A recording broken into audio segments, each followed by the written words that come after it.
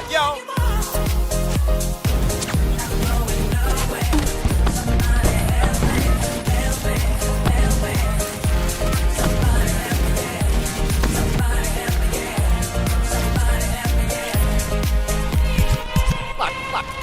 Watch this.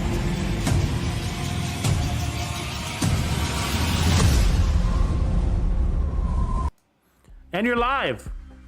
Probably again. Are you live again? Are you just now joining us, or are you rolling over from the big show? So we just concluded the big show, which is our Saturday show. All-encompassing show with builds, game and music videos, and Tux talking like this for an hour and a half straight. And it was a lot of fun. And so I hope you guys check that out when you can on the replay if you did miss it, but lots of fun. And so now we're rolling over to the after party, which is going to be a build series here. So we're going to be focusing on the build that we looked at in the Pimp My Build section during the build lab. So, I mean, during the big show. So what we're looking at here is the Manic assault rifle, which is the named AK, and I think it is a Dark Zone exclusive weapon if I'm not mistaken. So hunt those named item caches if you don't have it. But really cool weapon. I've actually used it in the past a few times, and you know, I've probably tossed a lot of these out, and that's a sad thing to do because it's a really good weapon. So anyways, I got crits here, this Omega stability, because you know the AK is sort of a pain in the butt to use stability wise, and then 8x for 30% headshot damage, and that's because of our chest talent. I'll show you that. But I got assault rifle health, and then damage to targets out of cover, and then perfectly overflowing is what it does. So basically doubles your mag capacity. So if you look at the base here, we got a really high mag. That's 75 rounds. That's huge for an assault rifle. You can make it larger by changing your attribute there, which is a considerable thing to do, but because of the way we've configured our build, I have elected for more damage than sustained damage through a larger mag. So you can make this 12.5% larger. However, the base mag is 50, so normally the overflow pushes this to 100 rounds when you reload from empty every other reload. But the way we have it configured, it is pushing it to 130 rounds. 130 rounds in an assault rifle is crazy. And so this is thanks to Smurf Piss Blue and Jaco for coming up with this and dropping it in the Pimp My Build section on Discord. So if you're not on Discord, one, you need to join Discord because that is the spot, especially if you love builds and you love a positive community and you want to see this game thrive. That is the hub for the Division 2. So be there. And number two, if you got a really cool little red skull next to your name, then you are able to drop your builds in the Pimp My Build section and ask me for tips or what would I do differently and how would I pimp out the build.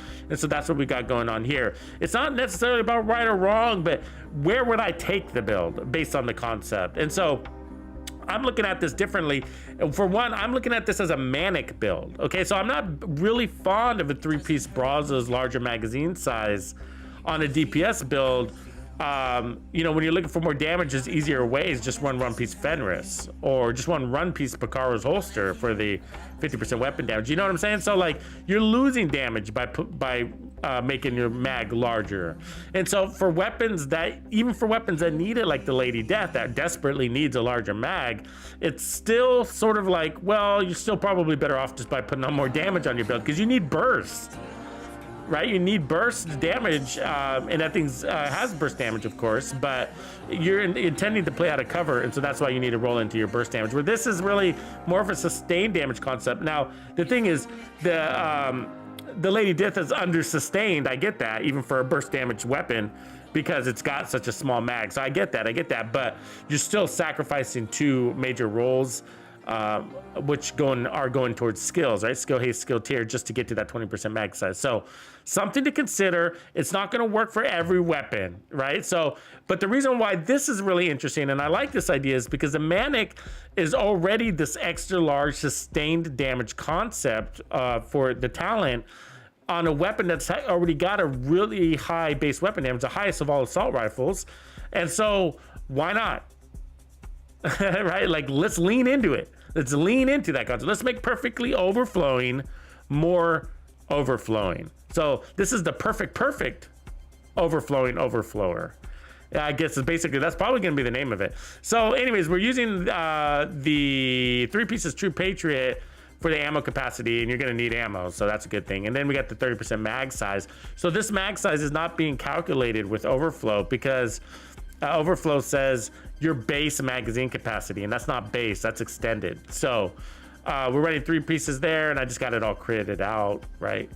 So, but you do have to keep in mind that you're doing this at the sacrifice of a 4th piece, which is going to give you a little bit of healing, but amplified damage especially, plus those explosions on kill. So, you know, it's got to be worth it, and we're going to test that. So our first piece of Brazos is the Picard's holster. We got to crit it out with weapon damage and armor. This can give skill haste tier and 20% magazine size, which is interesting because what we have found out in some preliminary testing is that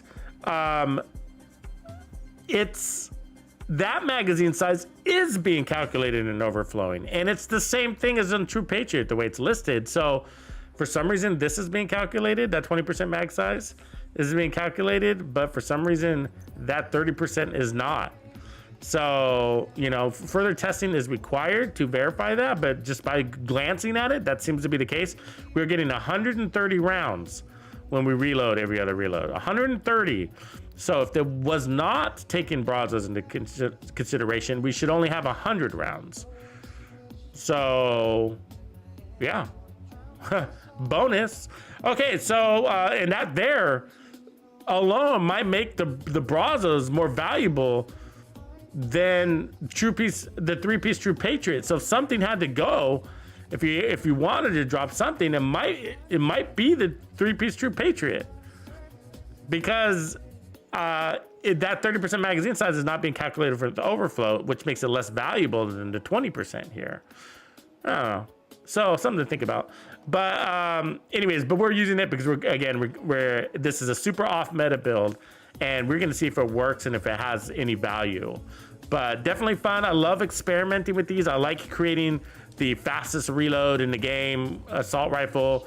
I like creating the LMG that never reloads, just like the Bullet King. You know, so I love these. I love creating these concepts. So they're a lot of fun. So let's see here. We're looking at 815 on the head. So that's an ouch. And then let's look at that reload. And 120 rounds. I said 130 earlier, didn't I? I meant 120. So either way, it's supposed to be 100 when you reload. So we are getting Brazos. It's like a perfect 20%. It's crazy the way that's working. Because it should be an odd number, I think. But I'm not going to pull out the calculator for this. It's not that important. Just so you know, I can pull out the calculator. It's just not that important. You see it right there. It is 120. Okay, so let's go test. Let's actually check our, make sure our skill tree is in order. So gunner is really important because it's going to give us armor on kill, weapon handling, which is desperately needed when we're standing still, which we will be, but also ammo. We need the ammo. So we got assault rifles. Yes. Okay, cool. And shotgun. Cool. So ammo's important, and luckily we're gonna have lots of it. We also run in 3 armor cores. I would actually take off some armor if I could, and you'll see why in a minute the way we're playing. But I don't have the pieces. I don't think I have the pieces to do so, because they don't. You know, you have to have everything lined up, and we need all the crits we can get. So yeah, I don't think I have the pieces. Like Brazos, have you guys been farming Brazos? It actually doesn't, man, it's stingy. It's not giving it up. You know what I mean? Like I'm farming the shit out of this set. It's a good set. Spotter would be good, by the way, too. And if we did go spotter, we could put on a technician. And this assault rifle should hold on the spotter's laser pointer. We could run that. We could run obliterate. That I can roll that red. Get rid of we'll be stuck with explosive damage, but I can put a red core on that. But so yeah, as you can see, this is based on the pieces that we have. Ooh, that's a nice. That might be a better backpack actually. Oh, that's Spellstone. Never mind. Just kidding. JK. Let's see here. Headshot, crits, safeguard.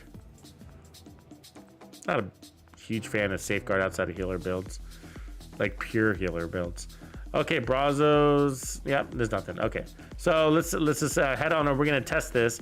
And so this is, I think it'll be extremely valuable for, well, I don't want to say extremely valuable, but I think like the direction to take this build is definitely gonna be legendary. Just hold these suckers down, you know, just pin them down. Damien, yeah, what's up, bro? It's not that hard, man. I mean, we've already made 1,000 of them, but hybrid tanks especially. But a pure tank is really easy to make. Just put on 4 pieces of, if you want to be a pure tank and just get out there with the shield and take grenades to the face, then just run 4 pieces of foundry. 4 pieces of foundry, and you could run Uzina, Getica, and the Bellstone is, for your other 2 pieces, depending on what you have. But you'd probably want to use the mask, the Catharsis mask. You might as well, since your shield is taking so much damage. And then from there, it just depends. But probably Bellstone to get some regen. And then I'd put regen everywhere for legendary. The tank builds are really easy to create. It doesn't take a lot of imagination. You're invulnerable. That's it. That's it right there. You're invulnerable. Invulnerable as it gets. And then, but for hybrid builds, oh, we got a ton of tank hybrid builds already made. As a matter of fact, there's a playlist on my channel that hosts those. So go to my YouTube homepage and you'll see hybrid playlist. Okay, so as you can see, we're gonna be doing the Peaky Lou concept here. So we don't have our large mag yet. But there it is. So that's why we want the assault rifle. Like the first question, oh, this is people gonna come in behind us. That's annoying. But one of the questions you got to be able to answer is like, well, why not just run an LMG? Well, the tech is health damage. Chungas are health damage, and so the assault rifles are really good in legendaries, better than LMGs, I would say. I like LMGs, but there's that. Fuck, we're getting attacked from behind us, aren't we? These fuckers. Sorry. That just fucked everything up, by the way. Because I reloaded. But it's crushing them. It's working like an LMG where it's just, I mean, they're just standing there dumbfounded, right? Except for the occasional bullet, we're getting shot in the back by some random out there. No, you don't want to, you still got to work on landing those shots. Like,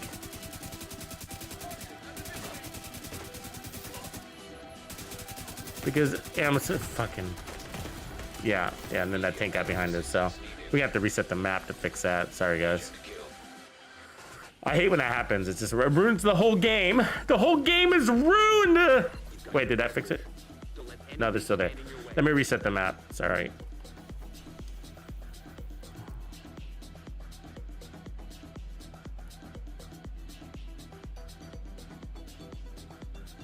Yeah, Pestilence is really nice. Pestilence is in a league of its own, though, I would say.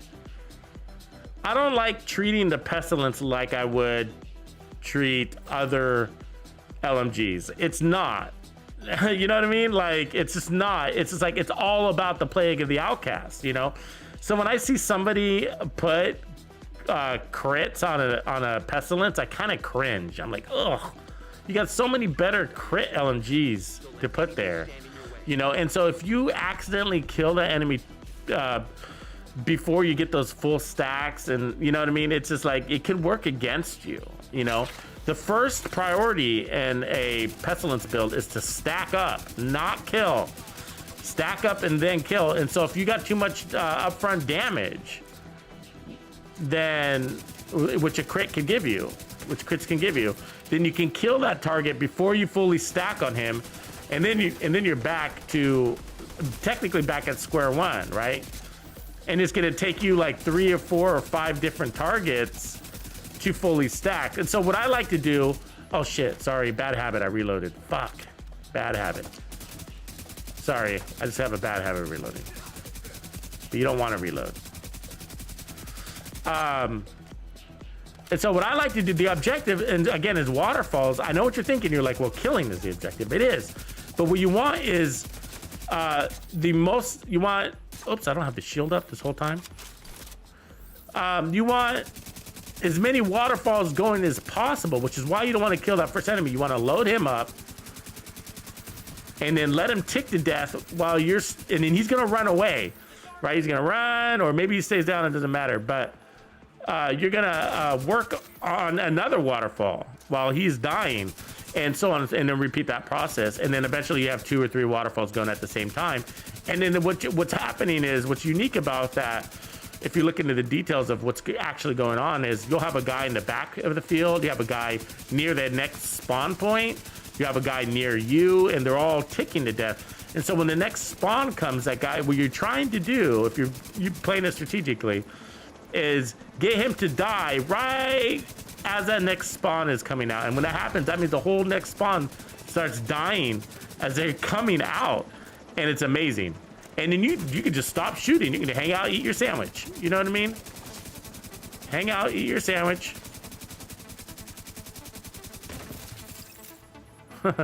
Anyways, great weapon. And I didn't use it right away. I didn't like it right away. You know, obviously it's got bad first impressions. It's slow as heck, right? But once you realize how strong that thing is, you're like, holy shit, maybe the best weapon in the game. It really, it's not my favorite weapon in the game, but it's up there. It's, you know, definitely, I don't know. And the reason, I don't know what level it's at, but the reality is it's just, it's so unique. That's why it's so special. They need to make more weapons like that, you know?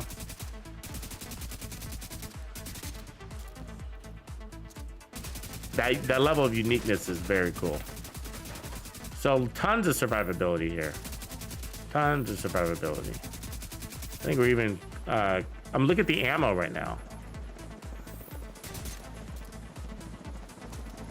You would think that ammo would be our issue, and this is absolutely working. Beyond what I would have actually dreamed.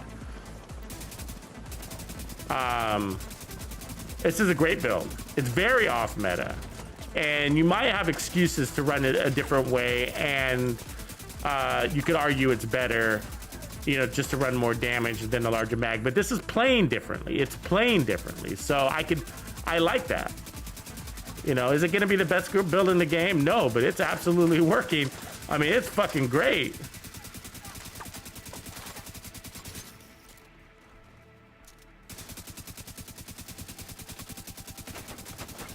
This guy to my right is bugging me here. This little red guy. I mean, it is, if the goal is to always be shooting, I could say mission accomplished, right?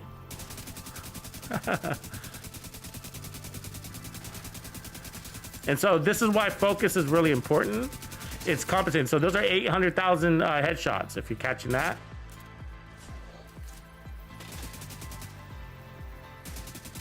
When you got the chunga hiding from you, that's always a good sign, by the way.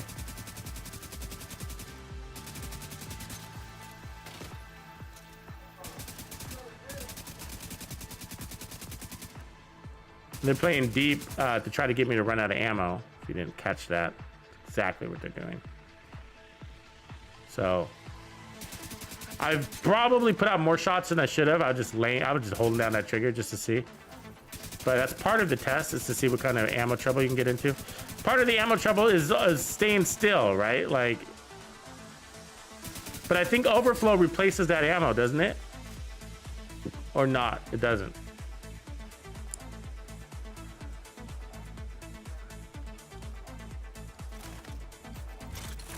I wish you could get ammo on kill. I need this. I'm waiting for this chunga. Once the chunga, we get the chunga out of the way, then we can hunt those.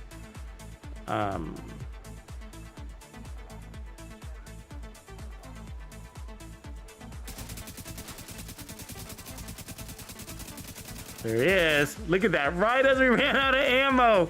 It's beautiful. It's a great build. It's fun. Good job, boys. Good job, banditos. And then we just got ammo replenished right there. You see that?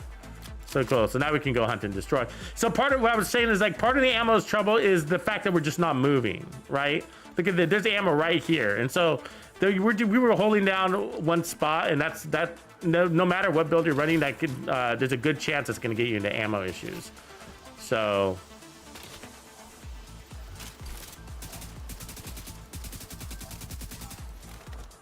nothing but these pesky little snipers.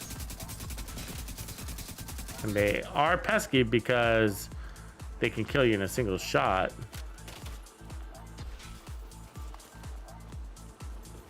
There it is. Mission accomplished, ladies and gentlemen. It's the build, gentlemen, the builds work. And so I do want to try it on the inside there because we got 3 chungas that compress us. It'd be interesting to see if we got enough damage, enough DPS to clear them out. So the DPS at range is going to be a little bit weaker, and that's what we saw. So that was all range play. I don't know if you could tell, but it was. So there was enemies rushing up on us, of course, but at the closest they were probably about 15 meters.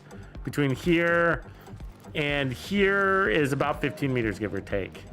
And so most of the time they were playing, just look at the bodies. That kind of tells you they're all playing back here. And this is why we ran out of ammo right at the end. We ran out of ammo, but they were all playing back here a lot.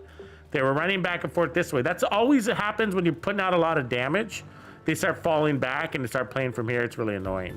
But not many enemies crossed that gate. There was only a couple. We maybe killed 2 or 3 enemies on the other side of this gate. So anyways, that was all playing at range. So the closer the enemies are, then the more success we're going to have with this. But we don't want them too close because we don't get the burst damage, right?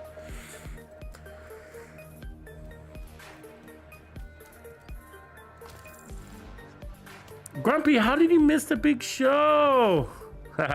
Yeah, so I'm wearing Focus on purpose to compensate. So Focus is my compensator because we got skill haste in the skill tier where we could put like Fenris and a Grupo or a Cheska.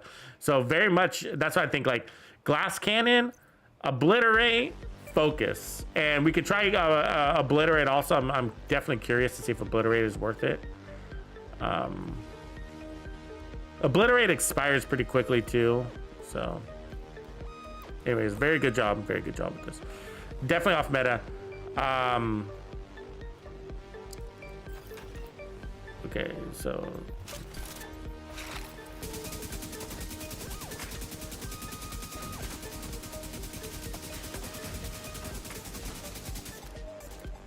let's get these medics.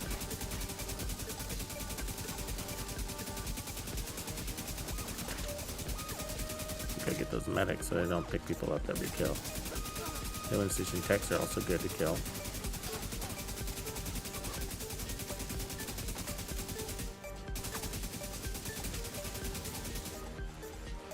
There's a really good little thing to think about in Legendary. This is a big thing that happens a lot, is that people are at the end of a Legendary mission. I don't know if you know this, but like at the end of a Legendary mission, people get really excited about a big damage number. And sometimes that's the great reason to get excited about your build. Sometimes it's not. And there's so much more to that. Oh, he just ducked really fast. There's so much more to that conversation than you might realize, you know? So, yeah, wow, this is interesting. It does work. The sustained damage is working even though they're standing in heals. So that's a great sign. And so what I'm talking about is like, look, if you can't kill a guy in so it's unique and Legendary, especially because if you can't kill a guy, if you can't kill your priority targets like healing station techs and medics, then heals are going to go down. And when heals are going down, it takes a lot more damage. You have to put out a lot more damage in order to kill that same enemy than if you didn't, right? Then if you killed them, your priority targets, then you wouldn't have to put out as many shots, right? That's my point. Let me leave him alive. Let me get some more ammo just to be safe for this next run. And so if you killed your medics and your healing station techs accordingly, then less heals would be going to your enemies. That means less damage. You'd be putting out less damage to get that kill. And that's pretty important, right? And so the reality is that it's time. It's all of the metrics that are important, but time and and damage. Like, so if you got a really fast time, then absolutely, the amount of damage that you have is a very important factor, you know.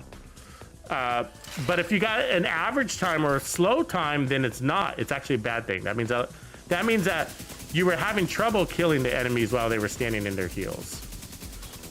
That you had to put out too much damage. I mean, you have to see the gameplay to know for sure, like, you know, but in general, right?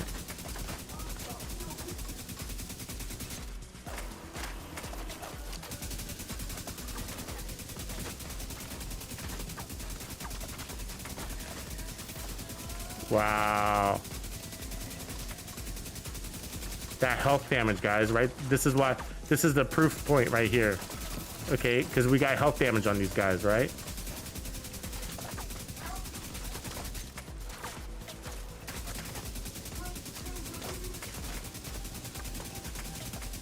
The chungas are health damage, in case you didn't know that. I understand the confusion because they're wearing armor plates, but no, they're health damage. And so are tanks and warhounds. And tech and weak points. They're all health damage. Wow. That is a wow what just happened there. That is a wow.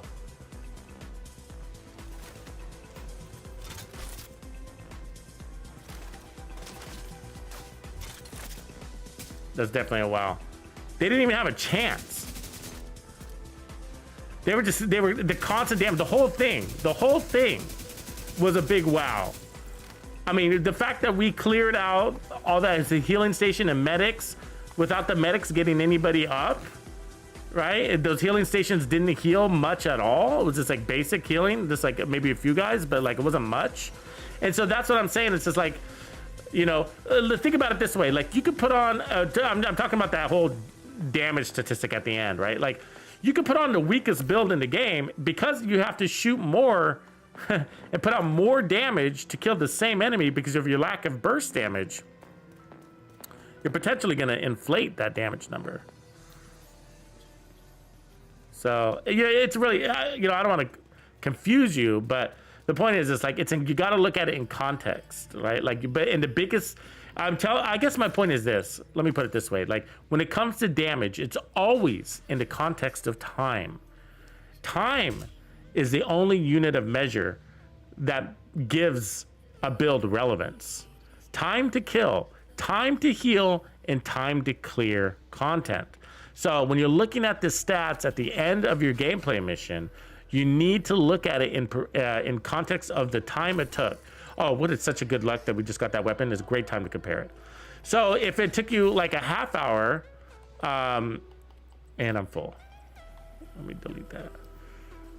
Then, you know, like, yeah, whatever inflated damage number you have is amazing because you did really well time-wise. But if it took you an hour, hour 15, those are average times, or might be considered long, depending on who you are, but declare legendary. And you would say that, oh, that means you were shooting guys in their healing stations, right? In their healing stations, you were shooting them, and their armor would go down, and then it would go back up. Their armor would go down, and then it would go back up, and then their armor would go. That means you're putting out more damage to kill the same enemy, and and if that keeps happening, you're gonna have mega damage numbers at the end of your mission, right? And so that's why.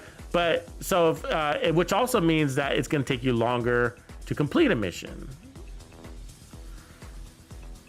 Because it takes you longer to kill that single enemy. So, you know, on time. I'm just saying that just to be helpful. Think about that stuff. Because that's what's going to help you improve your build. Okay, so this is what I want to talk about. So one of the reasons why we're saying, like, well, why would you do this? Why not just run the military RPK and then put on overflow? I'm not sure if overflow exists for LMGs, but I think it does. So, fast hands is also the other way to go, right? Just why not just put a really fast reload? You can also do that. So it's sort of the same thing. But 67 is the base mag on this RPK. Let's make that bigger. Plus 20 rounds. 97.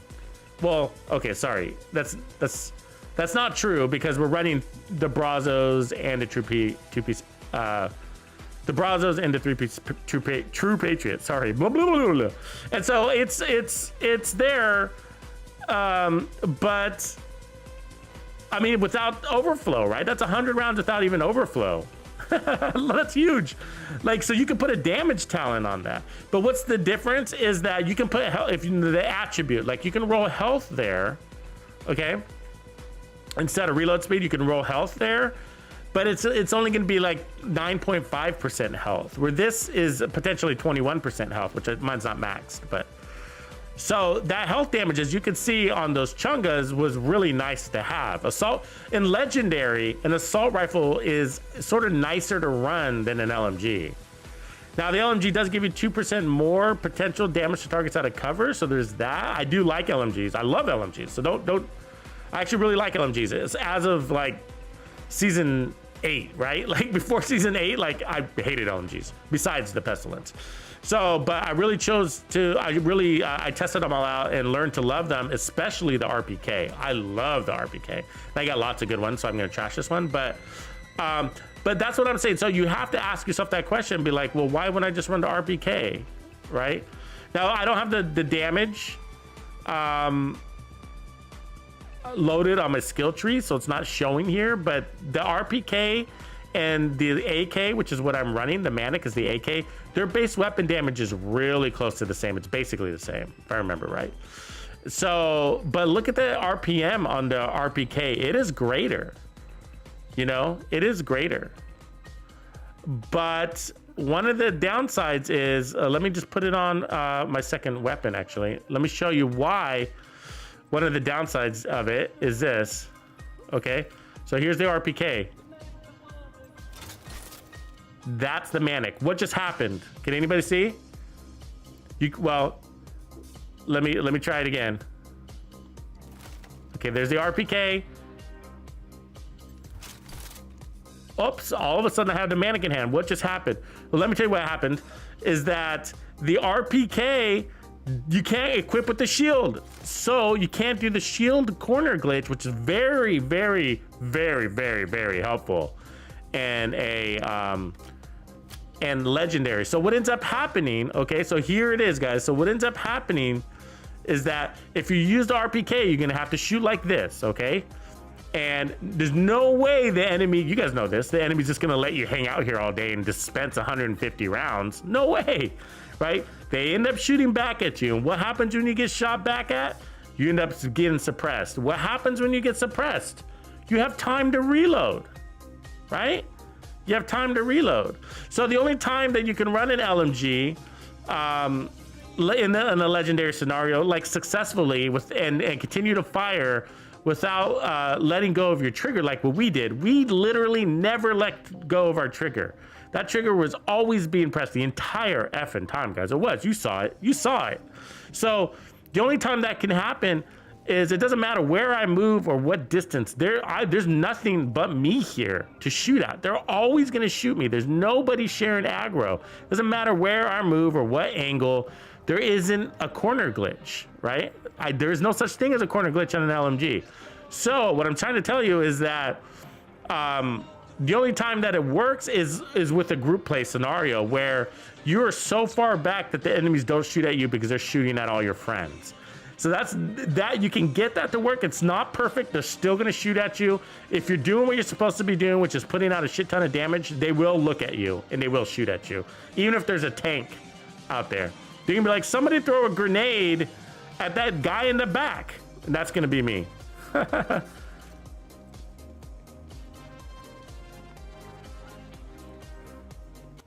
Okay, so this will be an interesting situation here. So we're gonna have a couple of rushers. Let's see if we can contend with these rushers.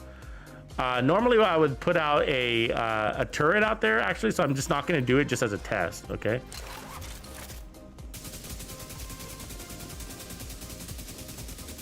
So what we're checking for is if we have the burst damage to take care of the rushers, which we do. Okay, good. And then from here, these guys are gonna be easy. The reality is that you would want to turret out in these situations, and not the fixer drone. we're not taking any damage, right? You seen that? You guys seen that? I mean, and when we do, it's not a lot. And that's what it's like in Legendary. That's how you play Legendary. You're either alive or you're dead. You know what I mean? There's not a whole lot. I mean, with DPS builds, I'm talking about. Like with hybrids, of course, you got everything in between. Is that sniper gonna come out? Is she chicken? All right. Oh, she comes out when I comes out. She magically knew, huh? Oh, it's so annoying that she play in that corner right there.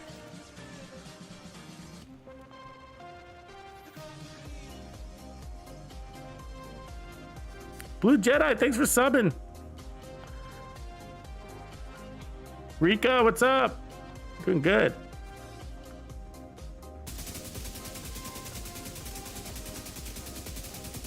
So as you can see, this gun is a beast. I am trying to manage it. Okay, so let's crush our skill here. So we're gonna need artillery here, and the reason why is because this is a room full of explosive people that we're about to encounter, right? So we're gonna change our skill. I mean, we've already proved the concept. We don't really need to go further. Like, is this the weapon that I would choose to solo legendary with? I mean, this build, probably not, because we're gonna get into some rooms a little further on that are like require massive amounts of burst damage, and this doesn't have massive amounts of burst damage. It's got enough to do what we're doing right now, but you know, I wouldn't call this a solo legendary build. Not in this District Union Arena. Maybe for the zoo, and a Tidal Basin, maybe. Probably for Roosevelt Island, those longer missions, I think it would work out. But this one's got really tight spaces, and so excuse me. And so I can tell you, there's some rooms. You know that room that I always test, the kitchen, which is about like 2 or 3 rooms from here. There's a kitchen, and there's only like 10 meters where the enemies are between you and that door. So they come through this door. You got 10 meters to kill them, and if you don't, you're dead.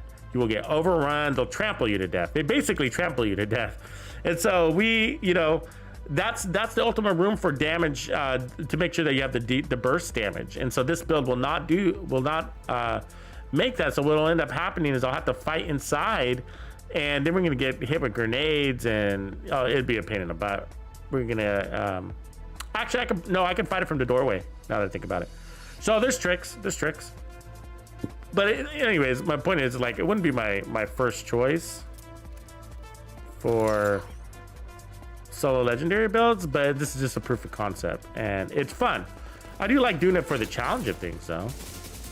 But I'm saying that now. Let's see what happens after I get a few more rooms under my belt. Maybe like that'll change.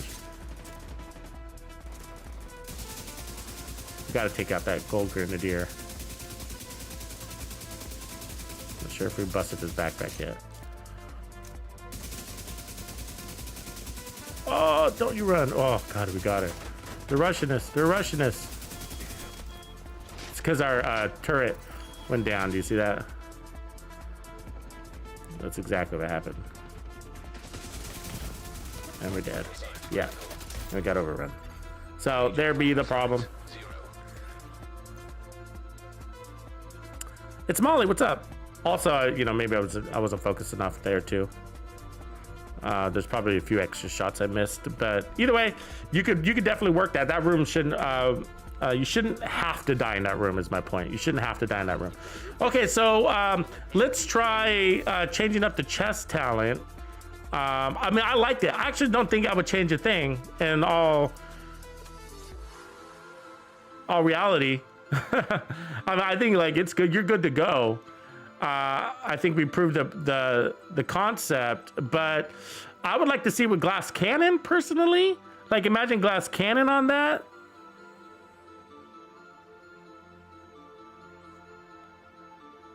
You know, I don't know. What do you think? Oh, that's really nice words there, Diz. Thanks, man.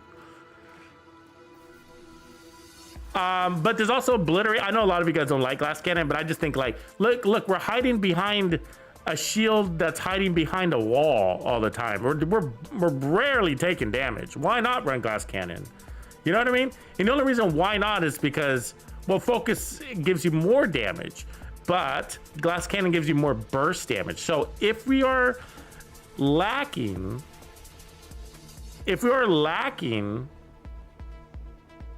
damage, burst damage, I should say, then why not try glass cannon, right? It's a good way to compensate that. Now we can go spotter too, and that would actually give us another skill tier. We start leaning towards the original build that Smurf Piss Blue and Jaco put out. If we go technician and then spotter, that's gonna give us a stronger healer, a stronger shield. You know what I mean? You can go down that way, go down to off meta road. This is already off meta, so you know we're already there. We're already there. But I like it though. I'm surprised. Manic is a great gun. If you don't have manic, you know, get it. Let's change this talent though. Let's change this chest talent. We also, let me see if I where was that obliterate? We had an obliterate. Oh god, I'm so full. My stash, oh, it's nasty, guys. Like, I can't even move shit very much. I mean, I got a little bit of room here, but barely. It's because I be creating builds. I be building. And I like it creating builds, and that makes me a hoarder. A nasty little hoarder. So, let me see. I saw an obliterate earlier, and intimidate could be interesting. How would we get bonus armor? Massive amounts of bonus armor. God, that would be cool. For heroic especially. You can't though. Can't lose the configuration we have here.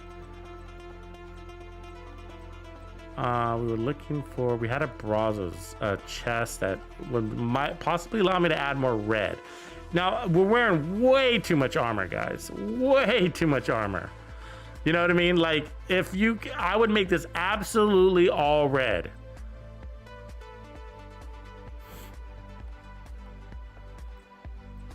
There's a spotter that could go all red. Damn it.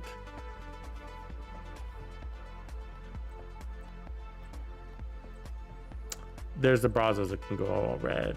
The reality, I was saving this one to roll crits on it, but I'm gonna use it. This one's close enough, so let's try obliterate all red, and then I'm gonna also roll this to glass cannon. So so we can run 2 tests back to back and see which one is ideal.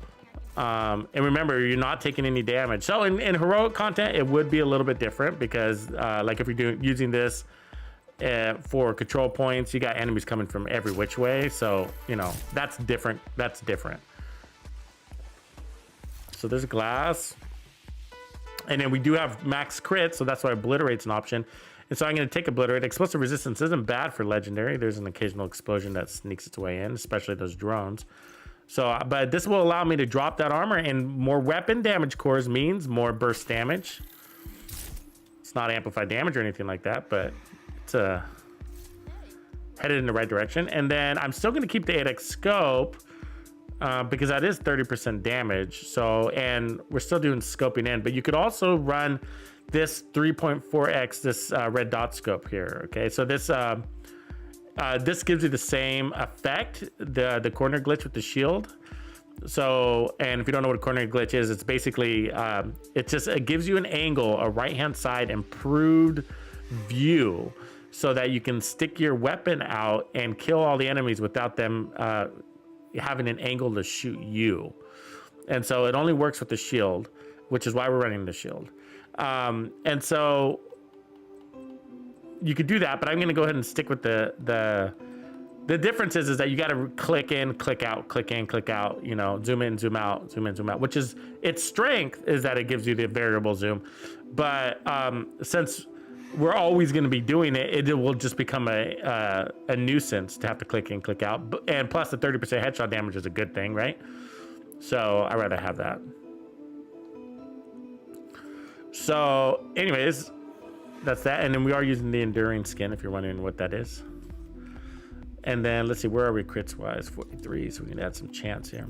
So we are losing some chance because of this explosive resistance. Oh, we might have to suck it up. Let's see here. 49. With obliterate, that sucks. Let's see, where can I change? I can change it there. We got better. I don't think I have any other knees. You know, I have one of my fourth characters completely dedicated to gear. What do you call these?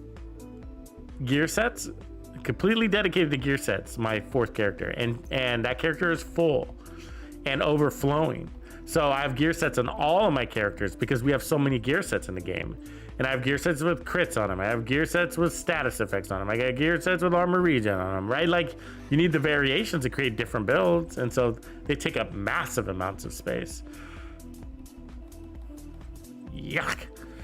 Okay, so I think which one of these? This one? Yeah, the knees. That sucks, but we're gonna have to remember that when we change our chest, that we changed this. The other thing I could do is take off the Omega suppressor, but as you can see, the Omega suppressor is giving us 20% more stability. Imagine without it, right? Okay, so we're at 55, so that's perfect. Okay, so now we got obliterate. So in order to run obliterate, we got the red core, but we dropped crit, so it's sort of gonna even itself out. You see what just happened?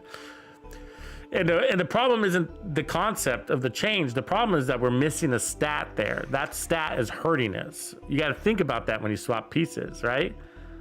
So we'll still run it, but because we have explosive damage there, I had to lose my crit damage for crit chance. And the whole point of running this chest piece was to add a red core, but I just traded 15% weapon damage for 12% crit damage. What would you rather have? I mean, they're both good, but in the end, our values are going to be just really close to the same, you know. But either way, let's go try it out. So yeah, I guess what I'm trying to tell you is that yes, I would want to not have that explosive resistance on my chest. In a perfect world, we'd want to have the crit chance there, so I could still have the crit damage over there on my holster, and have my cake too, which is the red core.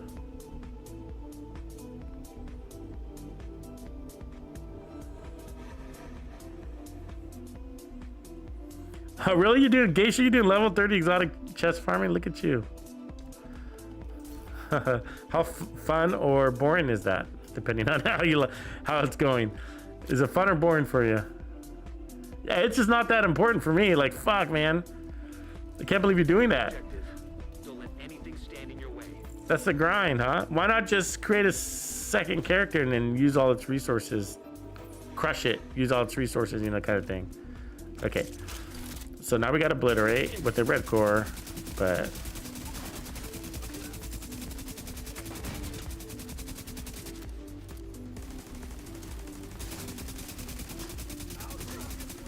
I'm excited to use the glass cannon though the most, but this is feeling pretty good. So obliterate is multiplicative damage, and for some reason it does hit a lot harder than you would think.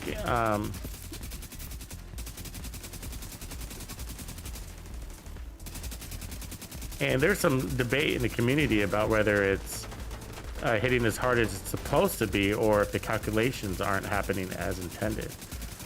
So,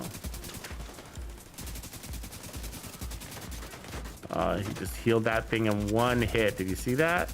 That's bullshit. Bullshit.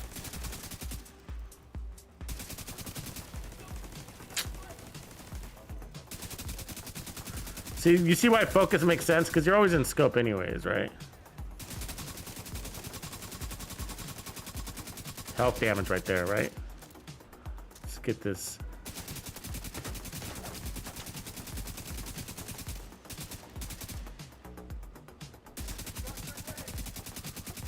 We don't have excessively high health damage. We have the normal amount that an assault rifle comes with, but we got excessively large mag for health damage, right? Like, that's what we got. And so when you have these big tanky tanks, literally tanky tanks, then you just pound them home.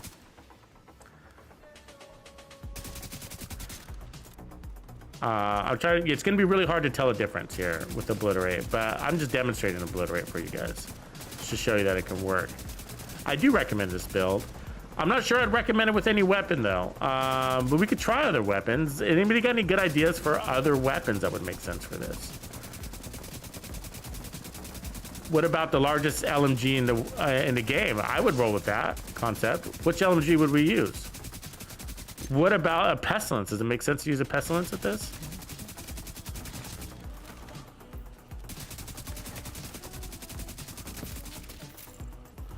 So we normally have our turret out there. We should probably get it out there.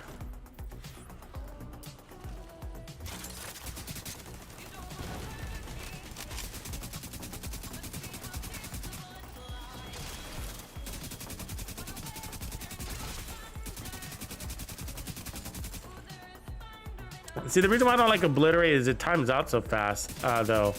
I'm not a fan of that. And I found it hurting my damage numbers. Yeah, that's right. Hurting my damage numbers. Over the course of a game. It's not a bad talent, but that is its sacrifice right there. You know? That constant expire. It's good, you know, it's constantly expiring. I mean, in mega fights, like when everybody's like all clustered together, yeah, it'll be there for you. But in heroic content especially, you know, where you have to go and hunt and look and see how it's expired again. I just killed an enemy. I just shot an enemy and it expires. It expires so quickly. That's frustrating me. I mean, especially on Striker where that's also degrading, you know. Our ammo's looking good, but let's make sure we get. You know, you see those targets out there that are playing really deep. You're watching how deep they are. So let's slay some chungas with this fucker.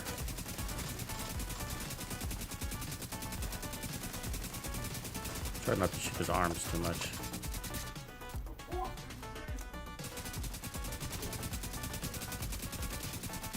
Yeah, it is definitely a chunga slayer. I mean, it is.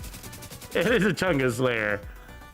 A big, fat, slow health target is exactly what this build wants to chew on. You know? I mean, shoot him up the butt.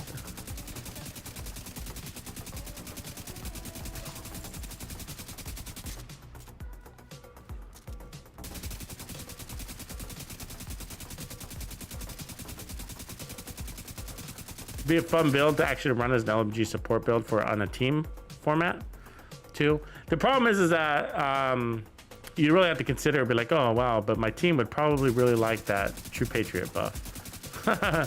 You know what I mean? They really would. They'd be like, dude, you're running True Patriot and you're not giving us the buff? That's hard to argue with. You know what I mean? You have to think about that. So there we are, running out of ammo.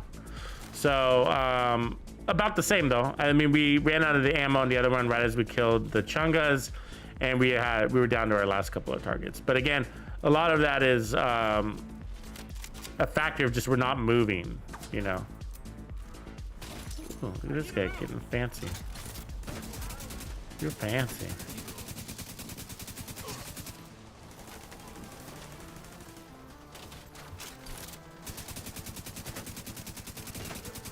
Ooh, this is tank there. We gotta be careful. Break that shield. And then it's not the shield that. Did she just break the shield? She did. Ah, fuck her. I was gonna say, it's the dizzy thing that gets you killed, right? Oh, she's sniping us. We gotta be careful. Let me heal her. Actually, we don't need to finish this, but I want to get my gear. You never know. It could be a 13% protection from elites here.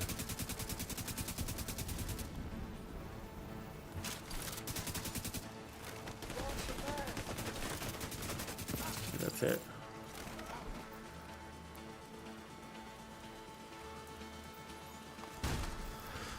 So we were doing speed runs, like with the homies, the Average Joe speedrun series, and this was all done live. And me and the homies were finishing it. But you know, with speed runs, you don't pick up your gear for the most part, right? But every now and again, I just couldn't help it. I was like, oh, I gotta grab my gear. You know what I mean? And so I would.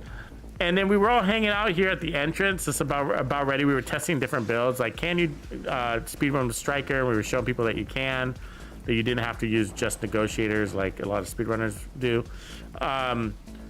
And so we were testing all red Strikers with even the Memento, showing that you could even use Memento in speedrun.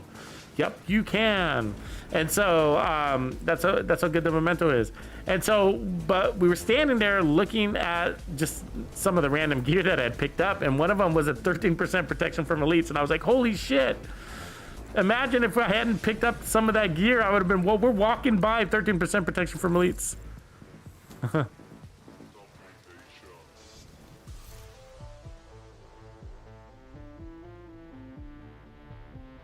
No, it's a really nice mix-up. I don't know, Smurf, if you've been seeing the full gambit here, but like, it's really, I mean, this is the second version, which is not as good as the first version, probably because Obliterate expires too much, and on a weapon where we're constantly firing and constantly in scope, Focus has better uptime. So Focus is the better way to go between the two. On such a large mag, you are better off with Focus, because I mean, you just watch Obliterate.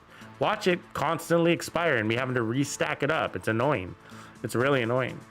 But Glass Cannon, I think, will be my favorite of the day, because again, we're not taking any damage, as you can see. Like, we're just sitting in one spot shooting the enemies. So anyways, if you're just not joining us, dude, you gotta watch the first run. On our first run in this room, we smashed those chungas to pieces. We just shredded them. Their limbs were falling off and shit. Amazing. It's actually pretty amazing. And so I think with the manic makes it really nice. But I would like to toy around with different weapons that make sense. And so I think that's what I would like to get some suggestions. You know, what other weapons we would like to see to toy around with? You know, is it like the GR9? Do we want to see like a GR9 concept with overflowing also? Right? Like, what else could use a massive magazine? The Pestilence, I think, we might want to try the Pestilence with this. Somebody else mentioned that to me in chat when we were toying around with this before we even got into this. And that's also very interesting. Okay, so let me put on. We could also, we're not taking damage, so we don't need the drone. Plus, the drone doesn't go in and out of this doorway, but I'm gonna go and put it on because I don't want to toss out my.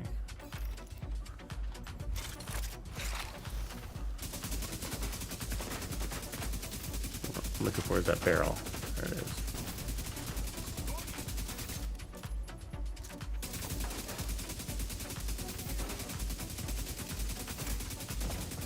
See that red guy just died back there?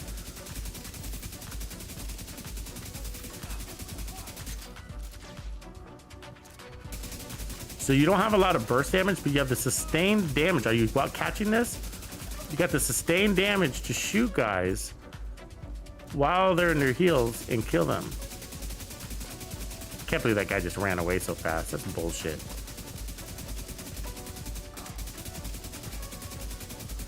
The yellow guy laid his healing station and then he ran away like so fast I couldn't even kill him.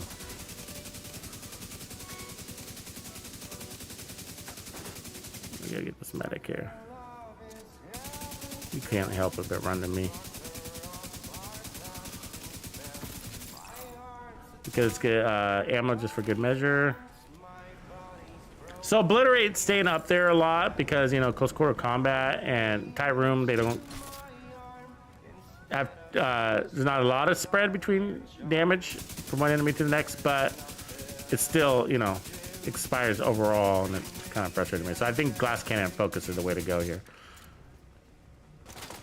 because this is stand in one place, shoot as much as you can type strategy. Really, dude? You and your fucking car. You don't want to fight? What?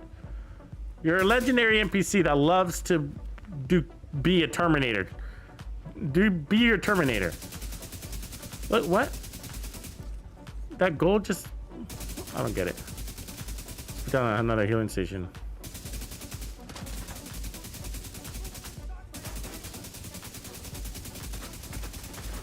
that purple guy. Come on, man. He's almost dead.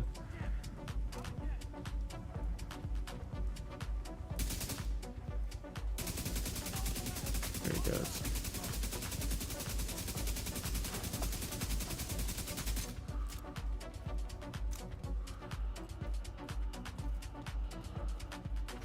I'm gonna crush my healer. I'm gonna put out a turret here in a second.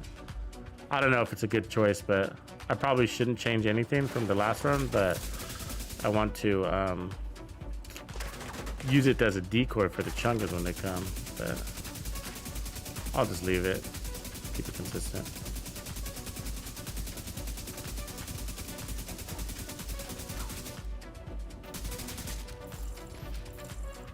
Here come chungas.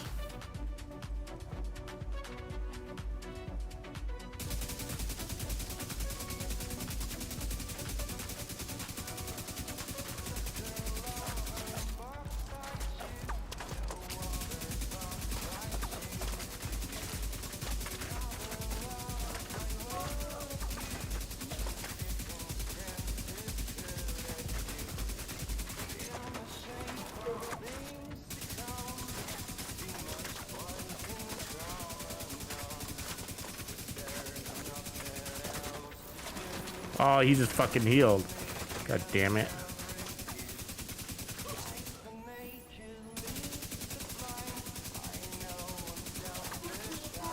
Oh. I'm holding down the trigger so much, my hands are actually getting tired.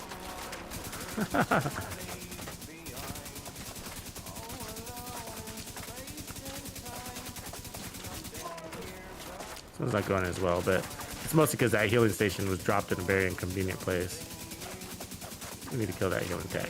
Here we go. Thank you, healing tech, for coming to me. There's still another one out there, though. But we got the damage to kill him. Oh, we just lost our shield. Vital signs critical. It's because I got aggressive. You gotta be patient. Hold your ground.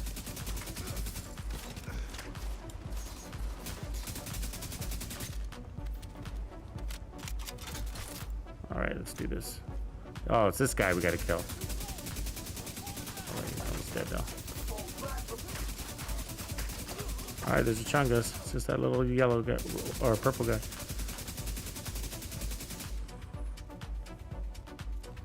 And his horrible healing station, huh?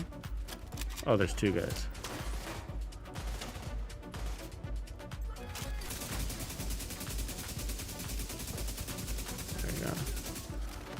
Right foam wins again. Good, definitely got to use this. You can get lucky with that right foam grenade, huh? So that worked. I mean, a little bit of how the cookie crumbled there because of the healing stations, and I didn't get good shots on the healing station techs right away. But I mean, I'm sure it's close to the same. I still like focus. Focus definitely destroyed that.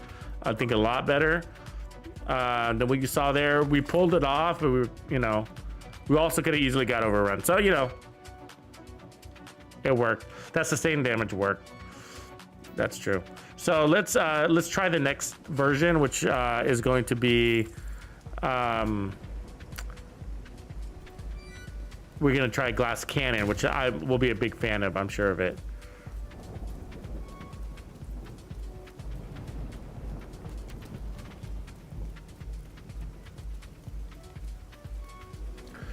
Yeah, you could also just go fast hands, right? Like you could also go fast hands, larger mag and fast hands. I mean, that would also be another way to go too, right? You don't have to do overflowing. Think about that. Okay, so we need to make sure we compensate for the extra crit chance that we have on the build. So 52.7. So I think we're gonna put crit damage here now. There we go. So 52.7, 91, and now we got glass cannon. So basically the same. All right, and then everything else will be good. So let's just reset this again, and then another quick test, and then we'll start integrating other weapons. You've got your objective. Yeah, guys, take advantage of the Pimp My Build. Be sure to head in there and use it. I hope you do. I love looking at helping out, and I think they're good for the community. Oh yeah, so I let that purple escape, but well, let's finish him.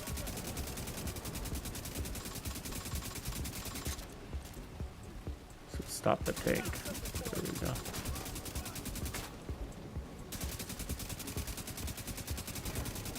Trying to bait this tech to come out here. So this is nice because you can go in and out of scope and don't have to worry about your stacking. So this is gonna have less stacking. It's always a good thing. So that means the amp damage is off the first bullet, right? Yeah, this has definitely got the better time to kill. Of course it does. But what I want you to focus on is that how the build plays and how we're playing it. Because of the concept, what is the build intending to do, right? Why have a large mag if you get suppressed? Why? What is that going to help you? How is that going to help you? You can just reload when you get into cover. If you're always getting suppressed, just reload. So if you're not using focus or glass cannon, if you're not using the corner glitch, if you're not using an 8x scope, if you're not using the corner glitch, basically, on an extremely large mag weapon, then and we're gonna try some other weapons and we're gonna struggle. So like we will struggle with potentially, but remember the player makes the build, so we'll see. But like it's gonna be a little bit hard to use the. Well, I don't know. We could look at it another way too. So one way I was gonna say, what you would call it, the Pestilence. So the Pestilence won't allow us to use a shield, right? So we're gonna have to play out of cover from behind cover.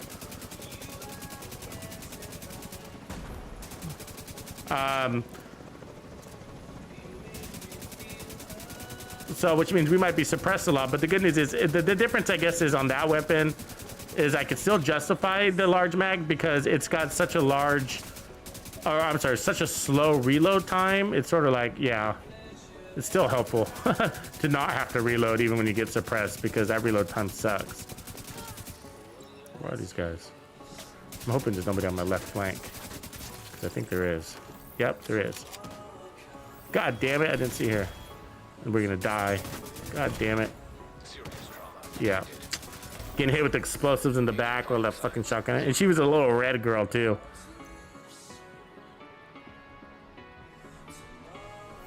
Yeah, I don't know. I mean, I have in the past tried to put a large mags on small on extremely small weapons, and like 50% or whatever. It's just like maybe. I mean, if you get like tight on the mathematics and you can maybe justify it, but overall it doesn't really help. Like I've tried to do it on like on sniper rifles like the M1A or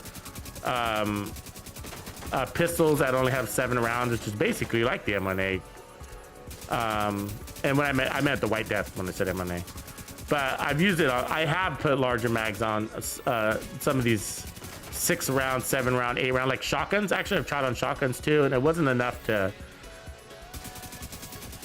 notice it, you know. Feel good it was like 1 round, you know. Like 30% is like 1 round, you know. God, that fucking tank just, where's it going?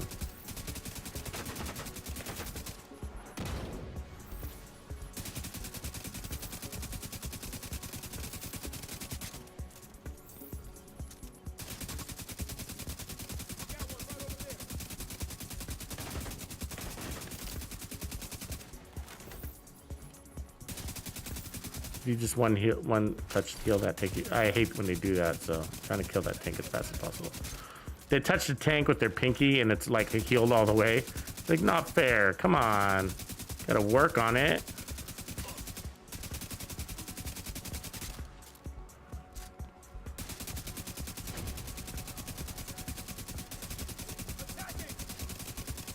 We've been talking about that a lot lately though, so we gotta keep that in mind. Like, you know,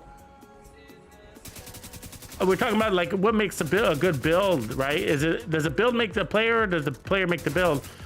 And so, you know, just because you see me completing it a solo legendary, you know, you see me doing real well a solo legendary with it, doesn't necessarily mean it's a good build, right?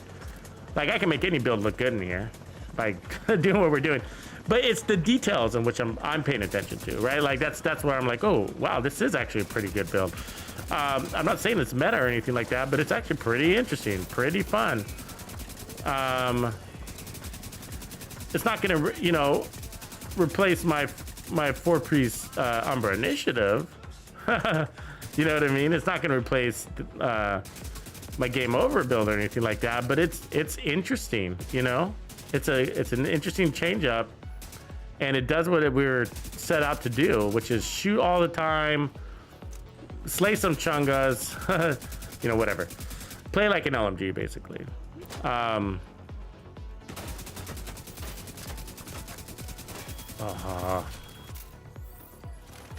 skill tier helped right there, though.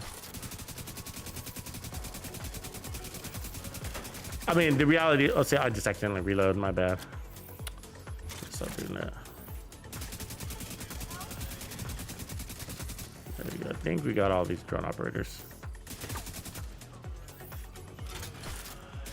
And so that's why I say, like, time is the measure of a good build. Even if a really good player, and through comparison, right? It's only through comparison. So when a good player is using a build and making it look good, I mean, I can put on the most off-meta trash build in the game and get out here and be like, look, it's a god build. I told you it's a god build, right? And I can get a spreadsheet to say that too. You know, so like, it's just like, so it's, you have to take things into, again, it's all about time. Like, you have to do it in time. We're like, okay, well, what's your best build for legendary that we can all agree on? And be like, okay, maybe, you know, maybe it's my four-piece Umbra, right? Maybe it's the glass cannon. Ooh, this feels really good right here. Contractor's gloves, coyote mask, you know, that thing, right? So maybe we call that the best build. So how fast do you normally clear the section with that, standing in one spot? Like about 5 minutes, you know, literally. It's about 5 minutes. So how fast does this build clear this checkpoint, standing in one spot, playing it the same way you do that other build? About 5 minutes. You know what I mean? So, you know, and so it really is. It's like, wow, well, yeah, I guess they're all the same, you know. When you're playing this way, so it's the play style is consistent, the player is consistent, the content is consistent, only the build has changed, right? But if we started changing the objective, so well, what's the objective of maybe an SMG shotgun build? Well, it's run and gun, get out of cover, play close up. Can this build accomplish that? No. And so, you know, so what is the objective? And then then the best unit to measure is from there is going to be time. Because time takes into consideration the biggest elements. The biggest elements to any to the measure of a build. You know, time being the unit is time to kill. So time to kill is the biggest chunk of survivability, right? Time to kill is survivability. It is. Uh-oh. And so somebody jumped in on us. I forgot to make this private. So time to kill is shit, that's gonna mess everything up. Sorry guys. The biggest chunk to your survivability.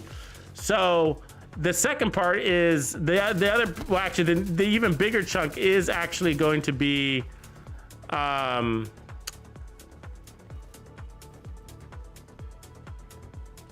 what do we call it? Situational awareness.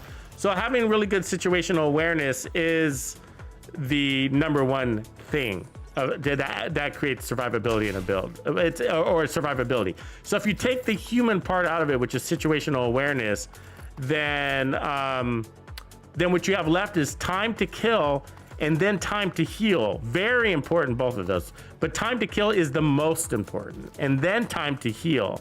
And then from there, it's the user. So the user makes or breaks the build. So, let's see here. I guess if we take a look at this, I'm wondering, sorry, I totally lost track of my mind because I got distracted here. Lost track of what my point was, but maybe trying to see if I got another weapon that would make sense here. Fast hands would be the other thing that would make this interesting. It would be like fast hands. We could also do, I don't have any of these things on me though, unfortunately. So one of the things I guess we could try this. I guess we could just do this with him here. Why not? Didn't say it's gonna throw things off. I don't need to complete this, and when a player jumps in on me, they're intending to complete a mission. Right? And they're like, I'm not trying to complete a mission right now. I'm just trying to test.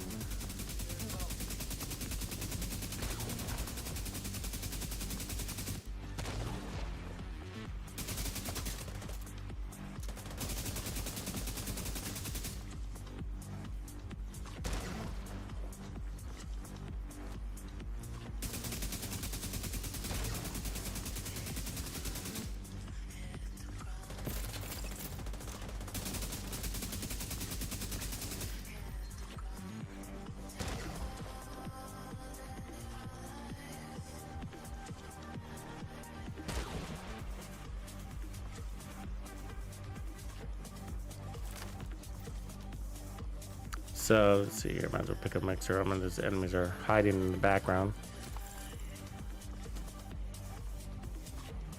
So yeah, I was asking that Smurf pistol. LMGs don't have overflow available.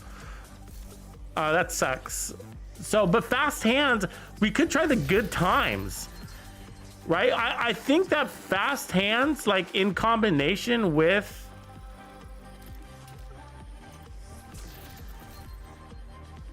like in combination with the extra large mag, like give yourself an extra large mag and then a really fast reload, because that's your competitor.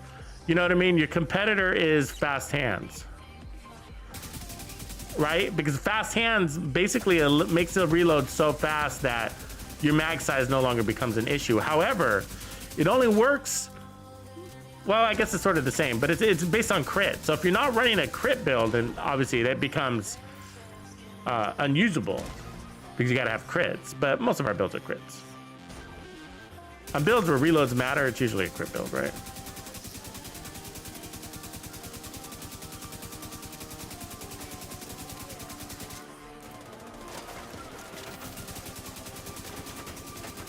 See how they're shooting at me, but I'm not in first position? Are you seeing that? So they will look, I was saying that earlier. So if you were running an LMG, you'd struggle, because if you're putting out all the damage you're supposed to, they will look at you.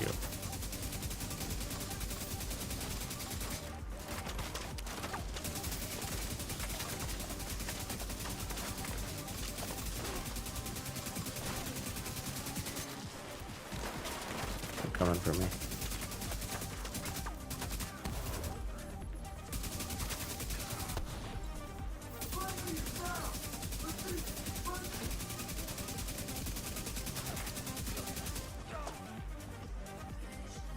Break that chain, they'll stop shooting at you, by the way.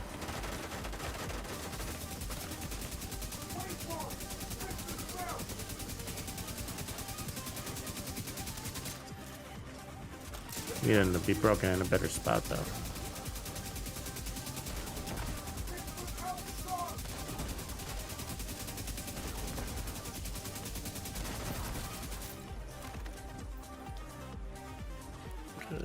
Grab our gear and hope we get up 30%. I'm one away from being all 6.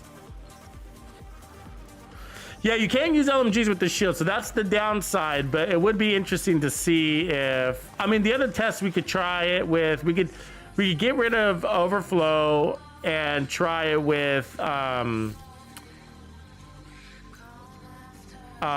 hands just on like an AK, right? We could take an AK or whatever and put fast hands on it. You know, I'm looking at things where like we can lean into it, you know what I mean, instead of like trying to make it better than our DPS builds, because this is not going to happen. So you know what I mean, like you're gonna be better off with like whatever, you know, 4-piece Umbra, 4-piece Striker, you know, whatever. All of those are gonna be better builds if you try to compete against it that way, you know. And so in order for a lot of these builds to make sense, like we have to provide a unique value, you know. And so what's unique, so always be shooting, always be shooting corner glitch, health damage, legendary, basically is what we got. Like that's the combination here. but you can do the same thing. Basically make it overflow stronger. And so one of the unique things about this is that Brazos is working with overflow, and it's not supposed to. Not that I don't think it's supposed to. You know, that 20% magazine size. You know, so it really is interesting that that's working. So that could be something. I don't know if we.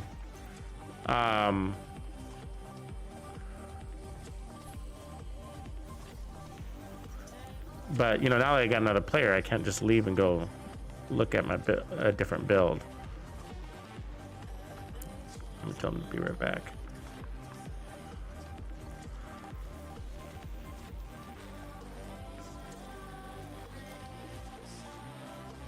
I know, I wish I had it all red, actually, Black Tux. I do, I wish I was all red. You don't need the armor. The armor's a waste.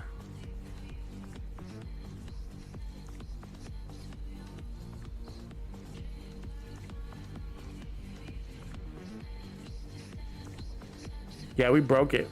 It's a broken gun. Broke it.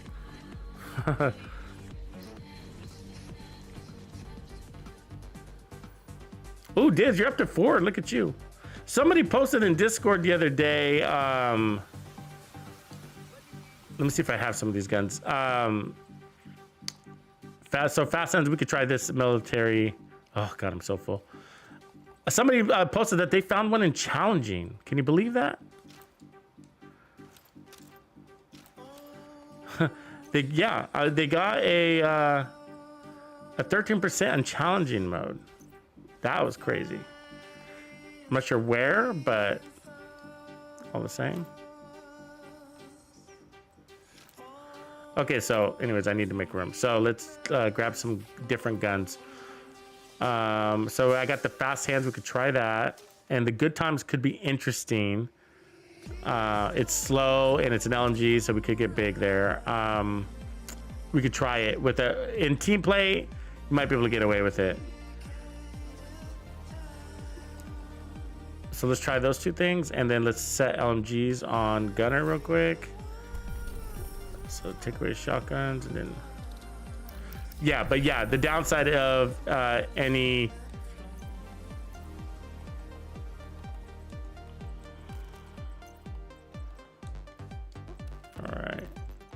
LMGs, you won't be able to use a shield, but if you're running with a team, you can compensate for that. Playing deep, let them take all the damage. I'm gonna go ahead and increase the stability there. So where we at crits wise? 52.7, good. And then this one, we'll take that. So this has got perfectly fast hand, which is pretty cool. We don't need anything other than that, so I'm gonna put crits. We need crits. And we need crits, good, because it's based off of crits. So, and then we need the larger pouch there. You know, I mean, you might elect out of the larger pouch, but I mean, that's 225 rounds, right? But so you could go even faster reload speed, but fast hands is crazy. You could also go reload. Okay, so that one is gonna have 57, so even better. Okay, cool, let's go try it out.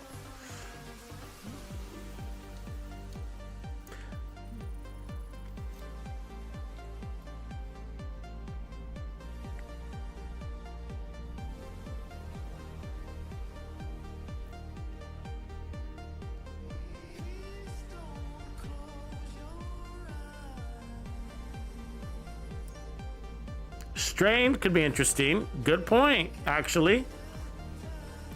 Strain could be really interesting. Hold at that 50% mag. That's a really good point, bro. Strain could be really interesting. Okay, cool. So, which one should we try first? We will try. Yeah, let's try fast hands first. So, I think we're good. Yeah, on ammo.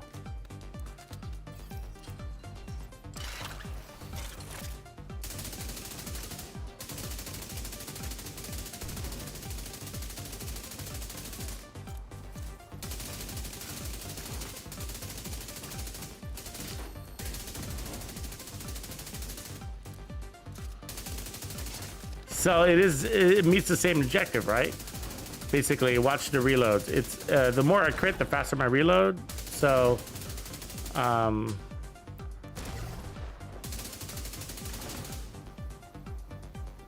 So it might even be better. The only way to check is really a DPS test. It's usually I mean it's a sustained damage thing, but you can use a DPS meter to help measure it.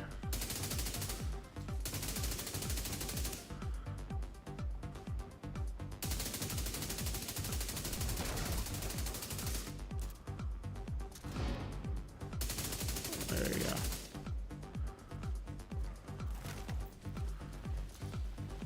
I'll wait for everybody to get set up. I can kick it off.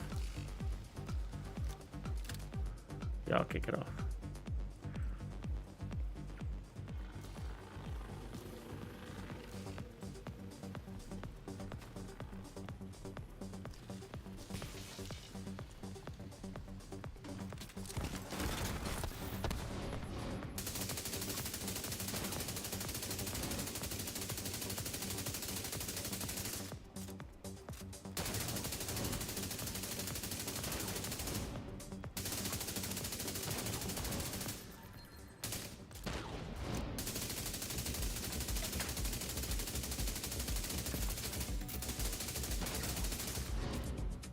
So let me hear your feedback on this. So if you're running this build in a team, you know, what would be your response to like well, why don't you just run the fourth piece of True Patriot? Well, how would you respond to that? Because that's a tough question, right? Like, hey, if you're running 3 pieces of True Patriot, why don't you put on the fourth and get 9% amp damage? And also, the team gets that 9% amp damage too, right? To that target mark. It's valid, right? How would you answer that question, right? What would be your answer? And don't be afraid, you know, don't worry about being judged whether it's right or wrong, but just think about it and drop your answer. I'd love to hear what you would say to justify it. Can you? And your answer could be, I can't justify it. Maybe if that's your answer, that's fine. You know what I mean? But curious, because those are the questions that we have to ask ourselves about any build. And if I were to post this build, you know, we got to have answers to those types of questions, right? Or we have to say that answer, there is no answer to that question. You know what I mean? And so, and that can be okay. That's gonna be fine. But we would have to say that, be like, look, so if you're playing in a group, you're gonna be better off with the fourth piece, True Patriot. Let's just admit it. Or is there a reason to say that, oh, you're better off without the fourth piece, you know?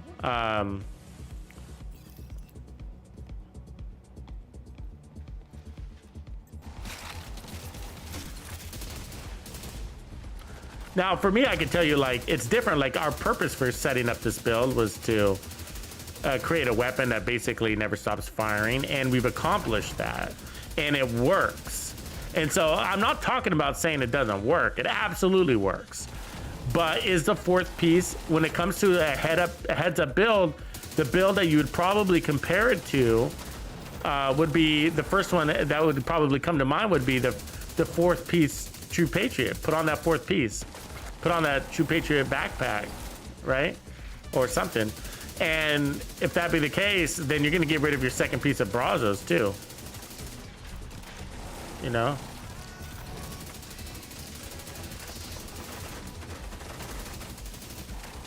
Dog is running rampant. And so you're gonna end up with just one piece of Brazos, which is okay, but and I don't know if it is better. I don't know. I mean, we'd have to do all sorts of damage checks.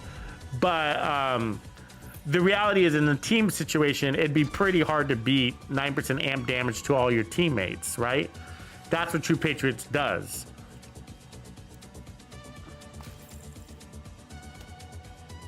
Yeah, so if you're running solo, there you go. I mean, I can call it a solo build. But the reality, at the same time, it's I don't think it would replace any of my my solo.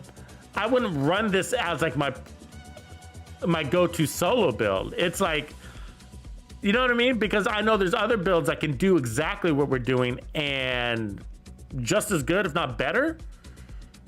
You know what I mean? It doesn't replace those builds. Like think 4-piece Umbra, just 4-piece Umbra. Take away the True Patriot, put 4 pieces Umbra there instead. Umbra chest, Umbra mask, and all that other stuff. And that will give you 40% armor regen on top of 100% crit damage, plus 30% RPM. You know what I mean? And so I don't know. I mean, it's not gonna replace those types of builds. So where does it fit in your arsenal? You know, we know it works. We know it works. So that's the tough part, right? We know it works. So we're not talking about working or not working. We're talking about like, where does it fit? You know? And can it, right? Can it fit? Or is it one of the builds that you have fun with and you leave it at that, you know? You give it a whirl, just say you did it.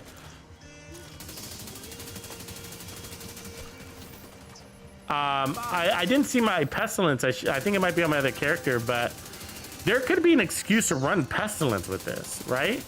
Remember what I said to you earlier about like, you can't make, so one of the things you can do with Pestilence is like you can put a brace and increase your reload speed, and that sort of accomplishes the same thing, but there's still quite a reload even with brace. It's like over 2 seconds with brace. But if you can continuously fire with your Pestilence, and that means you're continuously putting out stacks, and stacks are more important than killing an enemy.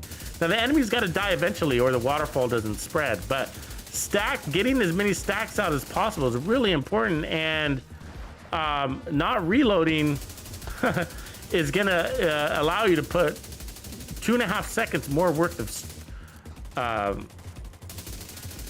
of stacks on a weapon that does about 500 RPM. So we're gonna try our good times here.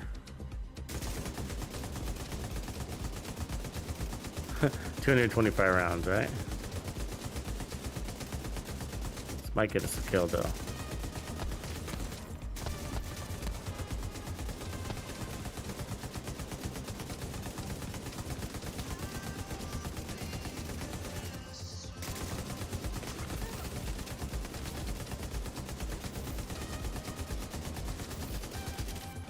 Incoming. So we lost our LMG. Keep that. I mean our shield. I'm about to have this tank.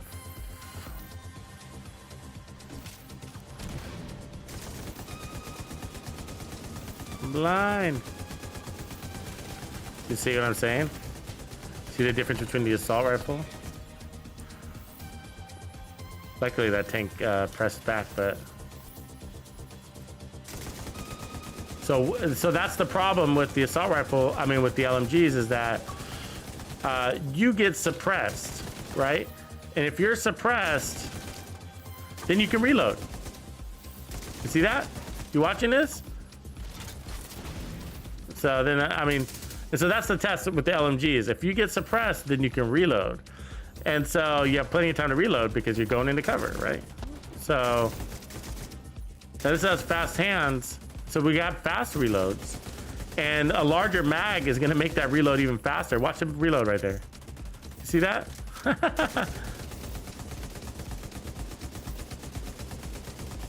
Fast hands is actually, the good times is actually a really good LMG, and for the longest time I've been avoiding it.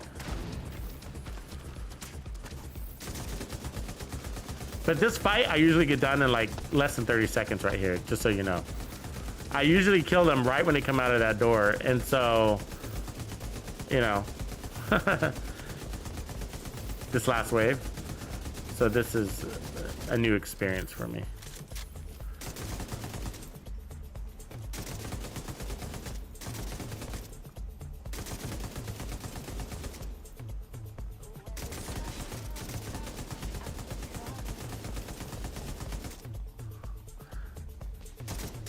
I mean, I think this has does this have a faster RPM than the other one? So this one is 500. No, it's the same. Yeah, I mean, I was thinking the manic. It's slower. Yeah, it is slower. So that's what makes it a little bit difficult too, because you're chasing the target with your bullets at an RPM that is has a harder time to catch up basically with that enemy that's lightning fast, you know. So If I had the Pestilence though, I could justify that. I'd be like, yeah, we get suppressed from time to time, but the reload is so slow that it's just like I'm not gonna reload even when I get person cover because it hurts so bad to do that.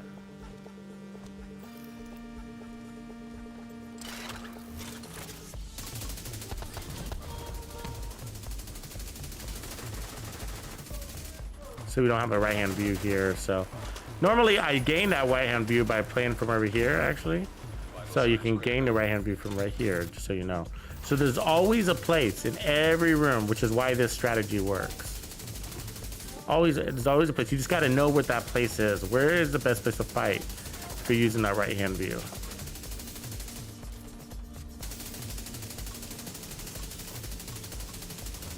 And so with the when I'm playing the right hand view, this is where I fight from in here in this little hallway. And so those rushers, I try to shoot them by blowing up that gas tank right there.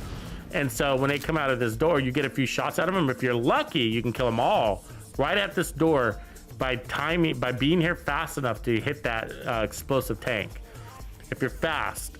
But the problem is, as soon as you cross that threshold, as soon as you get right here, then this door will open. And so I often am not fast enough to kill the enemies here. I'm lucky if I can get one of them.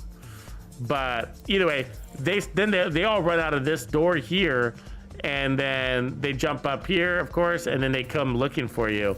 And so they start coming back here down this room. And as you can see, when they're here, you're waiting for them, right? You're like, yep, come on in. And you're just like, all headshots, right? So anyways, that's how I play this room if you're looking for the strategy when you're running a shield. The other way you can try to do it is try to play it from the other room. The problem is you have to trigger this room, and you have to cross these boxes in order to trigger the room. So if you don't do that, then I would love to try Strained. Let me do that. Let me try that real quick too. I think that's a great idea. I think Strained is very smart, and I could justify Strained on a very large mag. Is it more? You know what? I want to test that. Is it more than the 9% amplified damage? There's a chance that 50% crit damage held on a mag of that size, of that magnitude, might equal a greater DPS. That's possible. We have to do some stand-up tests to do that, but that's really interesting. Strained is a great idea, I think.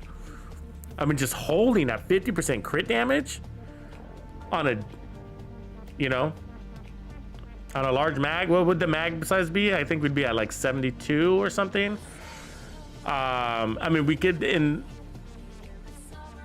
large enough though, but I'm gonna change it on this gun. So fast hands, we know works. Fast hands, it works just fine. I don't think it stands out enough. I would probably prefer overflow. Fast hands, just so you know, like my first impressions on it is that it didn't stand out enough for me to be like, yeah, oh yeah, like we got to run fast hands over overflow. But I love fast hands is my favorite assault rifle talent. Did you know that? Steady hands is really good too, also, by the way. But let's try. Ooh, steady hand, by the way. 130 rounds. Could we get a free reload?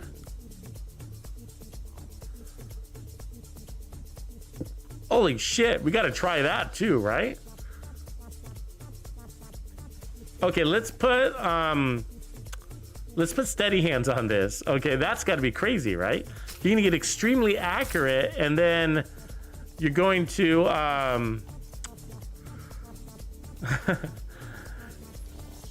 refill that mag. So that's interesting too. Okay, there's a lot of different ways you can go with the large mag, huh? Okay, and then Strained is interesting. So 10% crit hit damage for every half second you're firing, and you've got a large mag. So I'm not sure what the time will be, but it's obviously gonna be better than any other scenario. Crit chance, there we go. So where we at? So 60. All right, so that's because this needs to be scoped. There we go. 57. Okay, and then we're gonna put the military with steady hands. That's also interesting. See, like a 1% accuracy and stability, so you're gonna be laser beaming. At 100 stacks, you can get a refill, and we got a really large mag. So that's we should see that refill often. All right.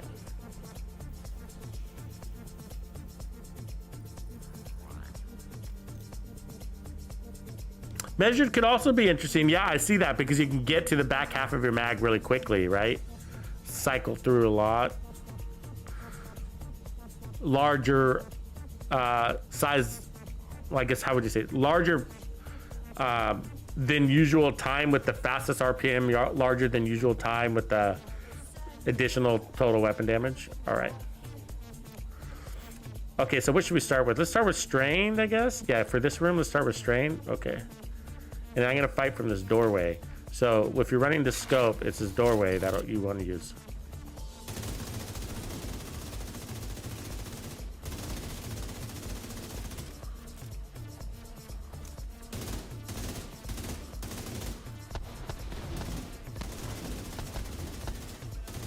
If we can get a clean shot on these guys.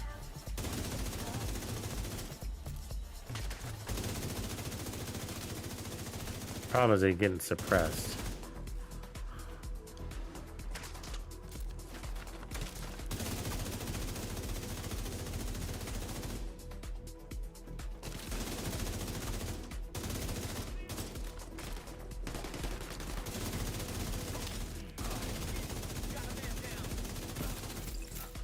It's good when they press. We want them to press.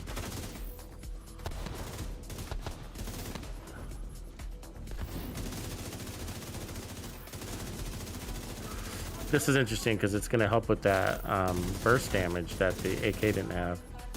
Damn, look at how fast they are. Are you kidding me, right?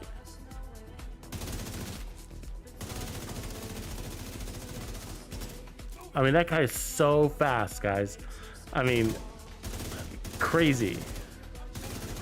You PC people probably don't notice that as much as console players, because you can swing your laser pointed mouse from one end to the other and like lickety split, but look at me. Look at these guys just suppressed. It's annoying.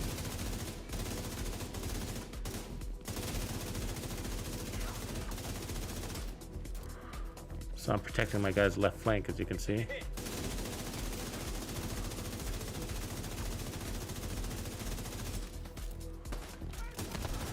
He's got quite a cooldown, I can tell. The Seekers have a cooldown on them that's not fun. They're probably hitting hard, but that cooldown I think is pretty high.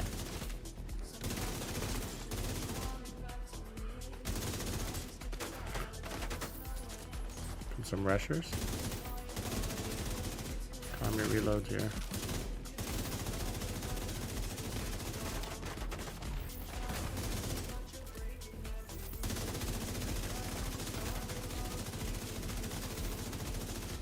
Getting frisky. Break that Chungus chain.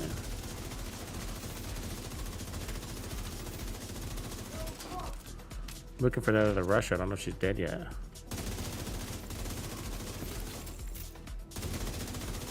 You can keep, if you got the power, you can keep that Chunga in spot the whole time.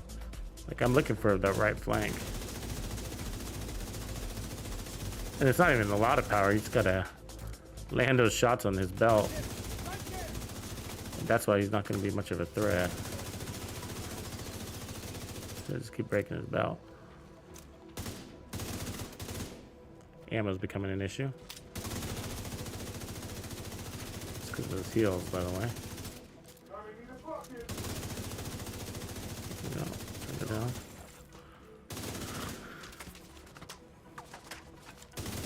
So the cool thing about steady hands is that when it refills your mag, I don't think it takes from your ammo. It doesn't pull from your ammo pool.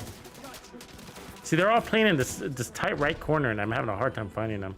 When you're solo, it's not so bad, but I think they're trying to get to him.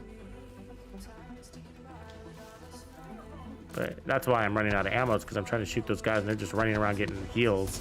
So this is one of those scenarios I was telling you about. Like, we're putting out more damage than we have to, and so at the end, I'm gonna have inflated damage numbers, right? But the reality is, it's because we were struggling in this room, right?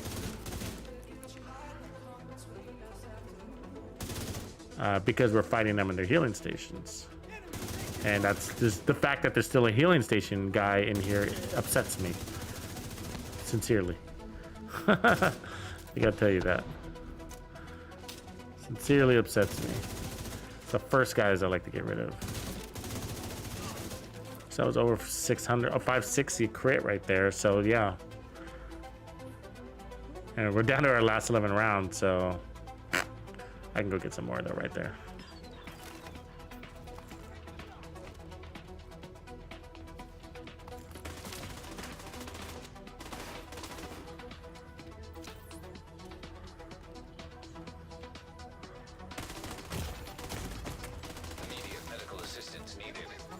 Trying to get him with the fucking grenade. Apparently he's not like in anybody's radar. There you go. Jesus, he was annoying. That guy's literally bugging the shit out of me. Okay, so now that's interesting. So for this room, let's try steady hands. I still don't have a good impression on this one just because that room didn't play out. Maybe I should stick with this room. Frenzy could be a great choice. Yeah. Brodon, what up, man? Brodon in the house. Bro Dawn. The ultimate bro. The Brodon.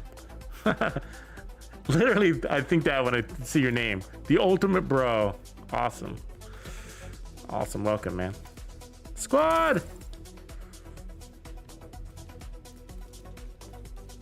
Yeah, Frenzy could be cool. The only, yeah, we were talking about LMGs. There's a bummer with the LMGs because we lose a major advantage, which is always be shooting.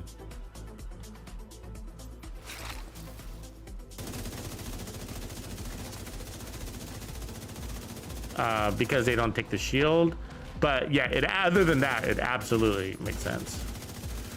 So I'm not done with the LMGs. You can still try to get them to work if you're running with the team. And so I still want to try a couple LMGs. So yeah, any ideas you guys have, definitely toss them out there because we don't want to test with different weapons. Let's see, station tag.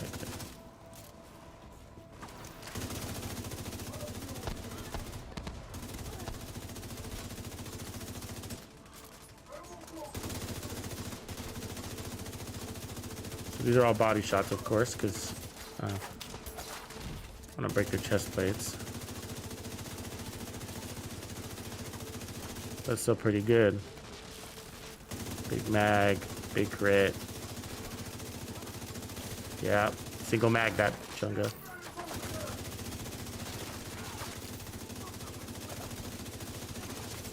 Very good. So if a reload can get you killed, think about that, right? Like a bad time to reload, bad time to reload. You've all had those, right? Right here. Strained works. Strained works absolutely could justify strained. What do you guys think? I mean, we held it down in here all by ourselves. I mean, he was helping with his seekers and stuff like that, but we didn't have to fall back. That's always a good sign. We're a two-man team, you know? So we're... Santino!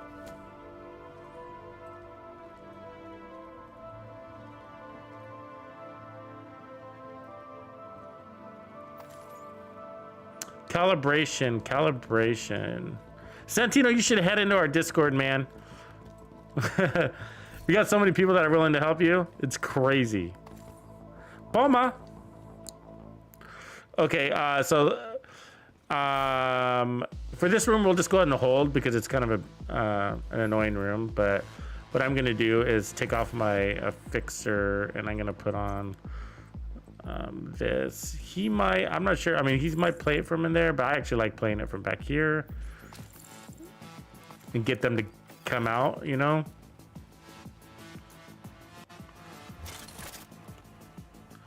Taking down that first healing station guy. So again, it's all about party targets.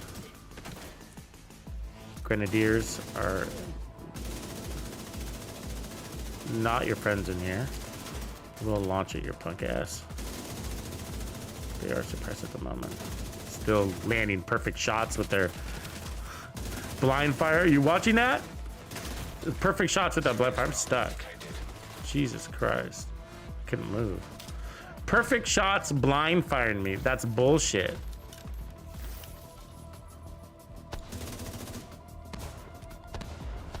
skill haste is about to come in handy though. Got her shield back. See, I don't like this playing it from here because I don't have a good angle on these guys. Standing in their heels.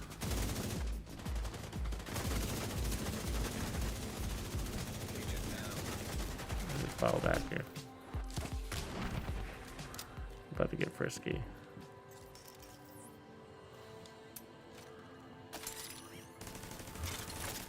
Sorry, Captain. It's a little deep.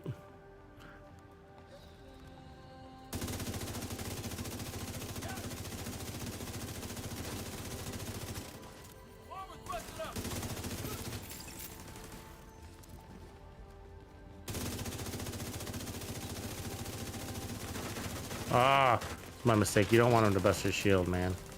It's the dizzy thing, right? I need to be landing my headshots. Immediate medical assistance needed. Better heal up. Fuck! Too late. Agent Too late. incapacitated. Agent What up, Dennis? 0.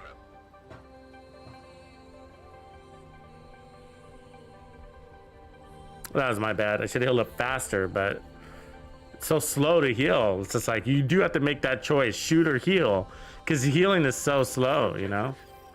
That's good. We wanted to test these steady hands now. Longer in a group. Let me go see if I can find my pestilence while I'm here real quick. I want to try that too. Try to get some other.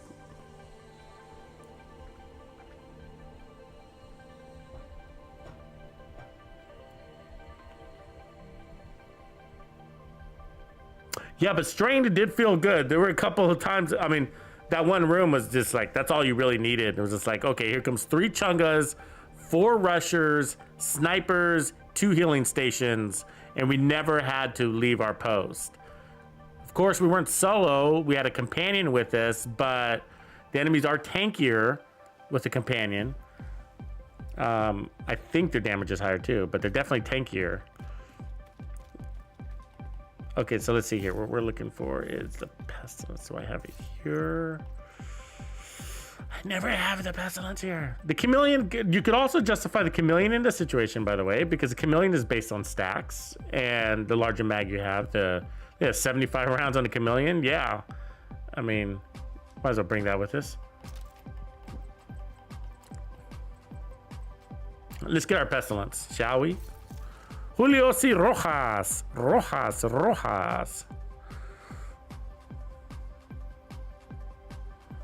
There's so many, yeah, so we're just exploring with the weapons. I think so. The build never really changes. The talent's up to you on the chest and the backpack, but you know, I think you're gonna want to go. You're gonna want to go as high as possible on everything. So, you know what I mean? Because you could have a stronger build by just running 4 pieces of True Patriot. Sorry, drew a blank there. That True Patriot isn't like a god send to strength. It's not. It's sort of more on the tankier side, but it gives you 9% amplified damage. And so, you know, what is 9% amplified damage? How do you compare that to other damage types? I don't know. Basically, probably close to double. I'm totally just like making a number up, but just like how it feels, it's like probably close to double. So you probably need, like, if you're running 9% amplified damage, you'd probably need to compensate for the loss of that with 18% damage, probably even multiplicative damage. So like 18% crit damage. You know what I mean? Does that make sense? So let me see. We're looking for our pestilence. I'm not sure which character it's on, so. Let's bring over our AK because that it would be a larger eagle bearer. What about that? Put that on real quick. So what do we got? So there's our pestilence, a larger eagle bearer. I don't like making eagle bearer builds because I know a lot of you guys don't have them. They're really easy to get though. They're not rare.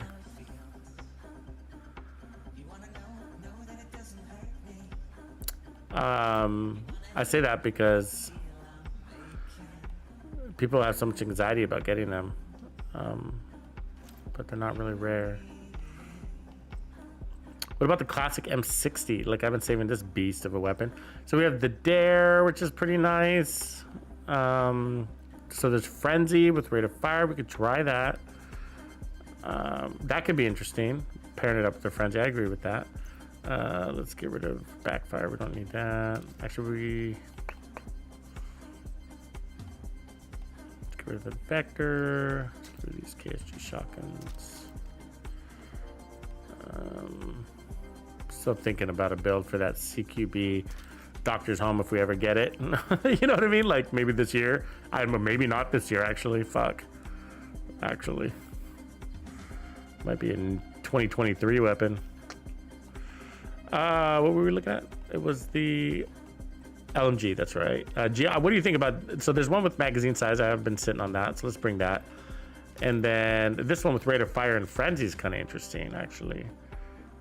Again, the downside of LMGs are what? No shield, and the way we're playing is with the shield, but you don't have to play that way. You could go to other content. You can go to heroic content, which isn't going to force you to play that way. But like I said, one of the ways that I'm justifying the build in the first place is always be shooting. So if I can't always be shooting, if I get suppressed, then the build sort of fails outside of the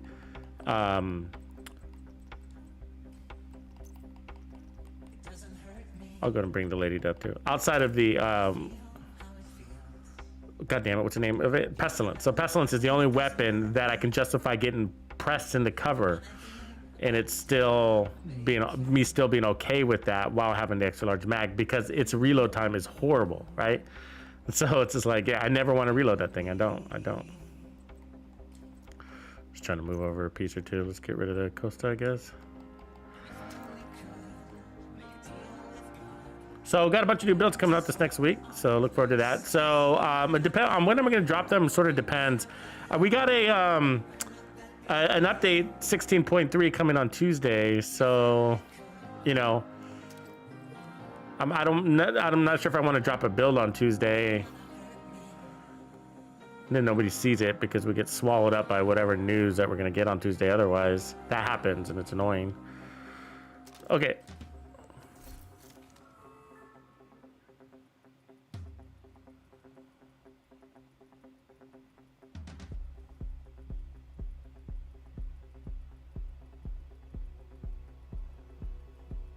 Okay, so yeah, but the Eagle Bear does make sense with this concept because it's already got a larger mag too, so it's sort of like kind of goes into that concept, like let's lean into something that's already there. So and it could be handy on conflict if you're good at landing your shots.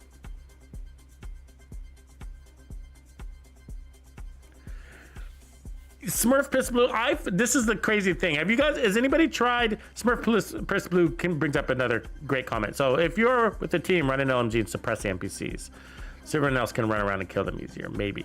And so I've actually tried that. So remember, we covered, a lot of you may not know, but we covered the whole LMG class. So I went through and I covered every class. So I covered rifles, marksmen, assault rifles, whatever. And we did like, basically we used like the strongest assault rifle at the longest range. We used that as like our basis. And then we also did the strongest assault rifle builds. We did those, you know, so we've done them all. And then we came to the LMGs and did similar things, but we didn't do long distance LMGs. But the first thing I started with was trying to create a suppression build, because I figured that's what makes LMGs unique. None of the other weapon classes have a suppression talent per se. And so it's the only one that does. And so I tried that, and this is what happens. So when you're solo, you suppress a lot. But when you're in group, the enemy's aggressiveness scales up. Their aggro goes up. When their aggro goes up, they spend less time in cover. It becomes very difficult to suppress enemies when you're running heroic with friends. But running heroic solo, you get sick of it. You're like, oh man, I keep suppressing them. It's annoying. So suppression is only a debuff in this game. It is.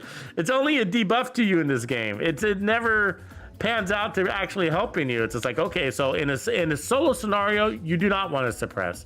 In a solo scenario, you want them out of cover and you want to kill them all, right? In a group scenario, it'd be like, yeah, that's my job. I can suppress them, my team can flank and shoot them all in the back, right? And it just doesn't work out that way because you can't suppress them because they get so aggressive. As you add more players to your team, they get really aggressive, right? And they, you know,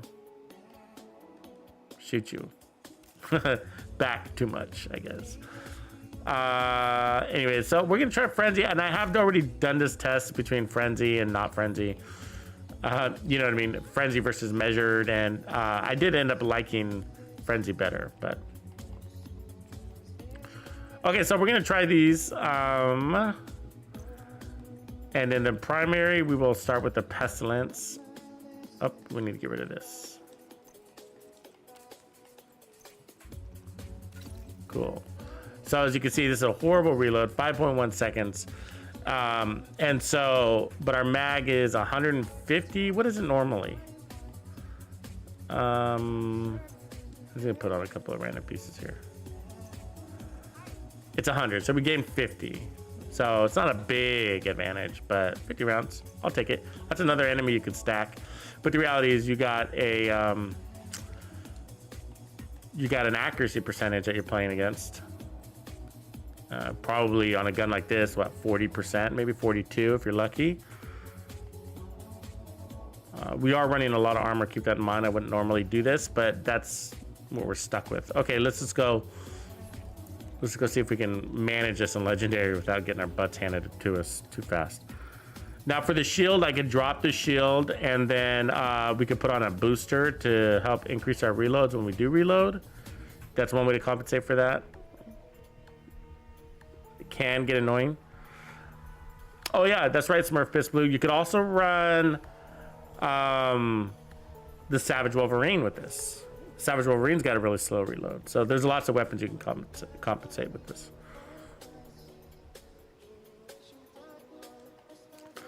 Okay, so let's change the skill here. We should have some sort of heals, but I'm just gonna go ahead and use the turret to take aggro from us. All right. Now the good news is we got the extra skill tier. It's actually gonna help both of these things, right?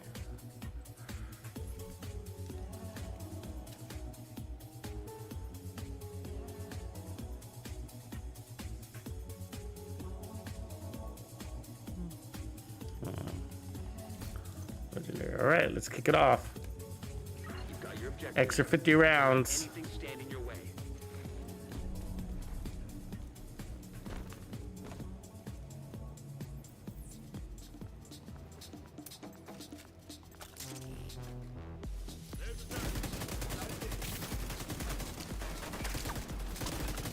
So tanks, you really like tanks with the Pestilence because you can just load them up on stacks.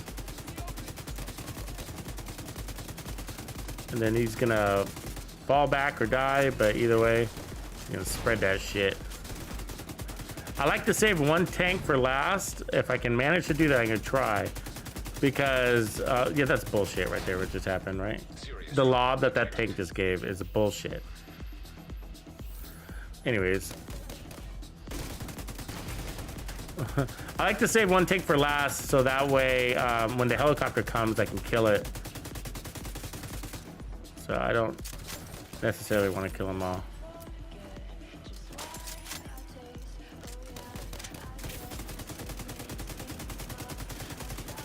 Yeah, this makes a lot of sense. It's working. Big mag, big mag. Except for that lob on that fucking tank. Second time that's happened. It's bullshit. He can't hit me at that angle. So the waterfall's out there. You can't tell, but the waterfall's out there killing things. See that? That's happening while this red tank is mysteriously OP with its fucking lob. God damn it. Stupid. Stupid, stupid. What up, Dark Jedi? What's up? What's up? What's up? What's up? Okay, let's reset that. That was annoying.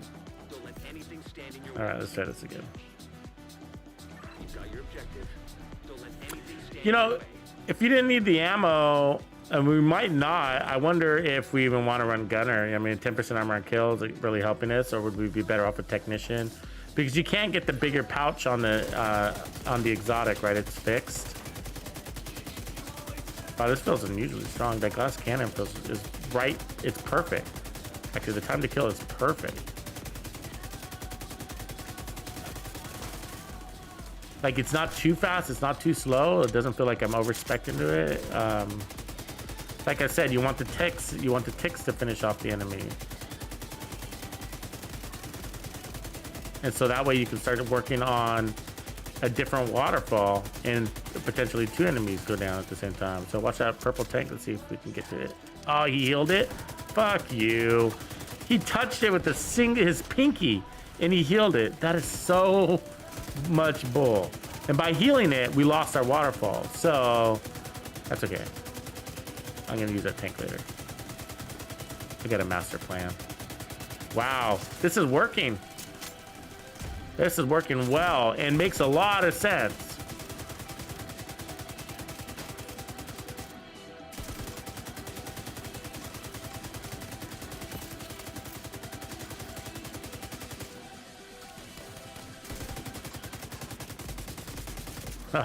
The tank was about to log. Okay.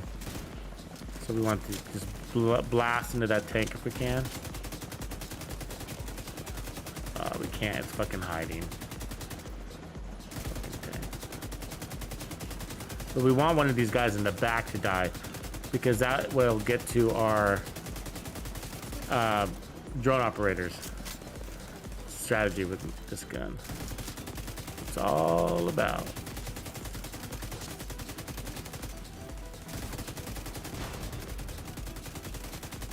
Yeah, this works. Always be stacking? Yeah. There, that tank just went down. See, that drone operator just picked up the stacks? We got multiple waterfalls going. Now, the downside is that the waterfall can land on one of those stupid drones, and then the drone could be flying away, and it'll carry your waterfall away. And, oh god, this thing's around my thing. What just happened there, I don't know if you caught that, but that hiding tank in the back picked up the waterfall. And they need a little bit of encouragement. So, anyways. So they need a little encouragement.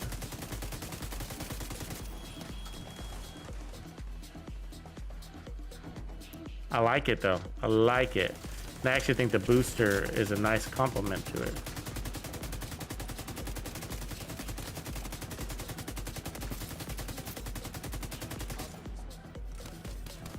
Pick up our booster. Where's our booster? It's dead. Look at our ammo. That's great. So we can reload without penalty here because we're not running.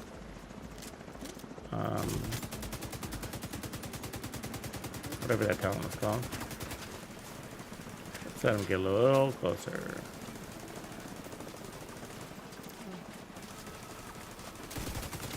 See, this is gonna be hard because this is where it'll get hard. Actually, I gotta say, the problem is that the chungas are gonna penetrate us. So what I need is to get them. They're gonna pin us down. So what I need is to get them at an angle or decoy. I need to get them an angle where the sniper can't get me. So let me get my decoy out here. So the problem is if I get out of cover. Seeing this? Serious trauma. And even though I have a turret out there, the chunga sometimes won't shoot at it at all. See how they're shooting at me even though there's a turret? This is the downside of LMGs.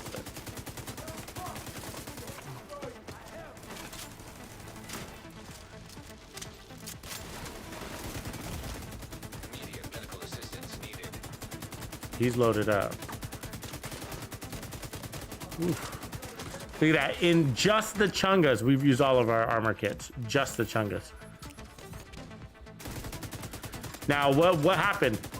We lost our health damage, right? And now it's extremely valuable against these guys. Extremely. They're all health damage, right?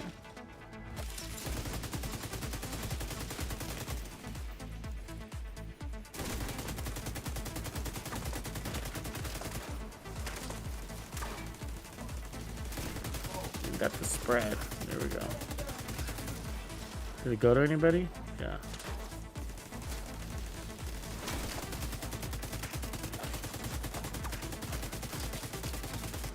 So that's the only downside, but there's not much you can do about that. What I'm talking about is the whole suppression thing. You are the one that's suppressed. The weapon that's supposed to be doing suppression gets you suppressed. But you see as I got waterfalls up there, you see the waterfalls? They're all rolling now. So that's the unique thing. That's why you can tolerate it with the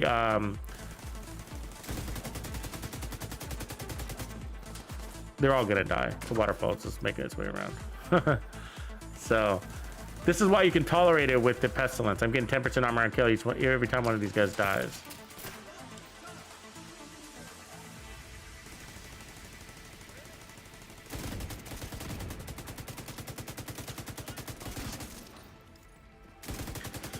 So the next room will be extremely challenging for an LMG though, right? It's a tight space. There's no corner glitching from there. It's like you gotta come out to shoot, you know? Let's see if we can pull it off.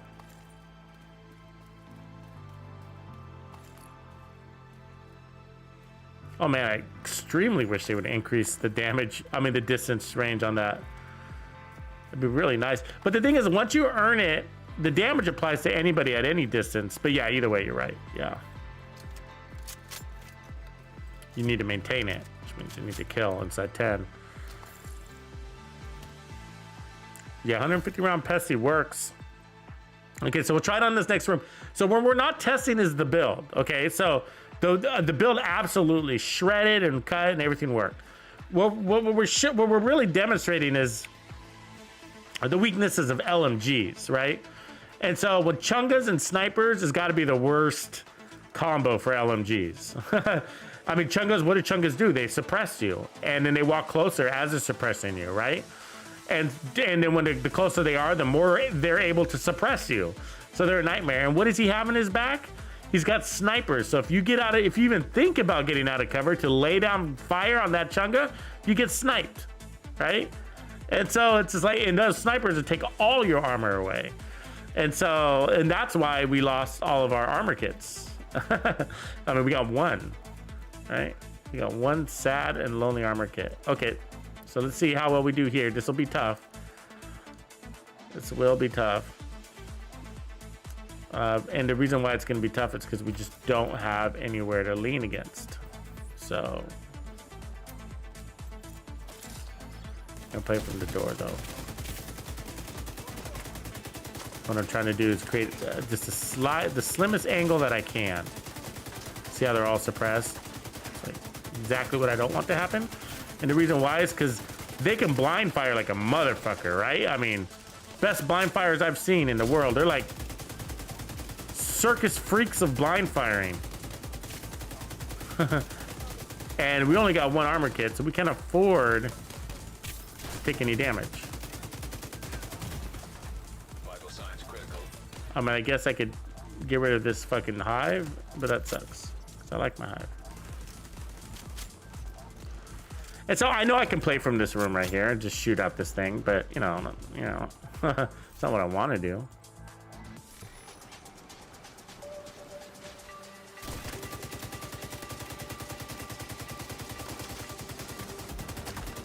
So a lot of these shots aren't counting. They're like actually hitting the corner. So it looks like I'm not doing any damage because I'm not. Like it's shooting the door, and it doesn't look like you don't see the bullets refracting, but they are. And so the problem with the healing drone is that I'm standing in a doorway, and you guys know that the healing drone doesn't like to cross doorways. It's not that smart. I haven't figured out how to do that yet. So let's give him something to shoot at here.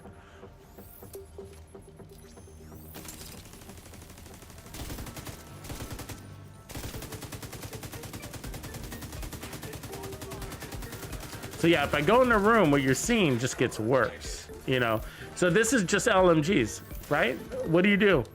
I mean, I can park it back here and play it safe, knowing that they don't come back here. They don't, so I can hide, but it doesn't fix the problem, which is I can't get out of cover to shoot. Oops.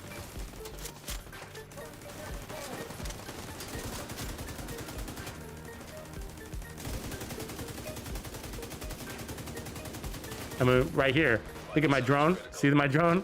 It doesn't like to enter the room, so I got no heals. And then as soon as if I have to fall back, guess what happens? The drone doesn't follow me. Dumb. So yeah, this is LMGs. This is LMGs. You know, what can I tell you? Now you can still burn. But Frenzy can buy its way out of this, though. Frenzy can buy its way out of this because Frenzy, you can put out an entire mag without being out of cover very long, right? And so there's other ways to get out of this too, by playing tight, again, continuing to play our tight angles, which I'll do right here in a second. It might get me killed because I don't have any armor kits, but and just funnel them down one at a time.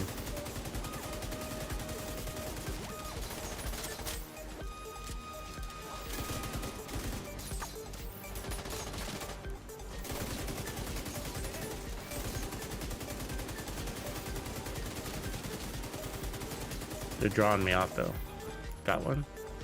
Medic went down. They draw me out because they know I'm an impatient person. Another one. There's 2 waterfalls going right now.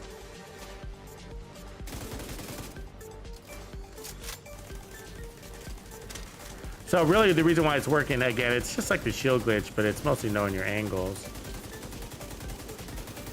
And so knowing your post-up positions, right? So we're about done here. Let's get this health kit. We're about to get some chungas. Now we're probably gonna get overrun here, but I'm just gonna go ahead and fight it from here.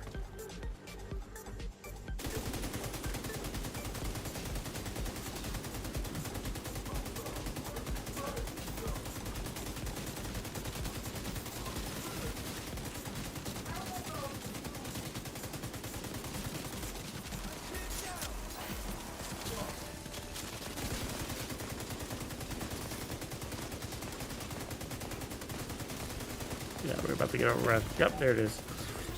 It's funny when you know you're doing a mistake, but you do it anyways. But it's part of it knowing what the build can do, though. So you got to check.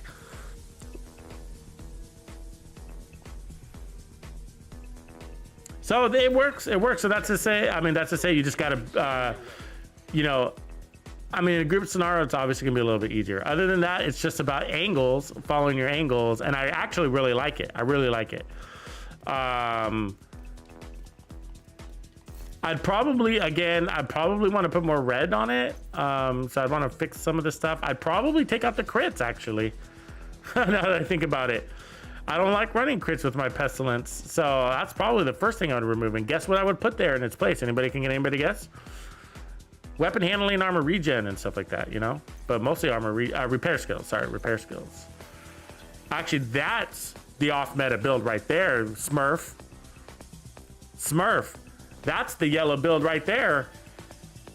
We take off the blues and put on yellows, and then you run stronger heals and you run it with the Pestilence. That's the yellow build. And then they would be like, why you got the skill haste? Why you got the skill tier? Because I'm running the stupid Pestilence that doesn't need crits, but needs red cores, you know what I mean? So, I mean, it's obviously not the strongest Pestilence in the world, but it's great. Large mag. Yeah, we got to try that, but I don't know if I have all the pieces to make that happen. We could definitely do the holster to do a skill tier. I got the pieces for that. So I think. I remember getting a weapon handling one. Yeah, there it is. So weapon handling, and then I put a skill tier there. Actually, I might want to put a red core on that, and then just change everything to repair skills, and to keep only 1 or 2. You don't want too many skill tiers, actually. So I'd probably only maybe add 1 skill tier, change everything to red cores, and put repair skills on everywhere, and then we'll end up with a really strong healer. That's the cool thing about the healing drone, is that A skill tier and repair skills basically give you the same thing. Look at what does a skill tier do? 20% repair skills. What does a 20% repair skill mod do? 20% repair skills. And they never shoot at your healer drone. They never shoot at it. Have you ever had your healer drone shot down? It's very rare. It's very, very rare that they shoot this thing down. And so that's why, actually, as a matter of fact, a little side note, like, I'm starting to like running my attack turret with the healer drone more than an attack turret with an attack drone, because they always shoot down your attack drone. But a 6th tier healer drone is absolutely amazing, and they never shoot it down. And you can use it to heal your turret and your body. Love it. Anyway, so let's, before we start going crazy, let's put on the GR9. And so this one's got rate of fire on purpose. It's got a scope. This should work with focus if we want to, but we're not going to right now. And then we're gonna do frenzy, which is, you know, crazy weapon damage and RPMs, right? And it's gonna burn through that mag. So we're not gonna have the waterfall effect anymore, but it should dramatically increase our time to kill. And by doing so, we can spend less time out of cover doing that. Now, ammo could be an issue, okay? Because we got a large mag and a very fast gun. So let's see if we can survive with this. And I like the fixer. I don't need the handling anymore. So let's see how this goes. So I'm gonna go ahead and work on this tank. It's extremely large mag. So frenzy only works on reload. So wow, yeah, we still haven't even gotten through our mag yet. Wow, right? I didn't check my mods, by the way. Let's do that real quick at the risk of dying. Rounds, crit chance. Okay, we're good.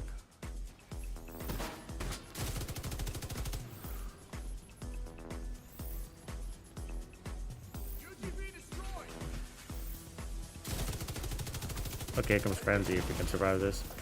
Jesus Christ, they come with a vengeance. They're pissed. Yeah, didn't say they're pissed. We got explosions out of all of this. You've got your objective. Don't let anything stand in your way. Okay, let's try this again. Yeah, what's the size of our 352 in the mag? Like, how did that work out? That doesn't seem right. It doesn't, does it? Are we supposed to be at 352? I don't know. Anybody else? Yeah. Is that right? No wonder we never ran out of fucking ammo. I mean, we didn't complete our mag.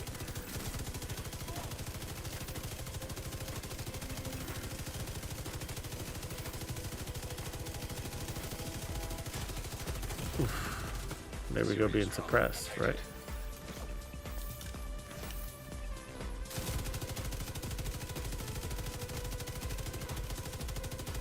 We should probably go back to the White House and get a refill on our med kits eventually here. Here we go. Let's burn that tank.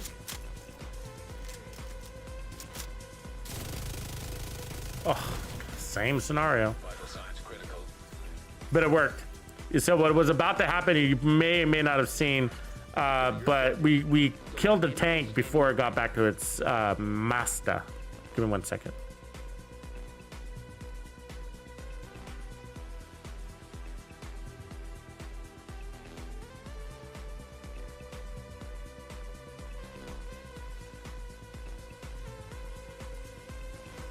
All right, sorry about that.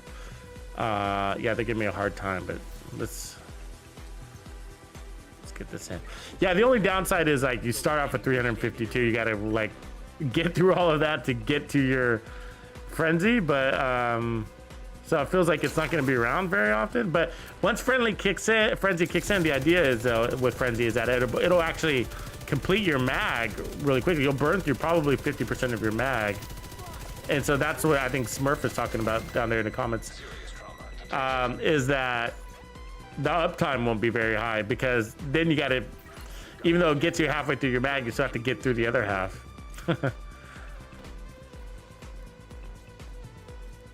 This is just typical LMG shit here, right here, by the way. You can play solo with them, but they're just kind of a little pain. Legendary. They punish you. Basically, what I'm trying to say is that you get punished for being out of cover, right? And we're out of cover right now, right? And look how so it's gonna take me an hour to heal, and that's with the skill tier. So I have to use an armor kit. This is an LMG plague, right?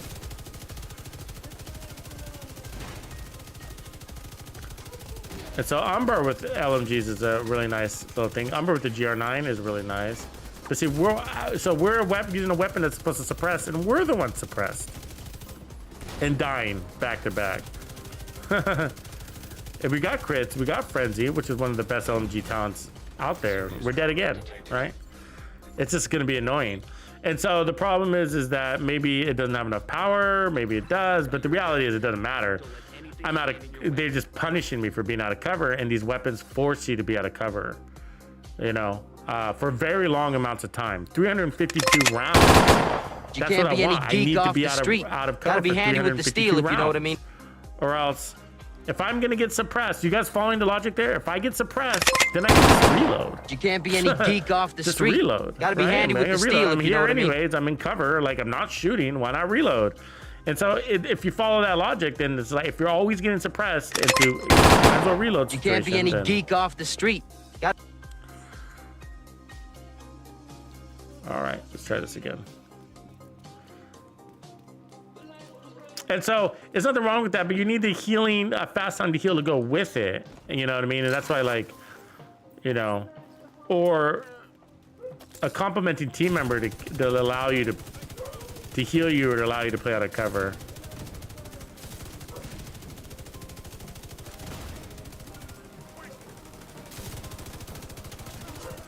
I mean, to be honest with you, they're not really my solo legendary weapon of choice, LMGs. You know, they're not. I'm not sure they ever will be. You know, even the Pestilence, like, I love the Pestilence, but it's not my solo legendary weapon of choice. I mean, there are times where you get pressed and that LMG is not going to get you out of it. And what's happening here is that we have too little damage. This is a real situation, okay? On the first mag. The first mag has too little damage, so you're gonna get... So our greatest time to die is before we expel our first mag. It's gonna be where we die. We couldn't even kill that purple tank. Yeah, this build's no good. This build's no good. I'm thinking it through, thinking out loud, and that's why it's not working. Plus, I got too much armor. I mean, that's contributing to it. That is contributing to it a little bit. But, you know.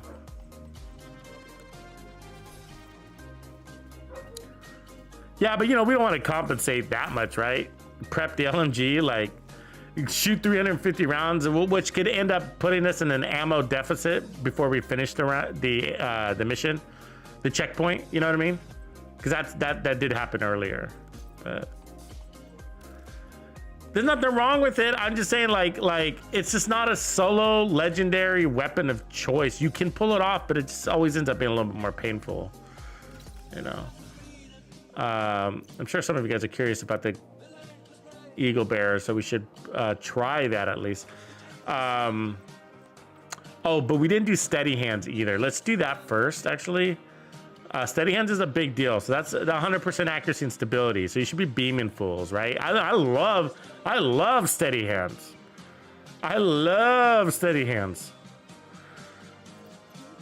Oh, Grumpy's thinking what I'm thinking. Grumpy's like, try steady hands. Yeah, let's try that. And I just slapped it on this P416. Good enough, right? So keep everything in context of I would prefer to have at least 2 more red cores on this build. But the build that will be interesting to see is, I gotta say, it will be very interesting to see that off-meta Pestilence version of this. We're gonna have to try that. So let's not waste too much time here messing around with these variations. Jesus Christ. Oh, I forgot to put on my shield. 1 second. I'm like, something didn't feel right there. You've got your objective. Yeah, 350 rounds, it feels pretty good. You're right. Let's see here. Put that there. Put this there. Should be right. Cool. But yeah, I think I gotta say that I think that Pestilence could be pretty interesting. You know, you put a really large mag on the Pestilence and then give yourself, since you're running 3 pieces of Brazos, go ahead and give yourself that heal to go behind it. Oof.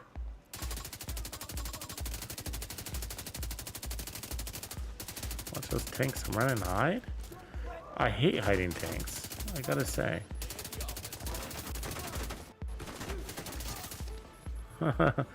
The idea of tanks that cower bothers me. Does it bother anybody else? They got these tanks that are supposed to be, you know, weapons, and they use them as shields, which is, I guess, a type of weapon, but...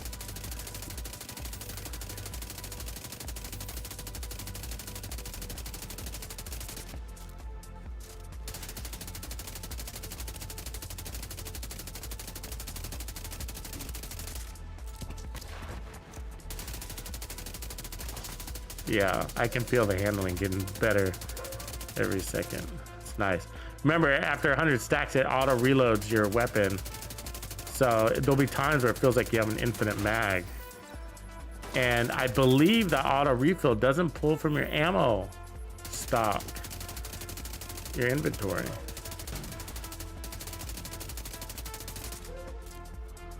That's a cool though.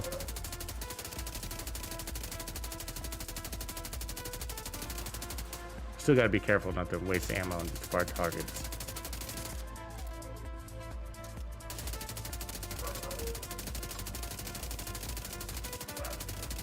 Wow, that's cool.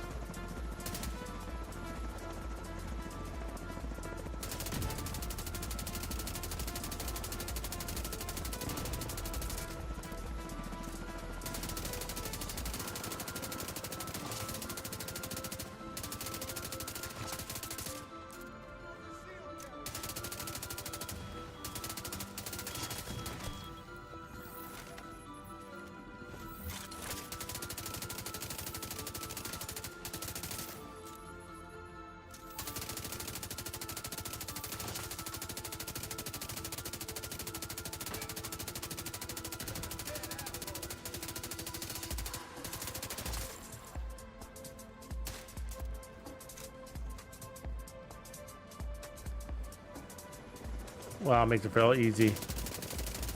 Landing shots makes anything feel easy. I'll be honest with you, like, landing shots is so important. 100% stability is nice. So right now we're at extra 50, I mean 62% stability. Think about that in relation to your brace, right? And you can't, this is better than brace because brace doesn't allow you to use your shield glitch. And so if we use braced, we'd have the same issues as so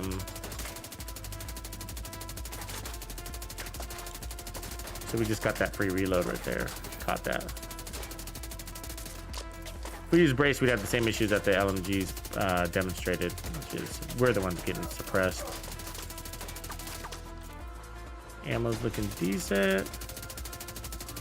Ammo's a good indicator of time to kill in relation to what you got. And remember, we do have extra ammo. So there's that perspective. Nice. I like this. I actually like it. It's comfortable. Not only do you get to beam people in the head, like if I wanted to focus all on those Chunga's head shots, I can. I'm choosing not to because takes a little more burst damage to kill him that way, faster. Because he's wearing a big, heavy helmet. you gotta crack his helmet, and then you can get to his head. Yeah, you think we can kill her while she's in cover? We can. That's the laser beamness we got going on here. There it is, I think. I think that's everything. Maybe one left. Oh yeah, there's one.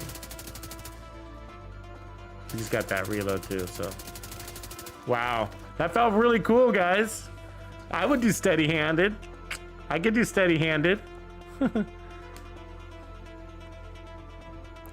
What up, Tanny? Yeah, that's good. Okay, let's check this out here real quick. Inside this room, as usual. And then we'll take a quick look at, I mean, I don't know. Well, by going in here, and what we're demonstrating is like, do we have enough power? Do we have enough damage? This is all sustained damage. By putting this on, it's like sustain, sustain, sustain. Steady hand, right? Versus some of the other ones. I mean, but it's the same. It's a very similar concept. Landing more shots is not a bad thing. It really isn't. But the question is, do you have enough burst to when it calls for it? And you know, if you roll into a stat too much, sometimes it can get you killed. But it looks like we do. And the reason why is because we're landing so many shots on target. High sustained damage builds can equate to burst in essence of you're landing so many shots where, you know, like if you're using in your normal high burst damage build, you might land like 45, if you're lucky, 50% of your shots, where our percentages are going a lot up. So we're landing more shots in the same amount of time, fractions of a second, right? And so that can account for any lost, some, not all of it, but for some of your lost burst damage. Land more shots. That's why accuracy is important. It really is. It's amazing that some people don't think it is. They disregard accuracy like it's a trash stat. Weapon handling, that is. Gotta land your shots. I don't know what to tell you. Like, what's your crit damage on a shot not landed?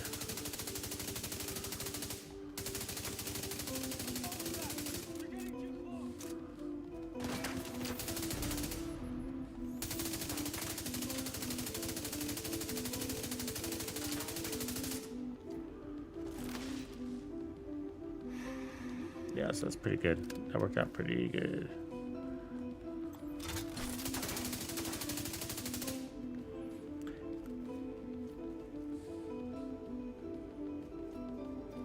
I wish we had more gear slots to play with, you know, that we're limited to 6, so it limits the creativity you can do with this build. I mean, obviously you can add repair skills and skill tiers, all reds, all blues. I wouldn't go all blue though. You'd definitely run out of ammo. I wouldn't go all yellow either. You'd run out of ammo too. So I'm not suggesting those things, but all right. Let's reload and let's slay some chungas. What do you guys say? I do think the P416 would be a better gun to use with this. That'll a little higher RPM compensate for some of that lost burst damage that you have. That you would have otherwise had, I should say. So you really want to take out those healing station guys, which I did a poor job of doing.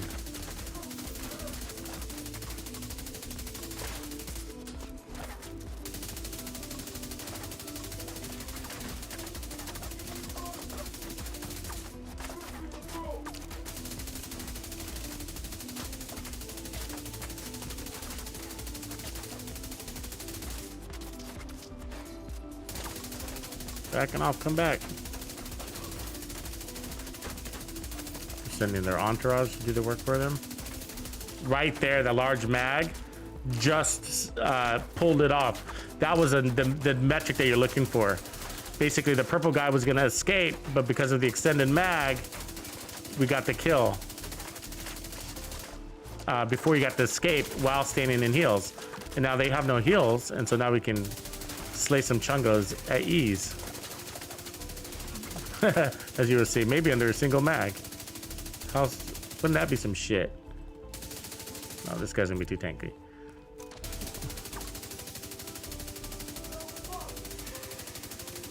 I like this concept. It feels really good. A laser beam with a large mag. It's a sort of a relaxed style of play though. That was great. That's a great concept right there. Yeah, that's what the P416. Yeah, you know. I mean, that's a great concept with 1.2 million armor. Really, it'd be more if, but these aren't all maxed out. Well, those two are, and that one's in poor shape. So, yeah, that's great. I would totally roll that. Doc Knight. Oh man, where do we start? Somebody fill in Doc Knight. What up, Docky? Good to see you, man. We've been at this for a while, man. We've been at this for a while. This is coming from one of the build labs, and so we've been going through all the motions here. I really like with assault rifles, but basically this is the extra large mag concept, and it started so 3 Brazos, 3 True Patriot, super off meta, and we started with manic, but they work really well. You know, they work really well, and so and we're testing at solo capacity. We did have someone jump in a little bit, but I really like that. I really like this concept. So steady hands was a great. So far we've tried manic with perfectly overflowing, and that's just an enormous mag, every 130 rounds, 120 rounds, I think is what it was actually. And then we did strained, which was amazing. We should actually do strained solo. We did that in a group play. And then steady hands. Oh my gosh, right? So we get the free reload every 100 rounds. I mean, every 100 ticks. And since we got 75 stacks, with our accuracy getting better and our stability getting better after every landed shot, or crit, isn't it? It's hits. After every hit, then, you know, we're getting that free reload. We're getting up to 100 in no time, basically. Jesus. Right? Think about that. I mean, what do you think our accuracy was in that situation? It was, I felt great. I would totally do that. And so, yeah, 3 Chungas dead. I mean, piled on top of each other. They were standing in heals. We got rid of their healers. You know, and it could have gone better if I had a clean shot on the healing station guys. I just didn't. They were hiding behind the Chungas. So I could have killed it all faster. You know, it's just the way the cookie crumbled there. But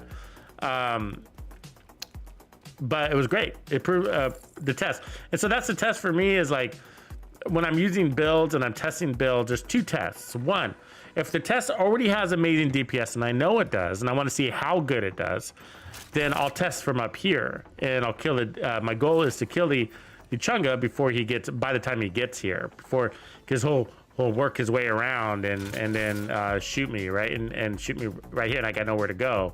So that's the ultimate test for DPS. I mean, you could do the same thing for here, but the angle there is better. And then otherwise, if it's a little more relaxed of a weapon, use something using focus or whatever, then I'll test it from back here, right? And that's because you have more distance. So my goal is to get to them before they get to here, or basically here. And because what I'm trying to avoid is having to fall back to this position. I don't like fighting from here. It's fine. It works. I just, you know, any build can work from there, right? Any build will work from here. So, you know, you put on whatever build, shoot them down with your pistol, whatever, you know. So, yeah, anyways. So Smurf Piss Blue and Jaco were talking in Discord and put my build channel, and Smurf had put together a version of this build with more skill tiers on it. And we're about to go down that road. But I do want to try, I gotta say, I do want to try the Police M4 with Strained, and so we didn't use Strained. It's actually really interesting. So we used Strained when we were in a group. The reason why it's interesting is so some people don't like Strained with the Police M4 because they say, oh, well, the Police M4 is so fast that you're not unstrained for very long. But this fixes that because it gives you a bigger mag, so you can have your cake and you eat it too. You can have your RPMs and a larger mag. So that's pretty cool. Let's see, check this real quick and see if it works. got your objective. Don't let anything stand in your way. So I'll try to go as fast as I can, guys, because I know we got an agenda here. So this should be very powerful, I suspect. The weapon has already got good handling. It's got a higher RPM. And now we're gonna have more burst damage on, that's what we've been struggling with, right? Not struggling, but that's the one thing the build didn't have.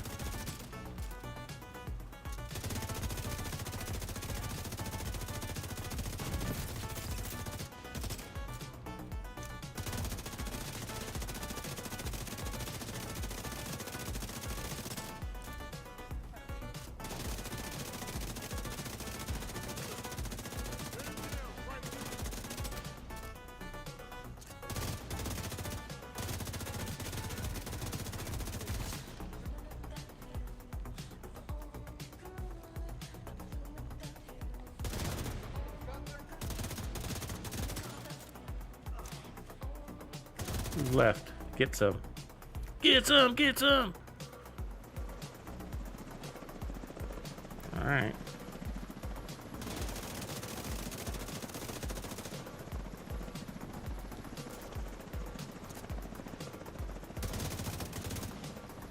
They're all hiding from us. Sort of a good sign.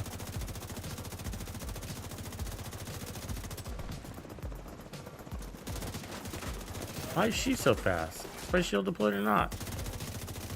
Holy shit, did you see how fast she ran at us? That was insane. She was so fast that it's gotten us into this sort of trouble. You know what I mean? Like, I had to turn my attention to her dramatically. That's crazy.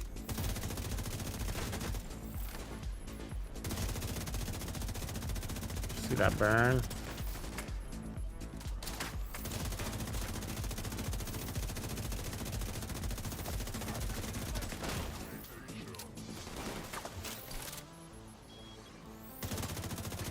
Got her. Haha! That was close, huh?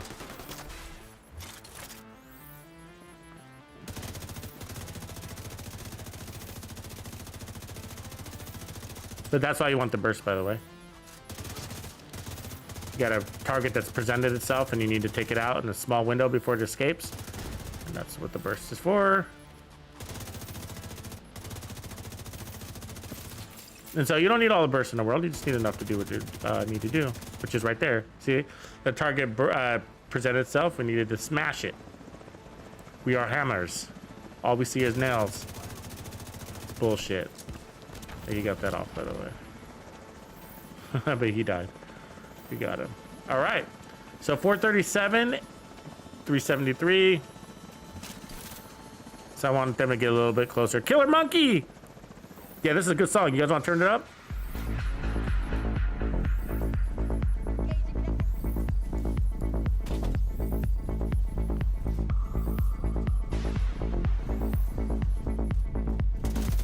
Chicken shit.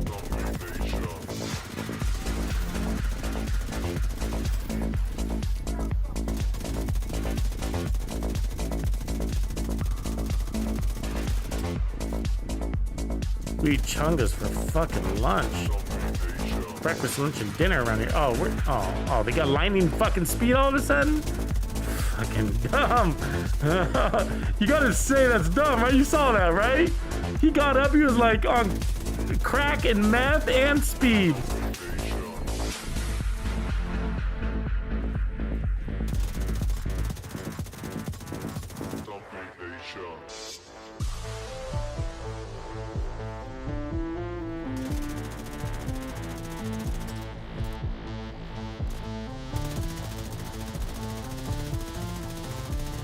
Oh my god.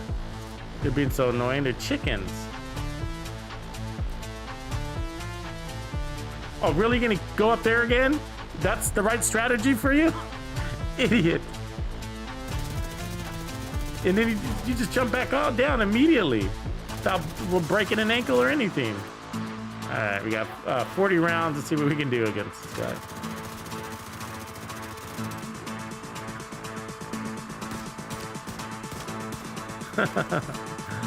Let's go get some ammo. That's exactly what they were doing, by the way. There we go.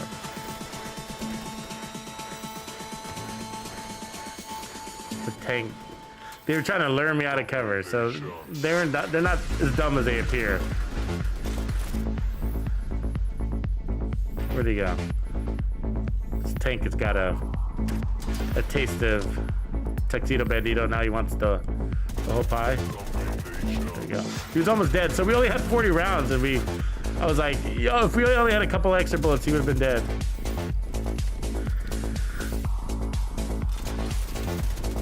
This is very strong of a build, by the way. It's really strong. I don't know if you can tell because of the way those chungas went in the head, but it's actually really strong. I'm very curious on what the DPS looks like on paper. But that's all the tests I can tell you that I would actually run this build. I mean, I would run all of the builds, but I mean, like, wow, that was great. That was great. Think of the logic there. 50% crit hit damage lasting longer because of that giant mag. And then you got faster RPM, so you're cycling through it relatively reasonable enough.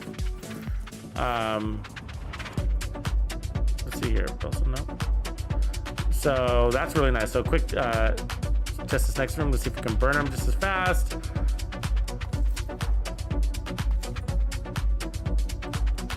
Ooh, the merciless. That's interesting.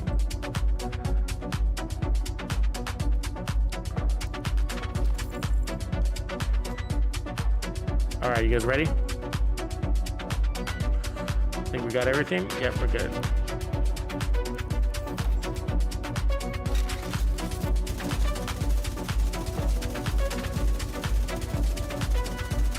Two enemies died in that encounter.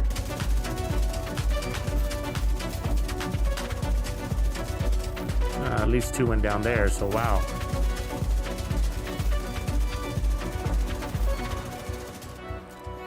I hate healing stations. I don't normally shoot on them too much unless I have nothing else to shoot at, because I might as well just shoot at the target. That purple guy, for example. That yellow guy, give it to me. Oh, he healed through that? We have the burst to kill him, but sometimes their heals are just artificially stronger than they should be. I do believe that.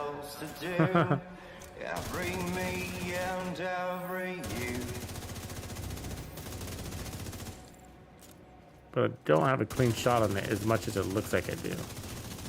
There we go.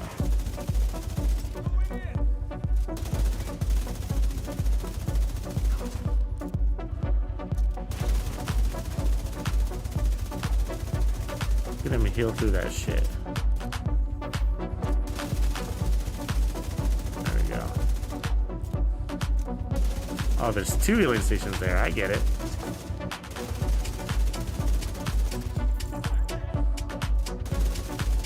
There we go.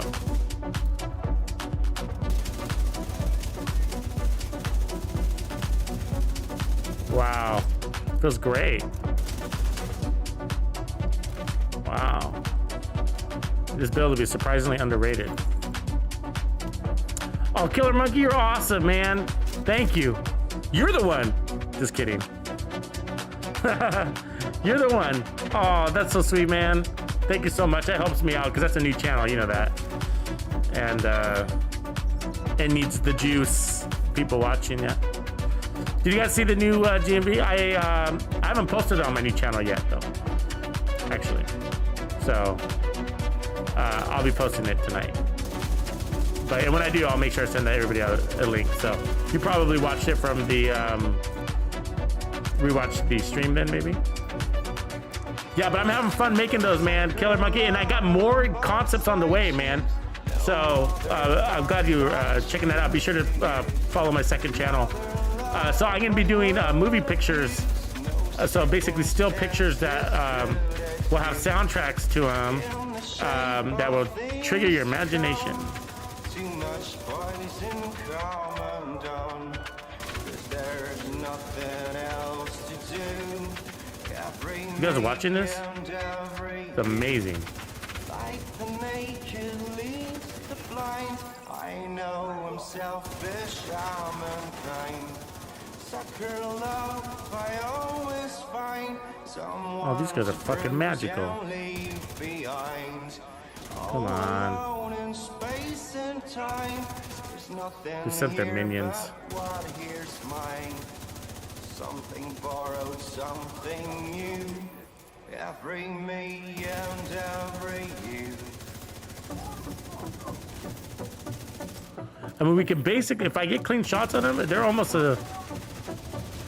Woo.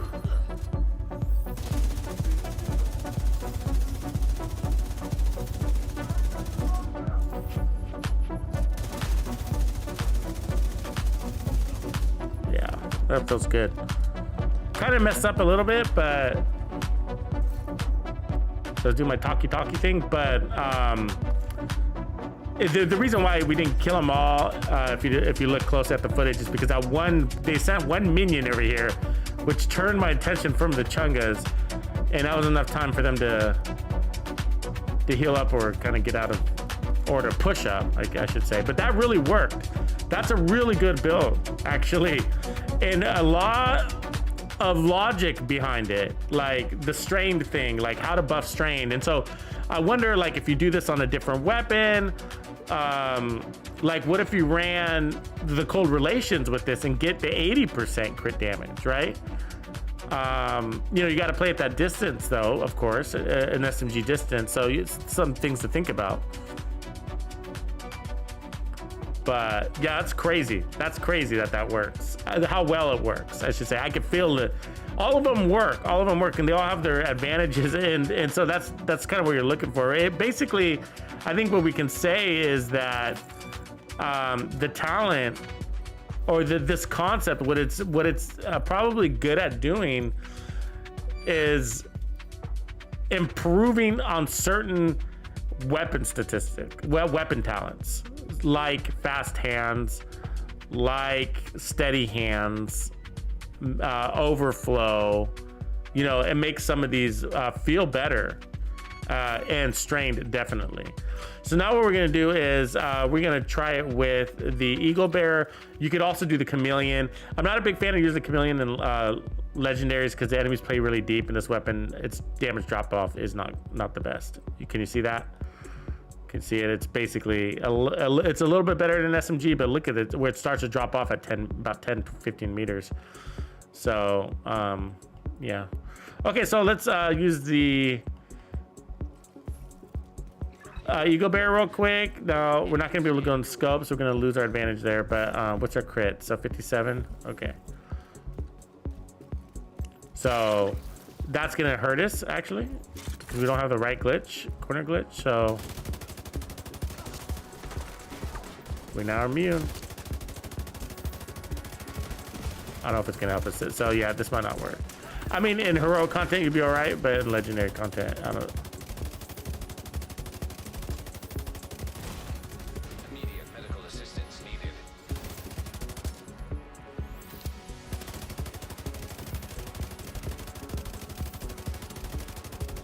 I'm not usually a big PvE fan of the Eagle Bear. I think it's awkward PvE weapon. It's like, okay, so I'm immune, but I'm not really immune. See? No, it's got a defensive talent that I never really get to use, because when you do proc it, you got to get 2 more kills, right? In there, yeah, it's not gonna work. We're not gonna use it. In heroic content, you can though, but in legendary solo, no way. Okay, let's head back to the lab because we got some changes, I think, to try to make that really good Pestilence build that would actually, you would have a really good reason to run it this way. Extra large mag, 150 rounds, but since you're running the 2 pieces of Bellstone or Brazos already for the skill haste and the skill tier, you could actually roll your secondary attributes into repair skills and have a stronger healing situation and make it synergize even more. So far so good, OG. Lots of fun. I mean, it's definitely not a meta build at all, you know, but really good. It's got some interesting impacts. So if you like, I guess I would say, like, if you like certain talents and you want to play into them, or certain guns and you want to roll into it, then, you know, this would be the way to do it. And the Pestilence is one of those. So what we're going to do is try to find, unfortunately, I have to go to my other character to get the True Patriot pieces because these all have crits on them. Yeah, we don't want crits. So let's see if we can first find, make sure we have the other pieces. That was pretty good.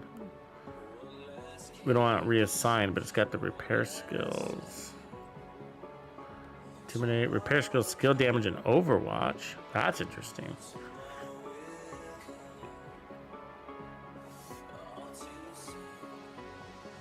I like Glass Cannon though. I'm gonna like Glass Cannon even more because of the healing power we're gonna get. Let me see if I can find a better chest.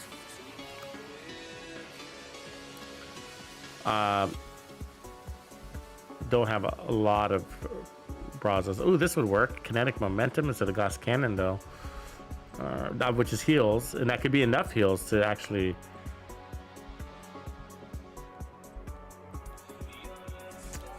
justify the build and not running heals anywhere else, and then you could. Ooh, that's the piece right there. Take that one. It had repairs and armor regen, and we will be using both. That's not bad either. Tamper-proof.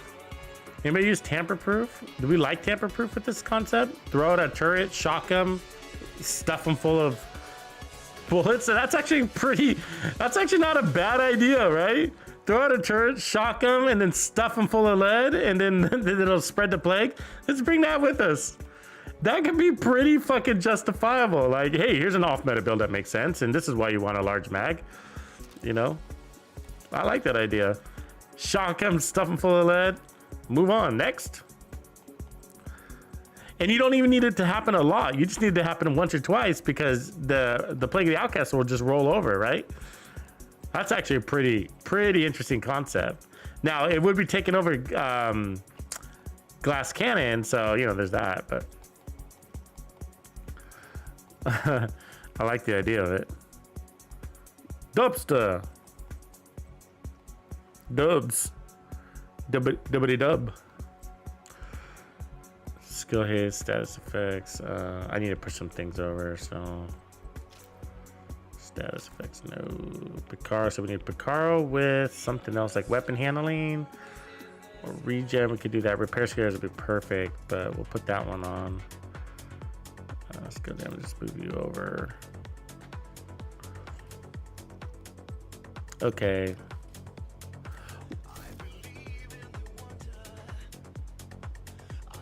100-meter laser beams. What up, Matt? Doing good, man. Having some fun, making some new builds. What do you guys want to see? So what do you guys want to see? What are you thinking? Glass cannon or tamper-proof?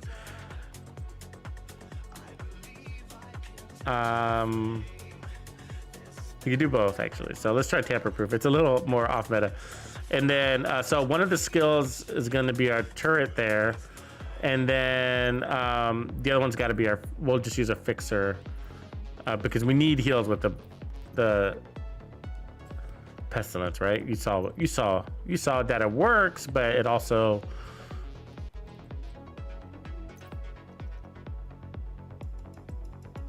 gets suppressed. You get damage and then you get suppressed, and then you're hiding in cover too long. Okay, so we need a better backpack, though. Do we have anything? Shock and awe.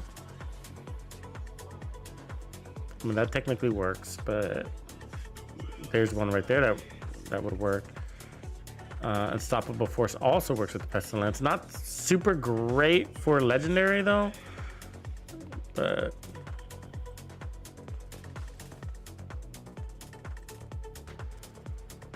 that one's not bad. I mean, we don't really need skill haste, but it's not the worst thing. That one's not bad either.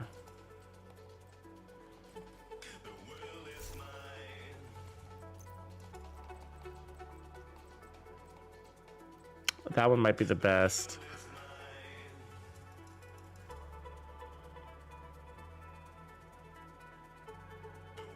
Thing is that enemies might not get shocked enough. But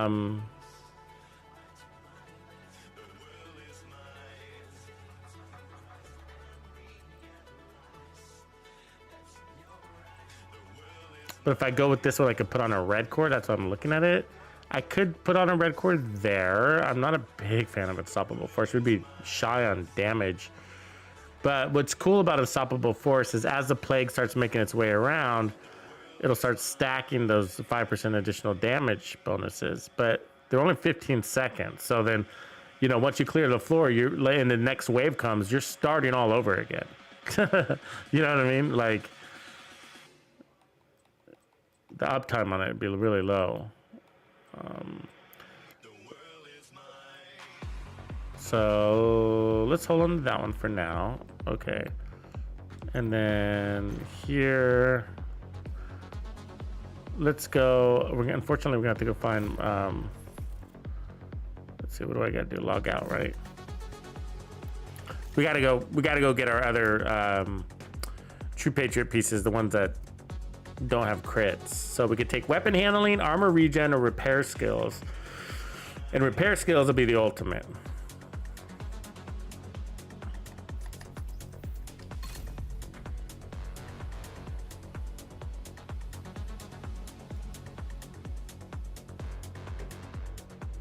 So if you guys missed the big show, this is the after party for the big show. So definitely make sure you check out that.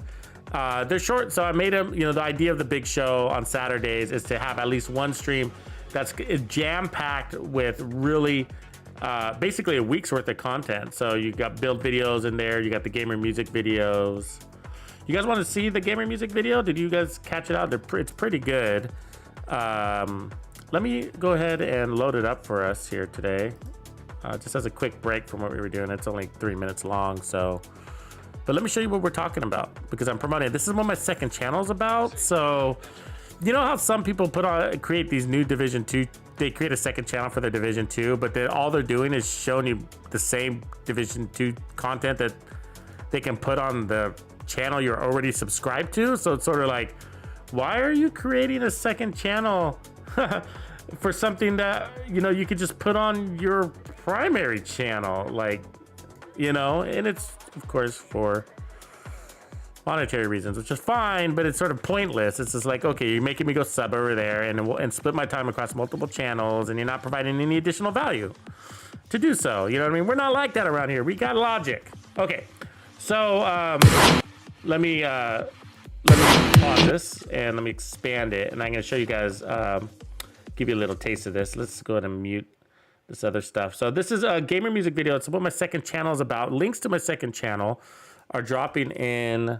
the feed, and if you do !Tux2, you'll get links to it. So I'm gonna go ahead and do that for you, because I know you all want to go over there and subscribe. But before you do, let me show you what you want to subscribe to. So let's see here.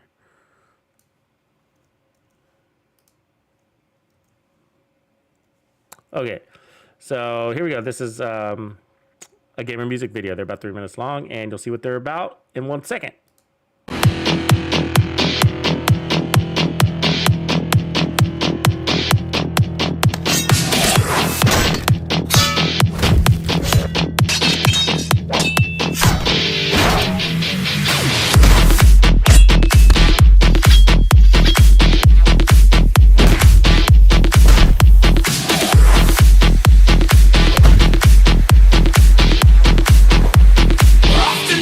Never land.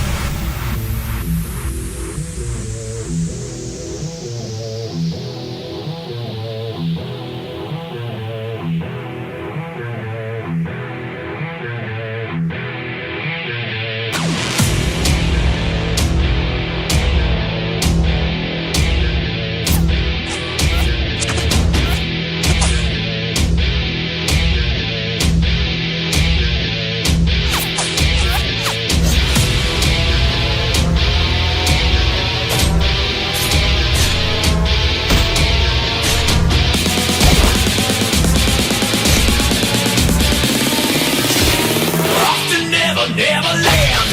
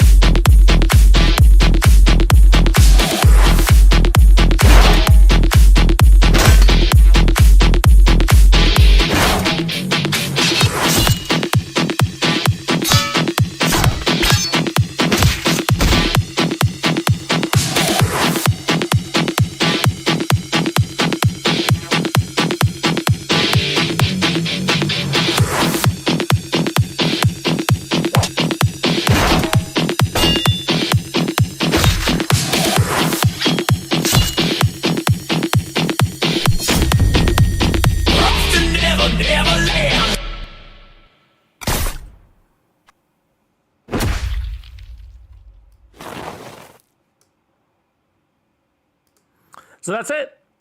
That's a gamer music video, and that's what my second channel is all about. And I do all the editing and all the sound effects. And it does include the sound effects.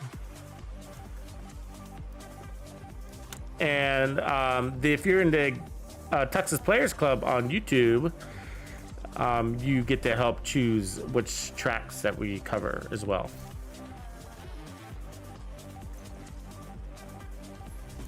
Give me a sub if that's your thing, if you like what you saw. More of that to come. Okay, so we're on the hunt for a true patriot with some sort of heal. So there we go. There's a repair. That's perfect. That's exactly what we want. And then I can actually put a red core there. That's exactly what we want. So let's see if we can find the other three. I usually keep the repair skill pieces because they make a wingman build. True Patriots repairs, as you can see. I have it on my gloves too. And then I think it's the knees is all we need.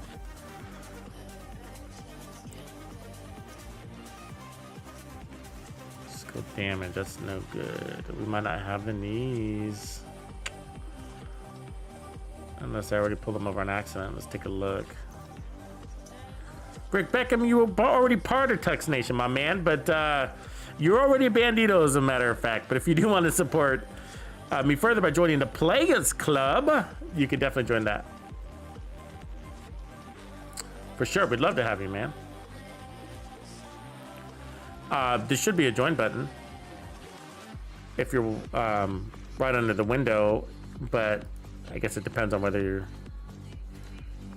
you've upgraded your software. But here, I'll drop you a link.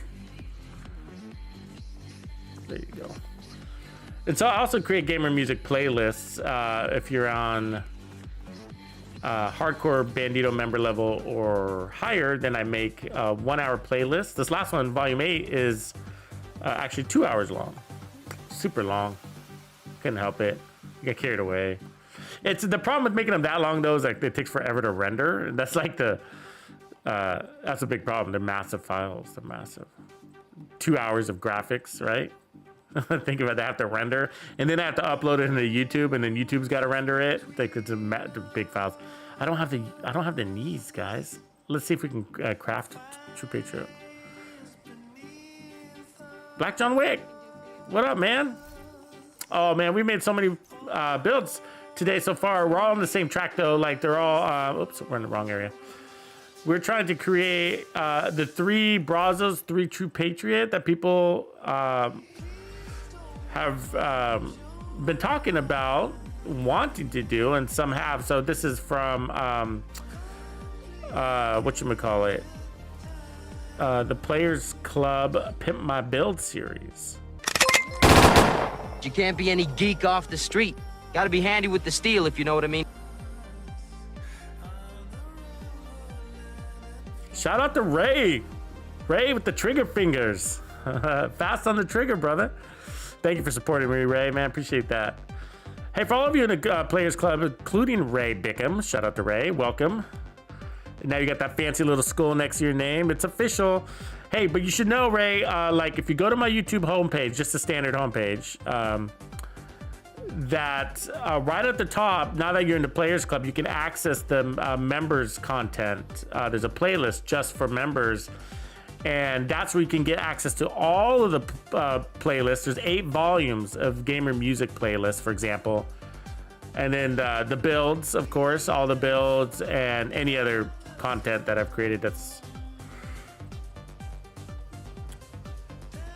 there. But don't forget to make sure you have your notifications turned on, because, hey guys, we can't craft this. That's annoying me. I'm going through this. Am I missing something? Where is... You can never craft True Patriot, can't you? Isn't that the thing? Isn't that True Patriot's thing? You can't craft it? Yeah, that's annoying. So, okay, we're gonna have shitty knee pads, but let's just go make best of what we got. But make sure you have you check the community post. That's like a really important place for members. The community post is like where, and it is like, well, I'll let you know things, or voting for content. So for the gamer, for the Saturday thing, and I know the Saturday thing is starting a little bit small. And so we will experiment. I'm gonna check my other characters with those knees. We will experiment in some different time zones. Like we might want to do it at 4. Because like the people that, like the quantity of people that are showing up is like in this like the 60, 70 viewers, and that's a little low for our streams. We usually do over 100, and you can't always tell, but we're over 100 right now. Let me show you. So we're over 100 right now, right? And so the numbers fluctuate from minute to minute, but we always have over 100 people watching our streams, and so, you know, we want those Saturday shows to be big, but the point isn't necessarily, but that's just for energy. We're just having good energy and having a lot of fun. I just want them to be fun for us, for you guys, to get together and just have a good time, and, you know, talk about what's going on in the community, just in positive stuff, right? But like, the reality to these things is that I'm making them so that for those people that can't sit through our 3-4 hour streams. I mean, how long have we been streaming right now? This stream has been going on for 3 hours and 20 minutes. So like, you know, like if you can't sit through a 3 hour and 20 minute stream, those streams are meant to be digestible, right? They're between an hour and an hour and a half. So far, we've been hitting about the 1 hour and 30 minutes. And so that's not very long. And inside there's the gaming music videos. Sometimes there's a lore video, right? I do the mini-series stuff. And then there'll be news. We just kind of touch on news, though. There's never going to be unless there's like a major news thing. But like there really ever isn't. And I don't think much of the Division news is worth making a video on, to be honest with you. Like, you know, I like covering like patch notes and stuff like that. But like besides that, it's just like, it's a lot of always speculation. And it's just weird. Like, why don't I want to create a video on something we could just watch another video on? I don't want to do that. Like, because the devs put out videos, right? Like on their stuff. So I don't know. Anyways, talking nonsense.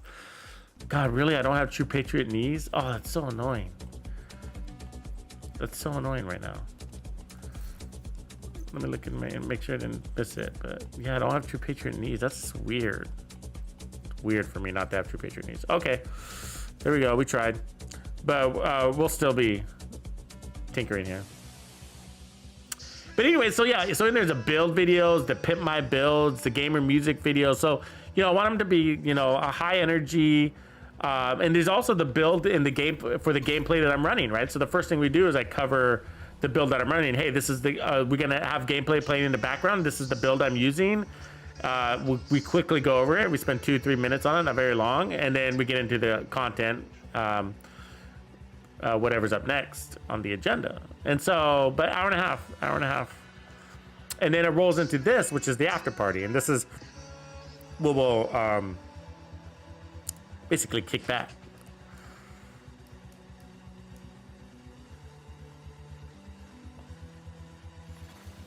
Safe area detected.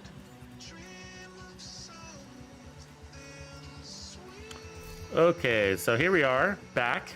Now let's move the pieces that we got. So we got a few of these things, and stash space will always be our issue. But let's offload the weapons that we don't need anymore. I think this thing we can dump. We don't really need a military. Or the Eagle Bearer. Okay. I'm always full. It's just like, and I do delete things, but I have to go through and I look. I'm like, God, I don't have anything to delete sometimes. It's frustrating. Okay, so there's 2 pieces. So we want them all to look like this, and then I'm gonna roll that into a red actually. And so if we do that, we don't actually need any additional skill tiers. We'll be happy with the one that we have. Unfortunately, I can't do anything about this. So we got that one wasted. Am I speaking English? Roll there. But I like this tamper-proof idea. Is this crazy? Oh, thanks, Goki. You know what I was really playing off of, man? Like, let me just play this first scene again. I don't want to like kill you guys here, but it's the Dark Knight thing. Like, notice there was a theme. Everybody had swords. Everybody had swords. But I like to tell stories here, and I don't know if everybody always gets the story, but in the end, the guy, hits his sword into the ground, creates like that nuclear explosion, right? The shockwave. Everybody dies, right? Evaporates. And then, it pans up and ends up being a knight and a sword. And then some sniper takes him out from distance. Just kind of the irony there, right? But overall, the first fight scene between the Dark Knight and that's Deadpool, if you can tell. That's who he's fighting. He's fighting a mechanized Deadpool. You know how they're using the advanced armor, right? So... but then where it flashes into an actual knight fighting an actual samurai. So check that out, because it's in the front part of that scene, but check this out.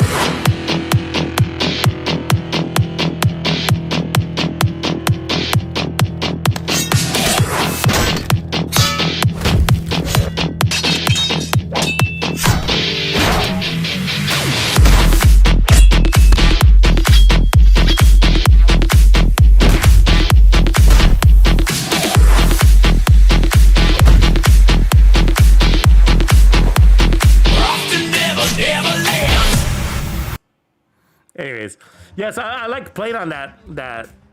Well, I guess making a parallel there, huh? The Dark Knight. But the thing is, the Dark Knight is kind of a samurai himself. You know what I mean? He doesn't use swords traditionally. He's more ninja, right? Because like ninjas, what do ninjas do? They play into the shadows, right? Ninjas play into the shadows. They use the shadows as a benefit, and so does Batman. And then what else do? They he uses throwing stars, right? He uses like little bat throwing stars, it's just kind of funny, but they're bats and they're throwing stars. And then he uses smoke distraction bombs kind of thing. So let's see here. What do we want to do for the backpack talent? I mean, holster wise, I'm going to turn this red. Oh, you can't do that yet. We don't want blue. I'd rather take the skill tier here.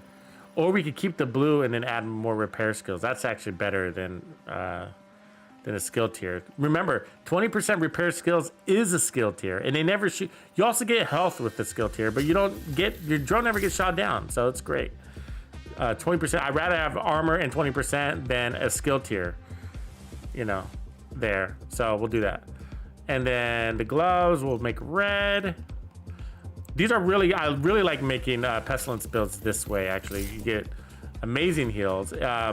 And now we're missing glass cannon, so that's the only thing that I wish we had. So I would like to make up for that. And I'm just not sure shock and all is gonna do that. That is total skill damage and repair though. But we don't need skill damage. So that's why we want to change that. Do we have an alternate backpack? Was there a better one? I think that's the better one, right? Because this one's got skill haste and unstoppable. I can make this one red. That's what's attractive about that. Oh. I don't like unstoppable force that much though. I'd rather.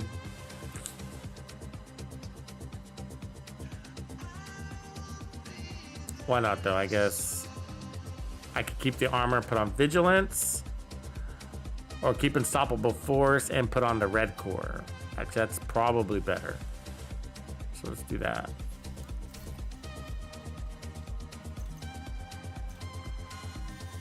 And then on the other one, we'll put on vigilance and see which one we like better, but.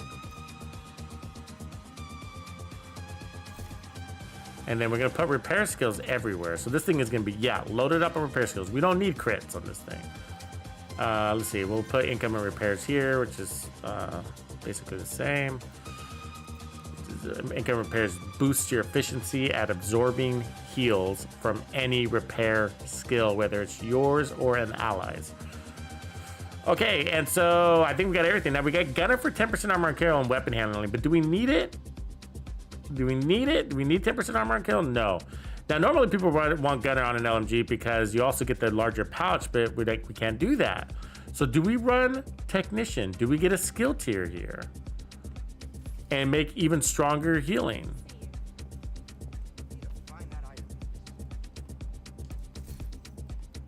All right. Stronger healing. There we go.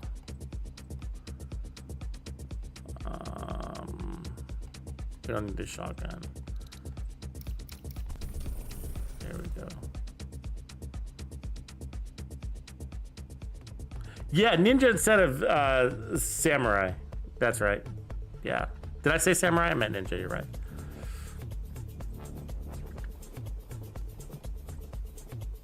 Okay, there we go.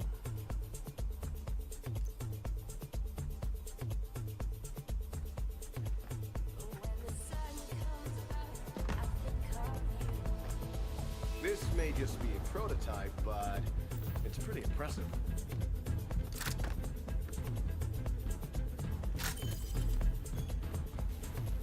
What up, Div? Okay, so there we go. I think we got it. I think that's about right. So the only piece that's just not right is this piece, huh?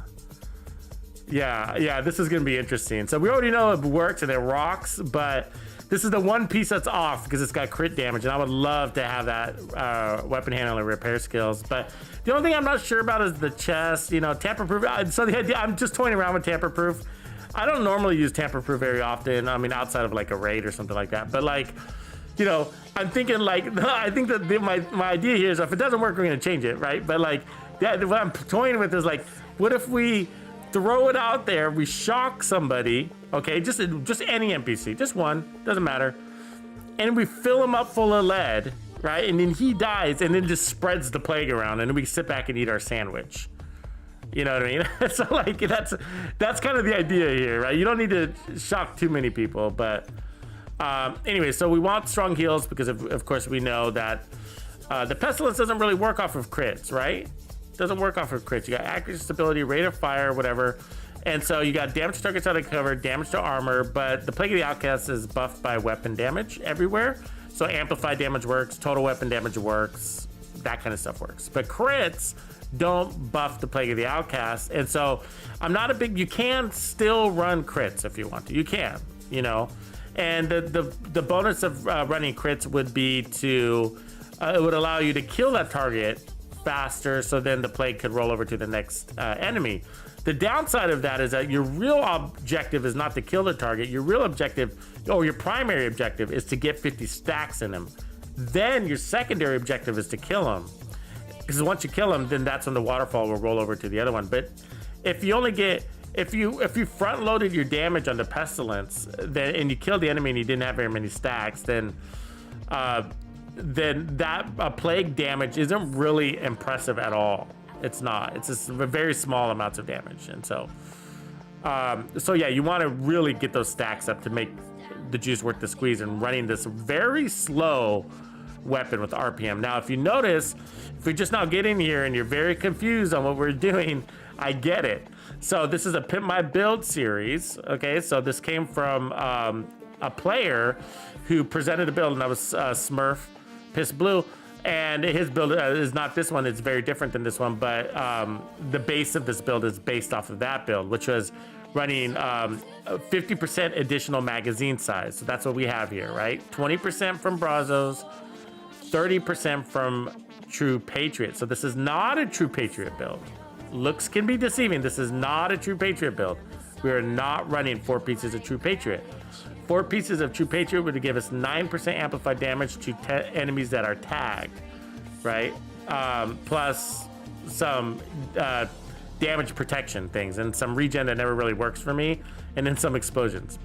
And I love True Patriot. I'm not saying I don't. I love True Patriot. It's a great build. I don't run it too often because it's kind of, you know, it's been around for a while. But it's not good. It's not bad. It's great. You know, it's really great when you use it well. And one of my favorite builds for this is actually the Contender, where I run it with the capacitor.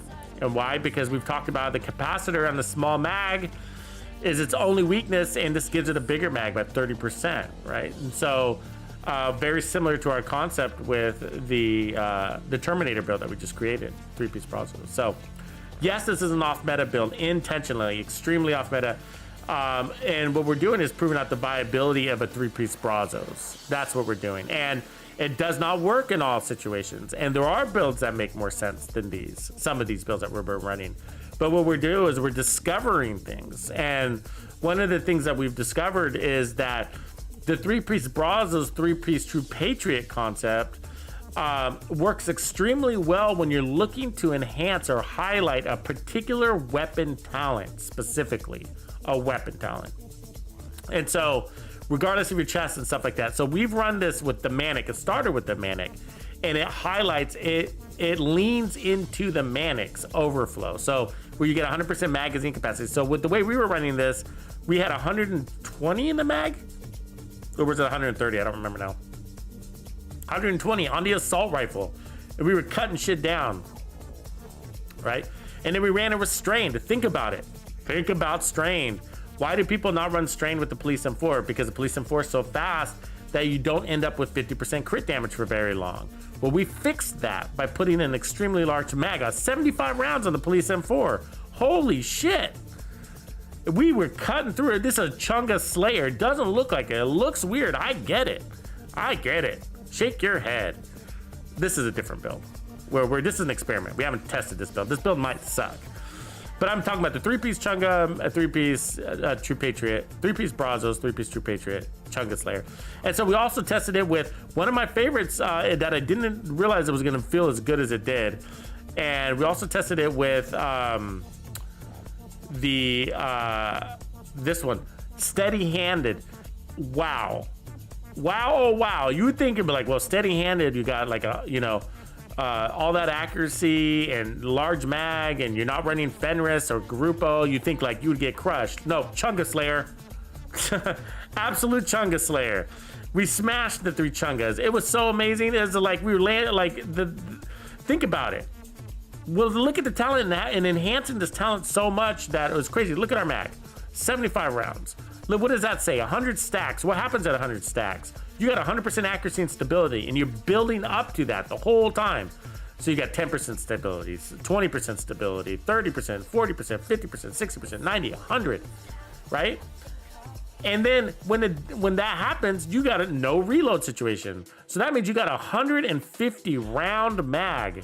150 round mag tossed in there, every other mag basically, right? The reason why it's every other mag is because you got 75 rounds in that mag. So when you exhaust a single round, you only got 25 more hits to go, and you got a free reload. It's crazy. You know what I mean? That's crazy. That's crazy. And how well that worked. It's an extreme, and we were talking about it, like, because we were landing so many shots, avoiding a reload every now and again. It's an extreme sustained damage build that has so much sustained damage that it compensated for the lack of burst damage. You know what I mean? Like, because we were landing so many shots, on target that, like, you know, where if you were to create a build with it that had a higher burst damage, you know, this, like, it's definitely not that build, but it does its job. You know what I mean? It does its job, which is kill those 3 chungas in 10 meters, 20 meters. You know what I mean? And so 3 chungas, 20 meters, kill them, and their healing station dudes and their minions running around. Amazing. Amazing. And so, yeah, so it's really good. So this build is super off meta. It's not going to replace your 4-piece Umbra Initiative. No way. Umbra Initiative is OP. It's very nice. You know, Umbra Initiative is stronger than you realize it is. And I got some videos coming up to help you realize that. But Umbra, yeah, so this isn't going to replace the 4-piece Umbra Initiative. But it's really interesting how it works out. And so because it was doing so well, and we did it with the Pestilence already, running crits and stuff like that. But I don't normally run crits with my Pestilence. So I was like, wow, the Pestilence did so well with crits. And I usually don't run it with crits. Let's try it how we normally run Pestilence around here, which is I love going if I could, I would go all red cores and then put repair skills and then weapon handling everywhere. And then armor regen from time to time. So it's not a perfect build because Brazos is really hard to farm. And so this is the pieces that I have. So we got some skill haste and shit like that, you know, but actually too much skill haste than what I prefer, but that's okay. That's okay. And so what we need is also a second weapon here.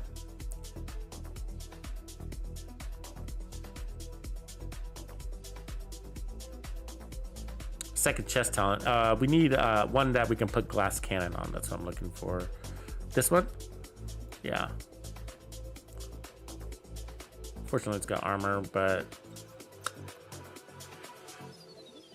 Oh, did I put it on accident? Yeah, let's go fix it. Okay, let's roll this one. So, anyways, we got way too much armor on this build than we would want. We don't want any armor. We really don't. But glass cannon is great on the Pestilence because... Remember what I said is that it takes the Plague of the Outcast takes weapon damage and amplified damage is included in that. So I love glass cannon. And why? Look at it. Look at the build, right? Think about this. Look at the skill tiers. And then if you run a TDI card as a backup, like, and just put it in hand, if you get into an emergency situation, you could actually put reformation on here and just shoot one enemy one time in the head and get 30% healing buff. And so when you get pressed because you lose all your armor and you want to get back in the fight quickly, then you could, you know, toss that, just switch guns real quick. But you don't want to do that when you got the plague floating around out there. So that's the downside of that strategy. Okay, so let's start with tamper-proof, because if this tamper-proof version works, it is going to be a crazy build. It's going to be like, hey guys, you want to try a crazy build? Let's go. And it would be, and I could justify this build. Be like strong heals, strong kills. Now we just need a better knee pad. Is True Patriot around here somewhere? I didn't even look at the map today. True Patriot. Where are you? No, boo. But you'd be surprised, like 20% more repair skills on those knees potentially, right?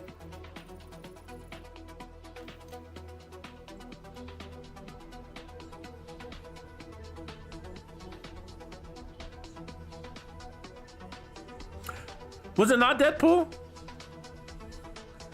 Did I get that wrong? Okay, I thought that was Deadpool, like a mechanized Deadpool. Let me look. Who's this Deathstroke character?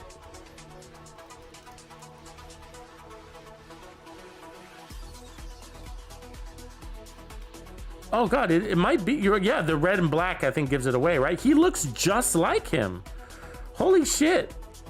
The ninja swords and everything. Yeah, right on, man. Thank you for correcting me there. He looks just like Deadpool.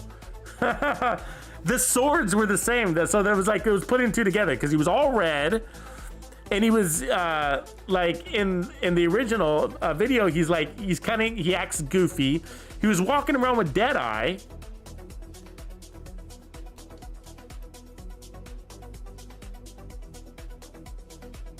Or Deadeye was trying to kill him.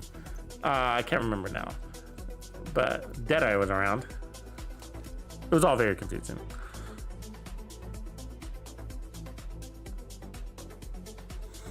Yeah, he definitely looked. Yeah, and so the sword, the type of I forget what that's called. That type of edge sword that they used, and the double swords. He doesn't use a double sword too.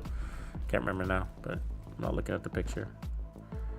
Okay, so here we go. Let's try this out. So first, I think we gotta get up here, and then I'm gonna try on top of this garage. I mean this garbage can. I don't know if that works, but for tamper-proof, does it shock him from up there at that height? I don't know. So we'll see.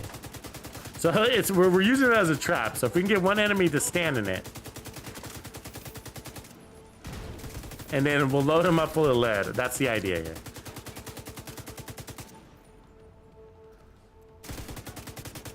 Really? Really? Vital signs. Jesus Christ. Agent vital signs. Mr. Beam!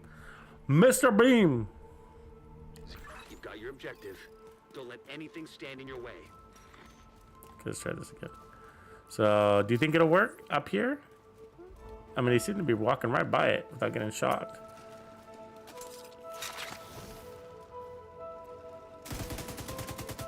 It's armed.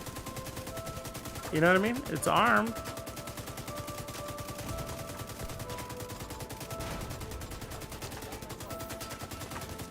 Are you watching a healing?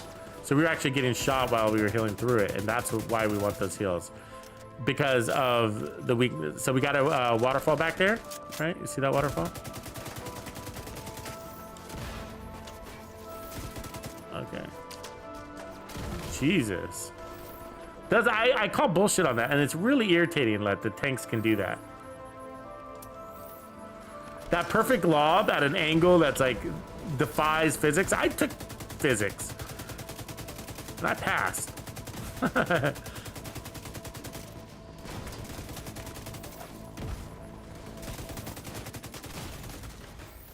Okay, kill us. Gonna take the pain here. Agent killed. It's like that. It's not working. Like nobody's getting caught in my spider web. And if it's not gonna work, I'm gonna take it off. God damn it. Got your objective. Don't let anything stand in your way. And then we're also using this backpack talent that I don't like either, but I didn't have anything better. So that might be adding to our problem. Basically, no damage off that backpack. I mean, they're walking right by the shock trap. I threw right on them. It armed while they were standing there. See that?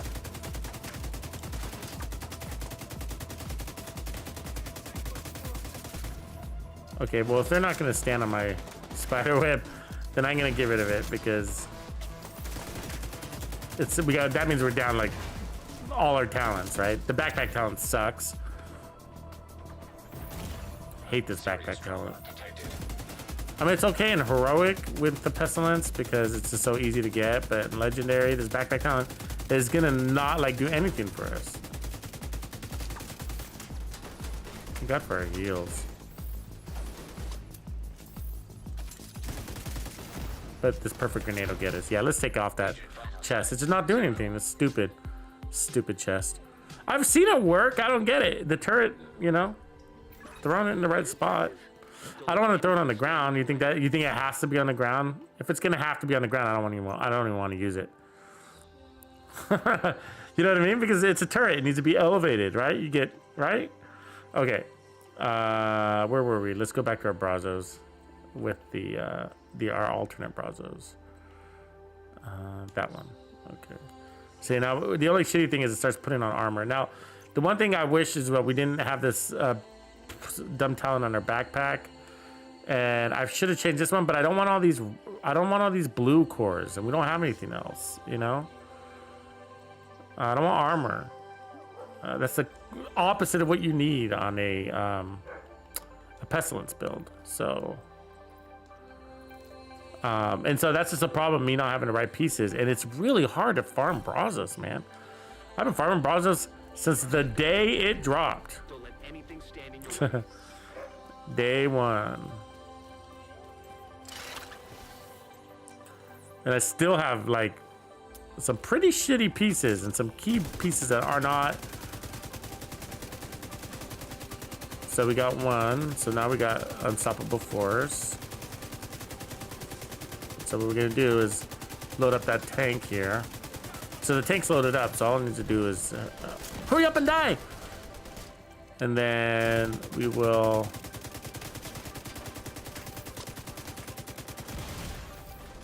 There we go. It's dead. These tanks are really harassing us today, though. Agent deceased.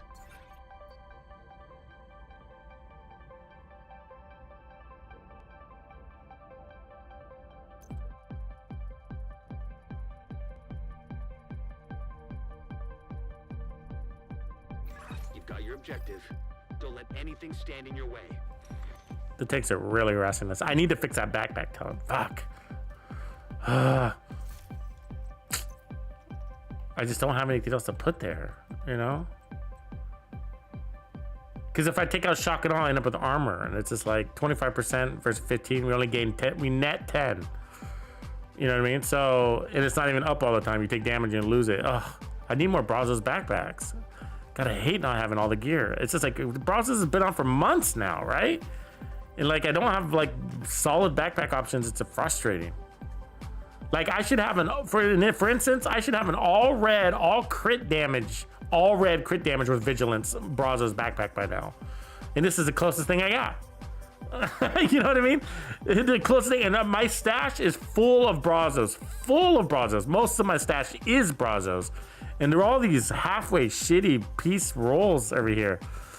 Every time I see Brazos on the map, guys, like I'm after it. I'm like, oh yeah, I'm gonna farm all day and try to get Brazos. And what do I get? Nothing but shit. You know what I mean? It's just like it's one of those gear sets that just doesn't put out. Anyways, let's get in there. So just know that we need a better backpack.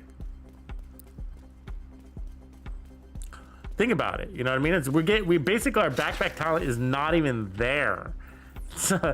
And then every now and again, we'll pick up that first kill. That'll expire in 15 seconds. This is legendary. 15 seconds in legendary isn't anything, you know? It's not like it's a memento. You're getting so much more than just that. You're getting the long term too, right? There we go. We got all sorts of things going too. It's working now. Look at Unstoppable Force. You watching it? Once we got those tanks to stop harassing us, I think we're okay.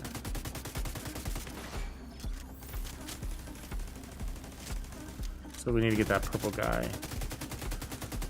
He's the trigger man, so we want him out of the way so that with this kind of build, so that we can get the helicopter to arrive while we already have a plague. That's what we're trying to do here. Oh, we have plague rolling. We want that helicopter to roll in.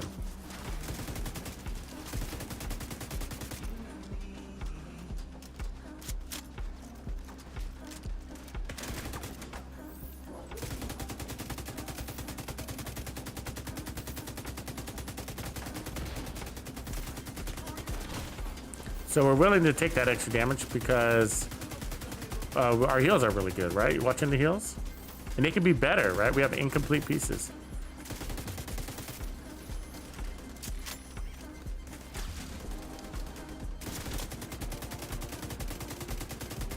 Especially the knees.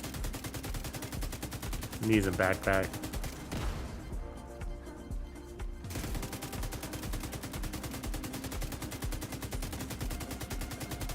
That purple guy's hiding so far away. It's nuts. So yeah, I don't want that tank to die, so I'm glad he's kind of fixing it. Because I want it to be alive for the helicopter. We need to kill the purple guy to do that. There we go. All right, now we can kill this tank. I think I can. Detected.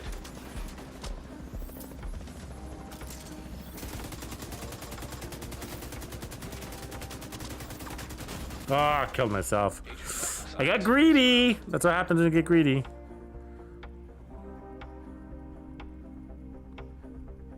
You've got your objective. Don't let All right, said I anything get. stand in your way. It's kind of working, but I could definitely feel the loss of the backpack. I mean, you know, the backpack was there for a minute, but it played out exactly as I described earlier. But Unstoppable Force is like, so what ends up happening is it expires. Well, it does its damage and then it goes away, and then you got to earn it all over again, right? All over again, you got to earn it. It's gone.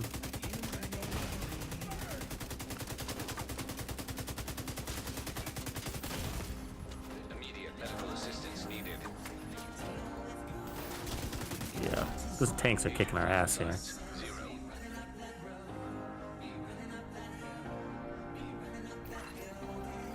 You've got your objective. Don't let anything stand in your way. Thanks, Koki. No, I know. I said mechanized. It was just kind of my term for the concept of armor that they've created for these new characters, like, or for these more modern versions of our classic superheroes. But no, I appreciate you, man. Thank you. Like, you know, Superman wearing armor and shit, and then Spider-Man. Spider-Man wearing armor, like that Iron Man made for him. You know what I mean? Interesting, because he is invincible, but they enhance his power, so I get it. But it's kind of the trend, right? It's how they've kind of modernized all our favorite characters, which is pretty cool. I like it. But I just say mechanized, but I realize that it's just armor with some cool tech features, like, you know, vision enhancement and stuff like that. I think there's a tank behind us, right?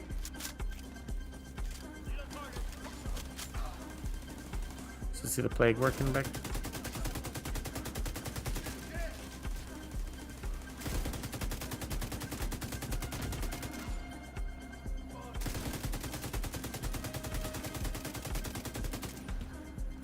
Yeah, interesting trend though, but I like where they've taken it. Especially for Batman, because he gets his ass kicked a lot, right? I mean, he's always falling off of rooftops. Yeah, he's in bad shape. Think about Batman, right? All the broken bones he has, and because he's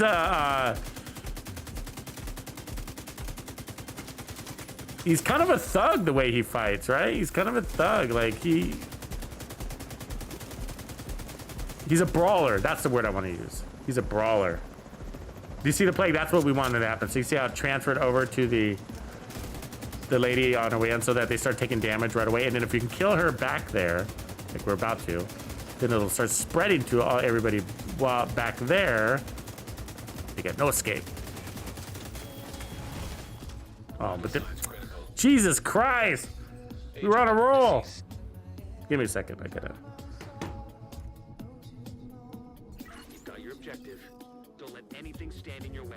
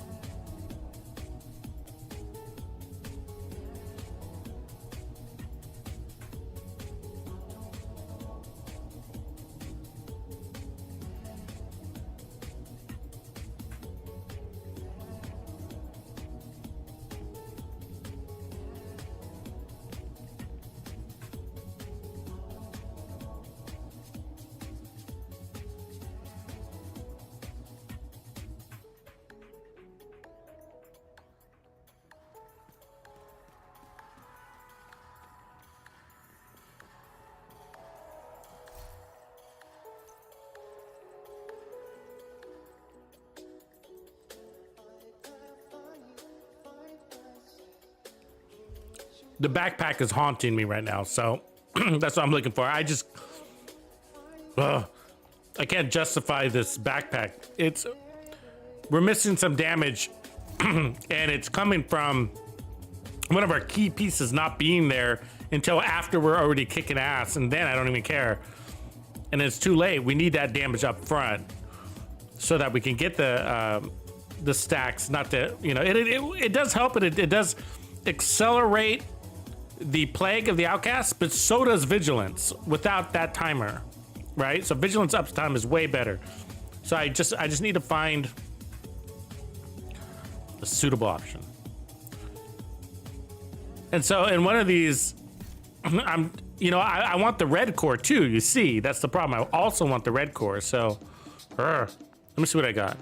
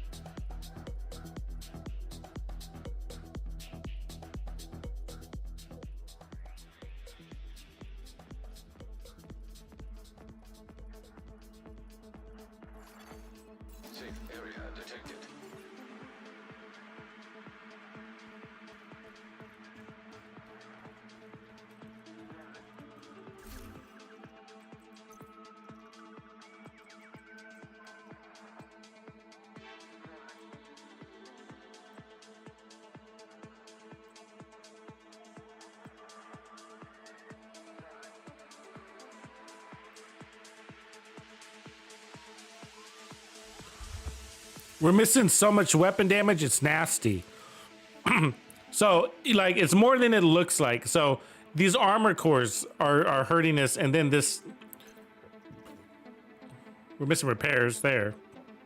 And then the backpack. That talent's a big loss, so I'm trying to fix that. But the only way to fix it is by putting on an armor core. That sucks. You see all of these because it's one or the other, right? And so I got an interesting piece here. It's Brazos backpack, but it's still like, it's still going to require an armor core.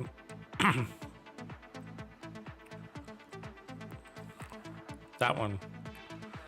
So that's it. That's an interesting, it's the right setup. It's got weapon handling and repairs. It's better than skill haste. We don't need skill haste. I just don't have the right pieces for this. That's good too. But repair skills and weapon handling is nice. It's got clutch, which we wouldn't make use of.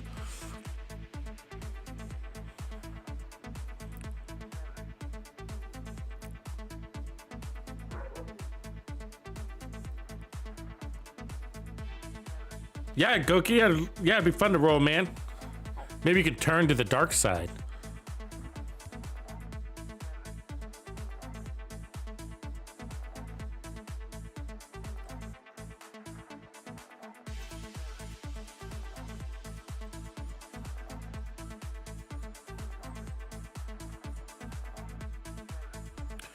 With each type, with these types of build, all those cores are the cores are the most important thing, right? I can't be rolling around with 1.2 million armor and no backpack talent. You know what I mean? Like, that's gonna get my ass killed.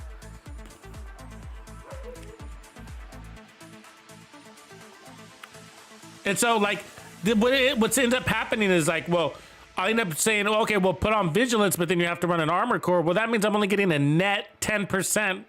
And it's total weapon damage, so that's better, but it's only 10% total weapon damage. I mean, basically, you know what I mean? It's less. I'm washing it down. And so it needs to be vigilance or composure or whatever, plus the red core. It's got to be, you got to have the red core and the talent for this to work. That's, we're already missing damage with these two blue cores and the skill tiers and the skill haste. You can't have, not with the pestilence, you know? And so I'm trying to figure my way out of that, but it's coming down to these pieces. And red core glass cannon, where's that at? Don't have that either.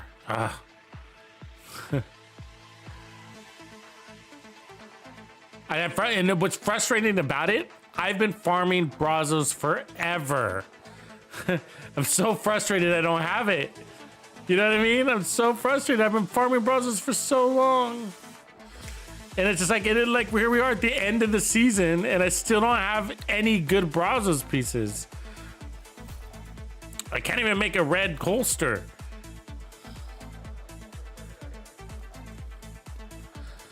Let me try. The clan vendors. I haven't even looked at the vendors this week, but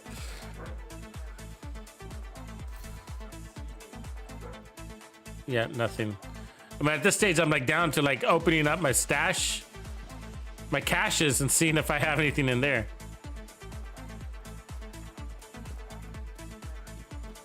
No, I'd run companion, but I need the red cores. That's where I don't mind companion or whatever. Doesn't matter. I just need the core. I can't run with 1.3 million armor. It's really, I got 3 blue cores on this build, and it's 1.2. And it's not how the pestilence works, right? The pestilence needs red cores. You can run a little bit of armor, okay, but we can't run armor. You know what I mean? And then also have skill haste, and also have a skill tier, and also have magazine size instead of damage alternates.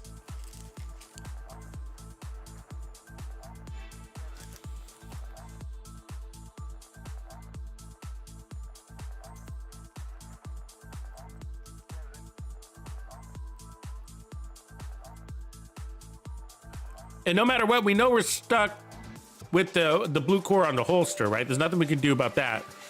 So it's got to be the backpack and the chest. We can't run those. We can't run those with blues. We just can't. I mean, those tanks are just going to keep outrunning us, you know? And the only time it'll work is because I'm using player skill and playstyle to override it, my experience to override the build, basically. And I know that, and that doesn't make me happy either. It's a waste of my time too. You know what I mean? Like it's just coming down. I don't have the right pieces to make this build. I mean, I don't even have a fucking True Patriot holster with repair skills. That's frustrating me, but whatever. That's not that hard to get. But the reason why I don't have it really is because I'm sure I had to delete it because of stash space issues, you know? But I'm down to open up all of these and see if we get lucky, though. Let's see if maybe a Brazos backpack is hiding in here.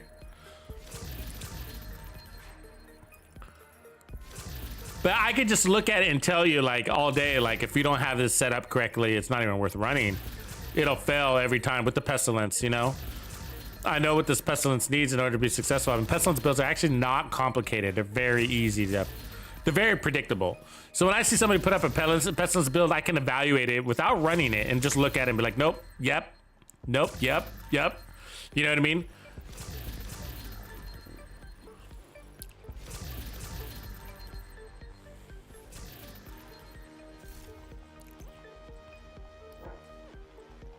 So let's see if we get lucky, though.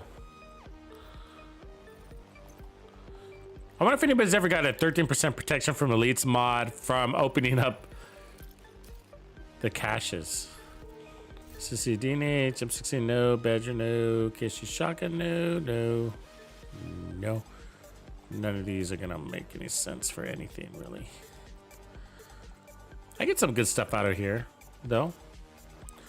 I don't complain. It's not every day, but... You know how everybody was coming over here and buying like unlimited stage left rifles? I thought that was crazy. I was like, you know, you could just play the game and get free gear that you can sell or crush, whatever you want to do. Like, I get so much gear, it's insane. Insane. And some of it's actually good and keepable. So you really are rewarded more for playing the game. You know what I mean? It's just like, and you get to level up your character, and you get, you know what I mean? Like, it's just, and then when you level up your character, it translates to all 4 characters. So it's still, you know, it's good. Just play. Yeah, it's not as much resources as fast as buying a stage left is over and over and over again, but play the game. You know, play, fun, play, fun.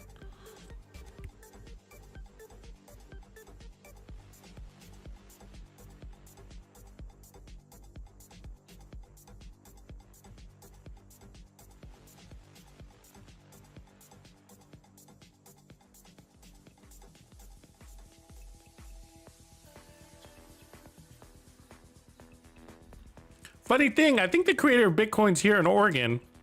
A funny thing, I'm not kidding. We get a bunch of weirdos out there in the boonies, like outside of the city. It's like, you guys, I'm sure you guys have all seen the documentaries. These weird, alternate, anti-government, white supremacist cults, basically. We get all sorts of weird shit. And so it's also tends to be a refuge. So for people that don't want to be found or isolated, you know, there's some backcountry out here you can get lost in. I think that's where he is. Do you guys think he's dead? Maybe a plane crash in Upper Canada? Where's this Bitcoin guy?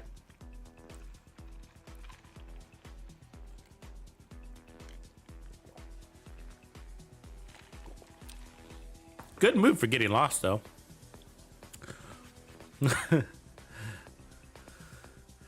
Yeah, I'm trying to find my 6-2 squad. I'm with you, man. We should hunt. You know, I'm not really trying that hard, though, because, you know, we're fine without it. But I bet you if we turned on, you know, go and played Heroic over here, put on 4 directives, turned on mods, you know.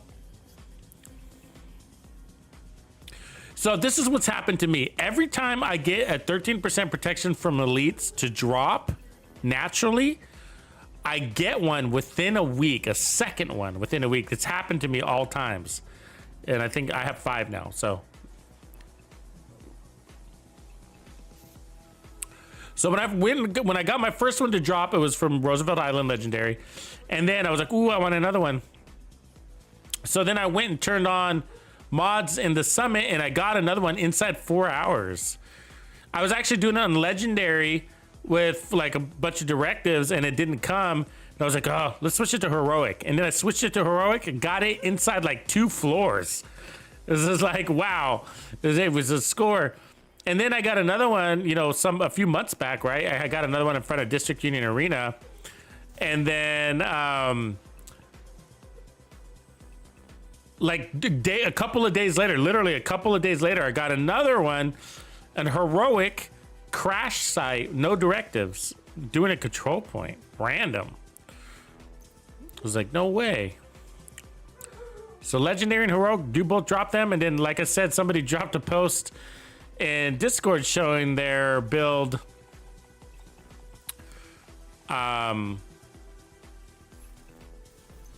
Not their build. They got one in challenging.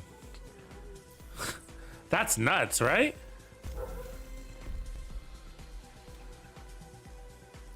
So where's our progress here? Where are we at? So we're at 7. Have you guys been playing this? I've actually been having a little bit of fun, mostly because I've been put together a couple of good builds for this.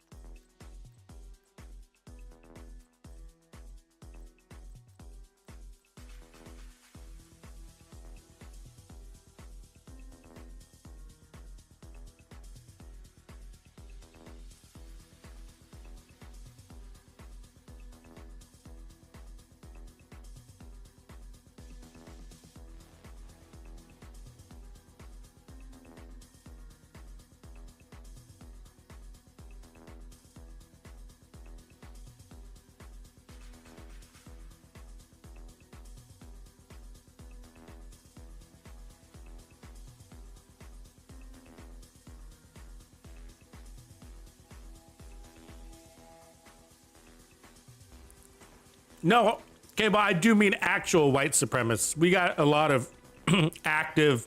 We're actually, I think, one of the. I don't know if I haven't checked the stat lately, but I remember when I was in college, we were known for being one of the largest Ku Klux Klan affiliate states, which is weird because it's Oregon. We're not in the South, and you know, Ku Klux Klan is obviously a big thing in the South, but like one, I think a city in particular, which is called Grants Pass, which is in Southern Oregon, very small. Is very much known for having a lot of participants of a Ku Klux Klan, whatever you want to call that. But there's just something about Oregon or whatever. But I wasn't picking on any particular group. But no, but we're talking about usually the kind of people that preach about like purifying the country and purging it of, you know, basically anything other than white. the master race or whatever. You know what I mean? You know, that's sort of how they speak, but it's not like back in the day. You know what I mean? It's also very anti-government. Like, it's very anti-government is a big part of their message too. But you guys have seen it, right? Like, I mean, we have this on the news. You've already seen it on the news during the MAGA stuff, right? Trump stuff, and because Trump brought out a lot of it. And so, like, not him personally, but like, well, like some of the stuff he said like inspired or empowered these groups for some reason. I don't know, which is weird. But because I don't see how they can relate to Trump. You know what I mean? Because they're like everything. He's everything that they are opposite of what they would like to represent. But for somehow he inspired them. And I'm not anywhere near their psyche to be able to say why. But I need this to be class canon. Yeah, but we had you guys, I'm sure you are all aware of there's a big shootout that only happened a few years ago. There was a standoff here in Eastern Oregon between one of these groups and the FBI, and the groups had like occupied a federal park, and it was a couple of brothers that were leading one of these groups. I don't want to call them cults, but you know, I don't know what to call them. You know what I mean, to tell you the truth. But they're definitely anti-political groups.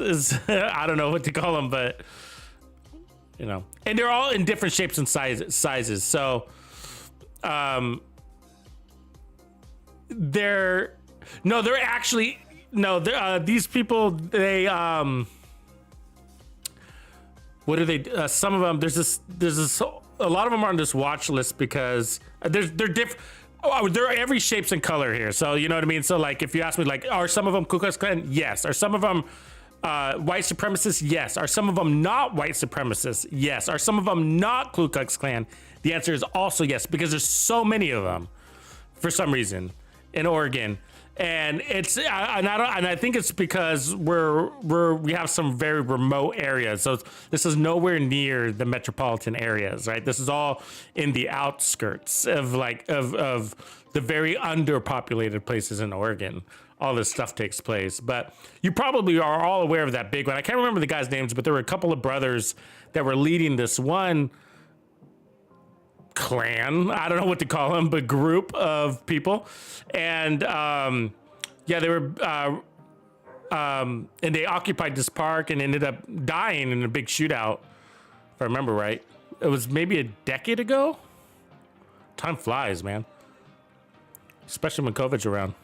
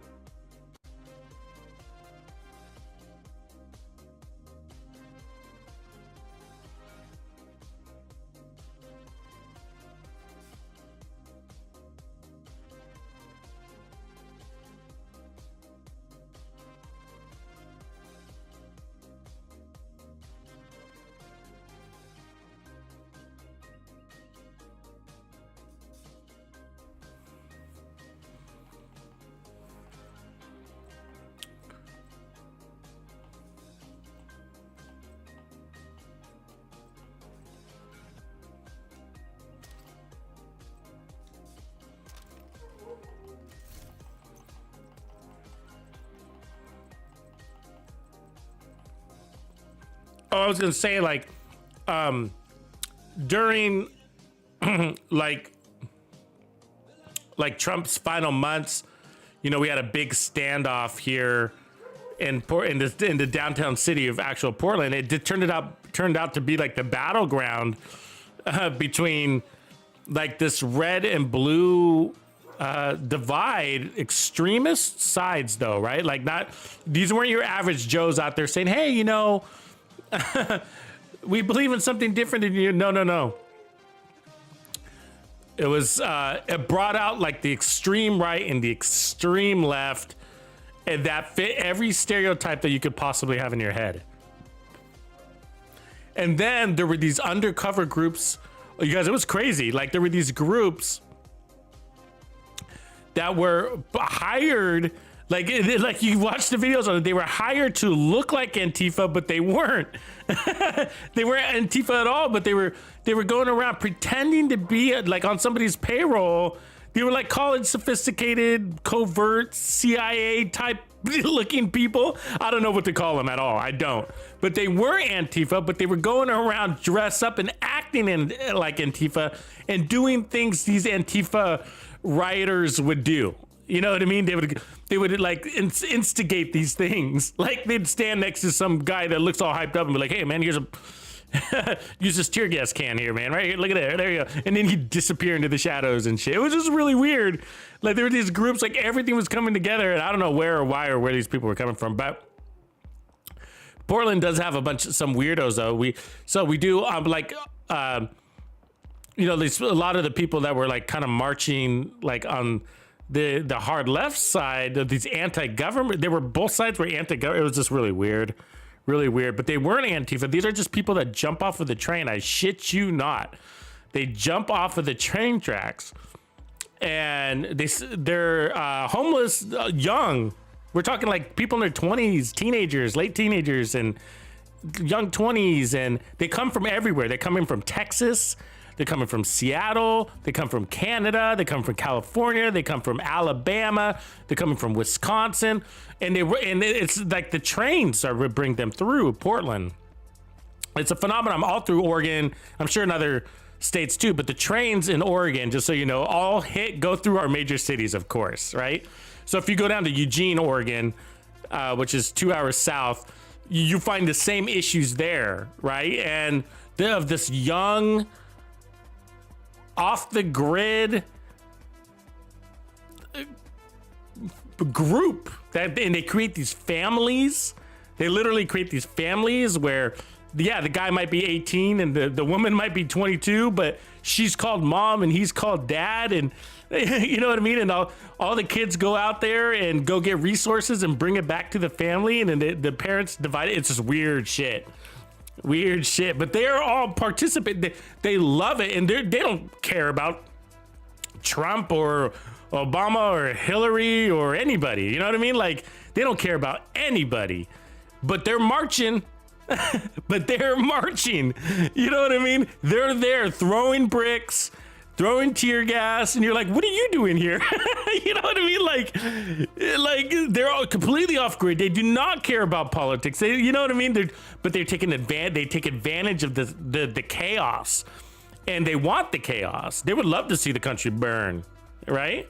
They would love to see it burn.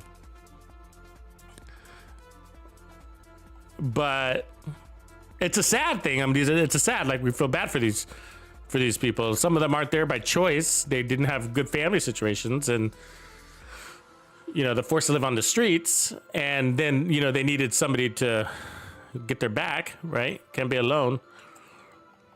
And this is where they find themselves. But anyways, so yeah, we got all of that. And so my point is like, all these groups, these extremist left, this extremist right, this extremist, they're not left or right, there's some other extreme, all came out during this, and it was all over the news. You guys have all had to have seen this, right? Like, anybody was putting people in a box, but they weren't really in a box. Some of these groups are very not in any sort of box, you know? I don't have another skill haste mod. It sucks. Guess I'll just put protection from elites. I don't have anything else to put. I've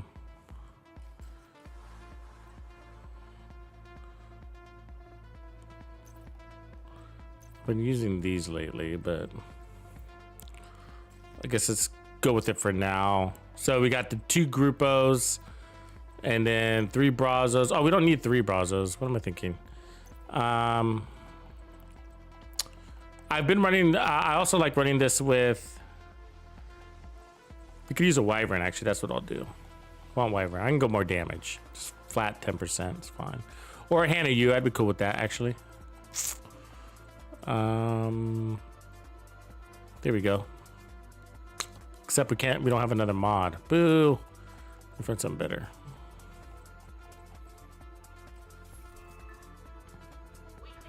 Armor kill mod, yeah, that's not a bad idea. Wyvern. Let's do Wyvern.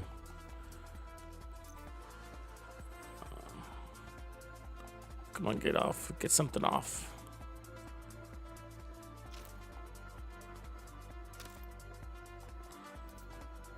Delete some of these pieces.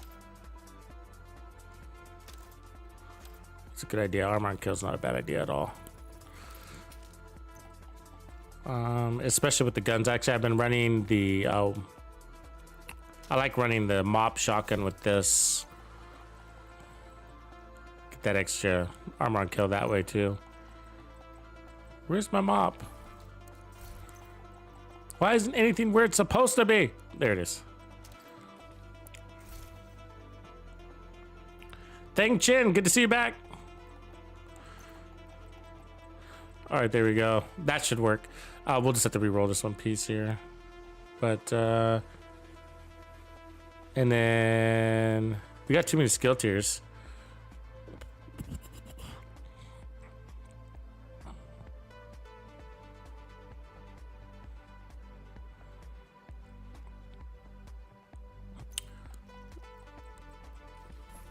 I'm gonna put on the exposed technician demolitionist guy. This guy. All right. I usually put this build together way faster. I don't know why it's taking me so long. Okay, do we got everything? Still too many skill tiers. I think. Let's see, 1, 2, 3, 4, 5, 6. No, that's right. Okay, now we're good. We just need to change that glove.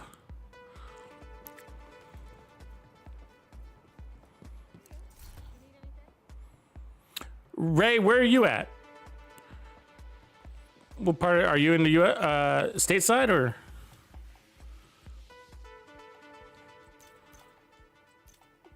Skill haste. Status effects works really good on these builds too, by the way. But I'm not. I like running the biomask with this. I'm not going to right now. Give me the extra skill haste attribute for that, and then let's go ahead and change this to armor and kill. Might as well. Got to use these things, and we could use the help. Okay, cool. So we got the damage from there, and we got the damage from that, and then 2-piece Gruppo, more damage, skill haste everywhere. Here's our other Gruppo. And then we got the 2-piece Brazos for the skill tier and haste. We do need haste. So, and then Wyvern, and then I'm running tech support for that damage, and then our mandatory China Light with glass cannon.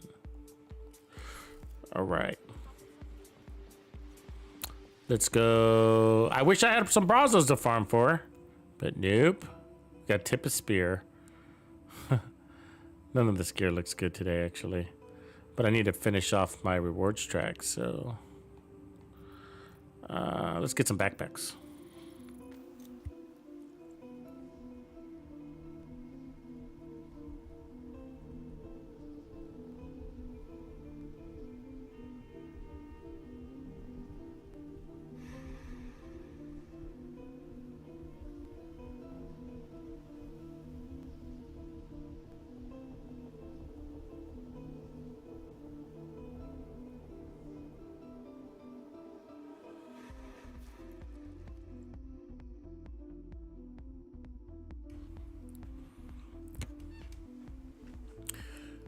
Thank you. The build test was going pretty good until we got to the last one, and then I couldn't complete it, and it was frustrating because Detected hostiles detected. I didn't have the right Brazos pieces. It came down to that, and that's frustrating. It was really frustrating for me because I do a lot of Brazos farming anytime I get a chance. And I was like, oh, I still don't have good Brazos backpacks and chest pieces after all this time. It's really frustrating. But otherwise, the test went really good. I was actually pretty surprised on how neat some of these builds felt using.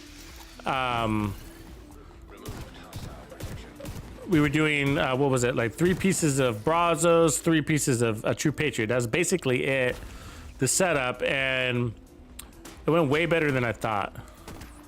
Surprised actually on how it enhances some of these weapons.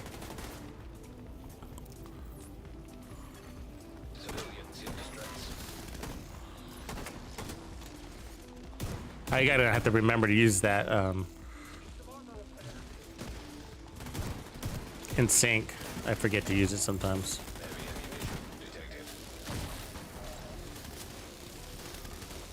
You see that thing? Look at that bug right there. It's eating up my hive and it's not even existing.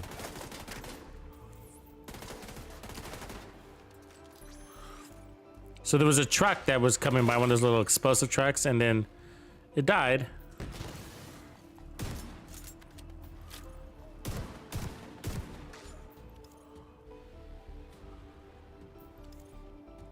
Skill haste isn't bad, it's a little bit slow.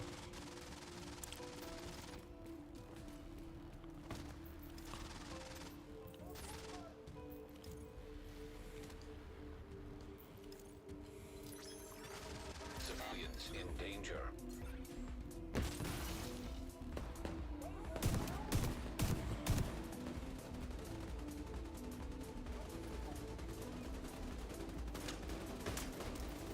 You could run a BTSU gloves and stuff like that. I put up a straightforward build. It's funny. I always forget to use the BTSU gloves anyways. Heavy ammunition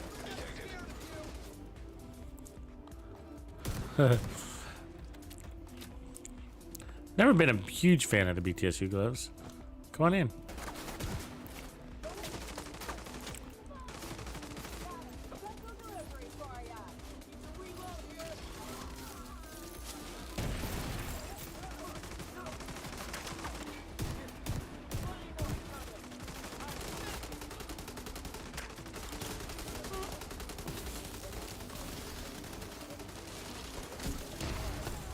Heavy ammunition detected. Heavily armed hostile detected.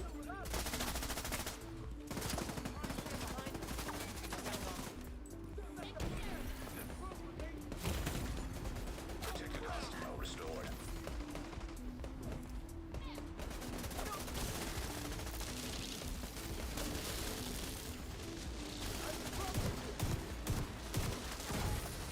Ah, it's right there.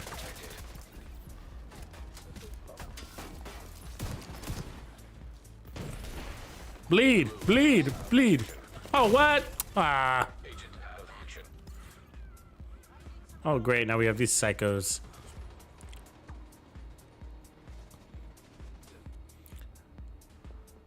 Was he the one that killed me, the boss? Must have had a quick headshot in there. Civilians in danger. Hold on to that.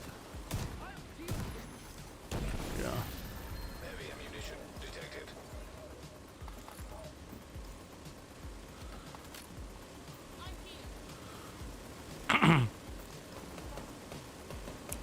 Sticky bomb might be better for the way we're running this, but more. Let's get rid of this weirdo.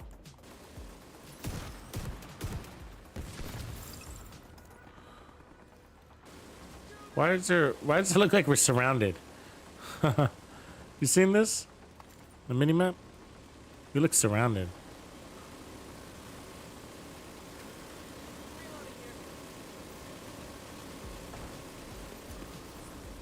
Yeah, so the build, I'm purposely not running the build that I was running in the build video, but I did create a build video for this event. Tons of fun, but it's gonna just roll in something different for the sake of it. Detected. Heavy munitions. You can actually run, Detecting additional hostile contacts. what do you call it? Eclipse protocol is actually pretty cool. Hold on to this. Shouldn't have stood there like that. Bunch of idiots. Sucking on your juice. You're drinking your bottle.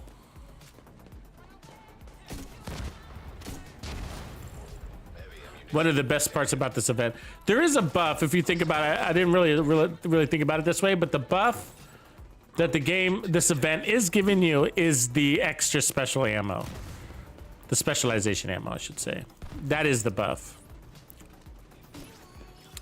I never really looked at it that way. I was like, this event has no buffs. It sucks. But the reality is, like, if you pay attention to like the amount of ammo that's dropping is incredible. And so you can spam your special weapons. And I like hitting these bombs right here. I love that. There's something about the grenade launcher and being able to drop these bombs like that. It's like Hail Marys. It's just fun.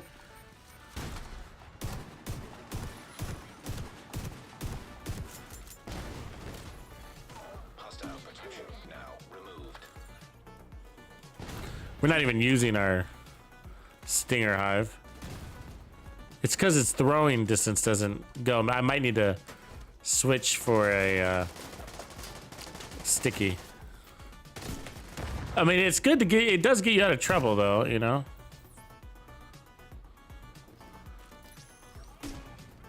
Like if somebody rushes you or whatever, it does have that. Detected. Heavy munitions. Hostile restored. Great! You didn't think it would land, did you? I've been using explosives the last couple of days. Getting good at knowing where to throw it. You don't throw it where they are, throw it where they're going to be. That's how they do it too. Ah! Who's shooting at me? What the fuck? Medical assistance needed. Detected. Where were they? That guy's shooting at me? Heavily armored hostile detected.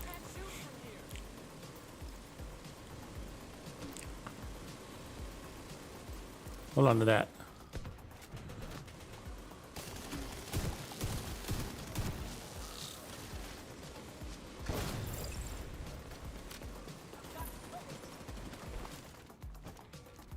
Bombs away.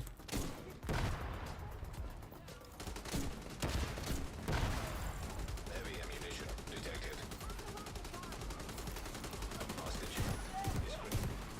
Protected hostile restored. Civilians in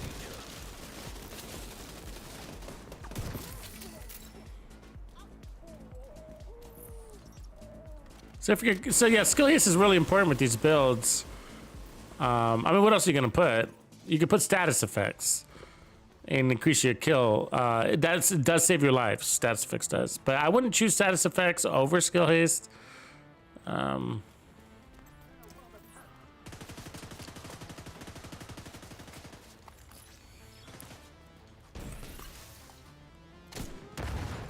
Detected.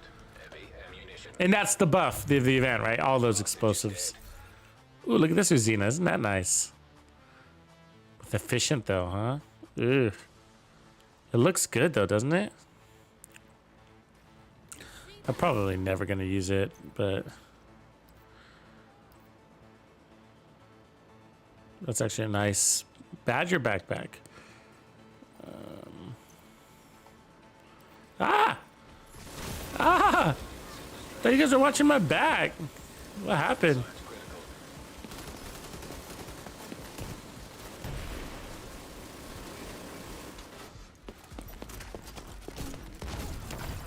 Detected. Heavy munitions. Ah! There's a guy back there.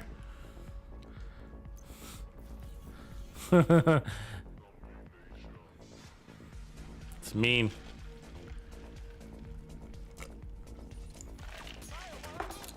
All right, let's Supply room access unlocked.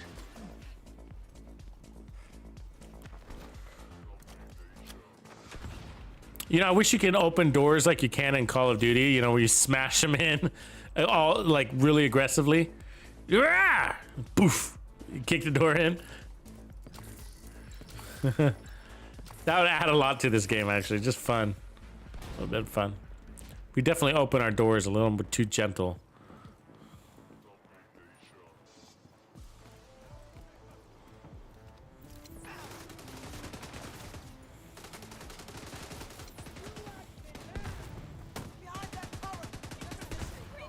Look at they bring a little bit of some trouble here, these guys, huh?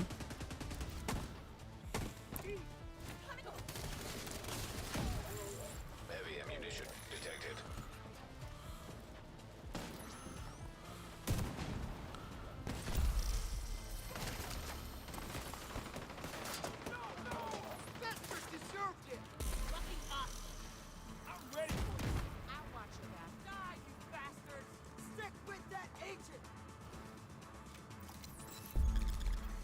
Civilians in danger.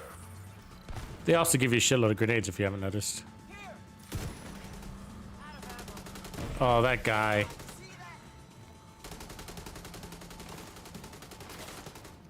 Think we can bank shot this? Ah, she figured it out. She's like, he's gonna. She's smart for moving.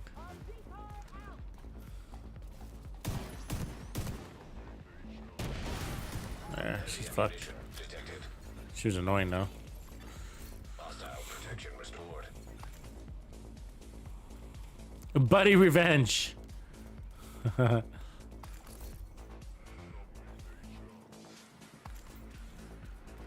That guy can snowball fight.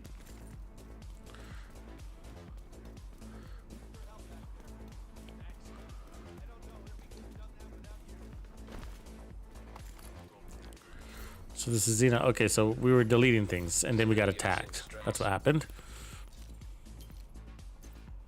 All right, and then we're gonna take that, but we're probably never gonna use it.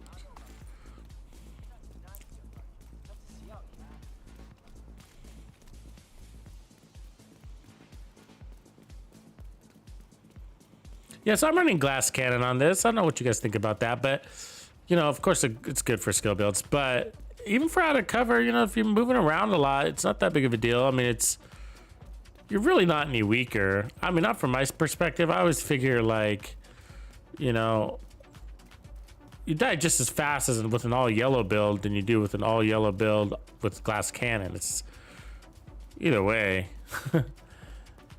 Either way, you're dying fast. So just move around a lot. You know, shake and bake, shake and bake. So we're about to go to the MLK library, which is always a little bit of a.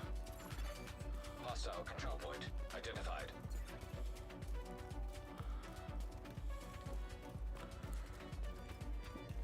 All right, wait. This is the actually demolitionist we're headed to.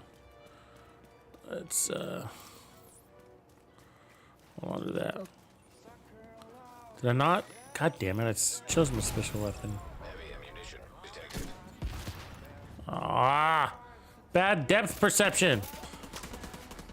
Hold on to that.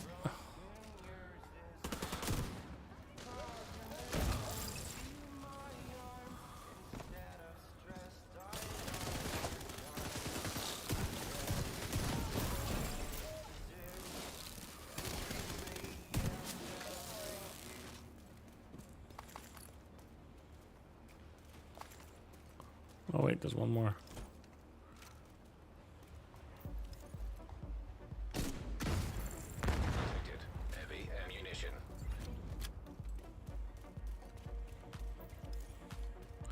You think we can? Yeah. We can. You know where I'm going, right? Wait, let's get up here. Let's make the most out of this opportunity. How do we get to a high vantage point?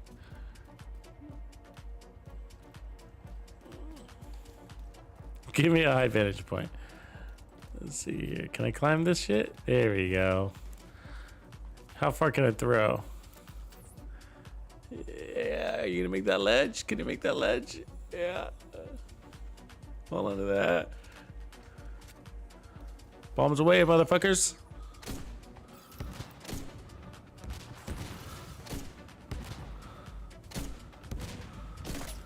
I love it. That's how you play the Division 2. Bombardment style. Hostile restored protection. Can we get it over? I don't know if that's a good idea, but it might be too.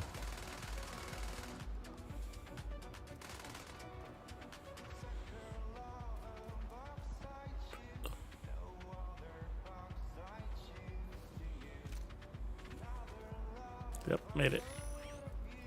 Ah! Fell in a hole.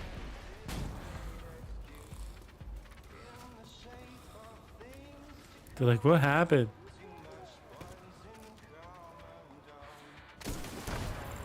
Detected heavy ammunition. Reinforcements incoming.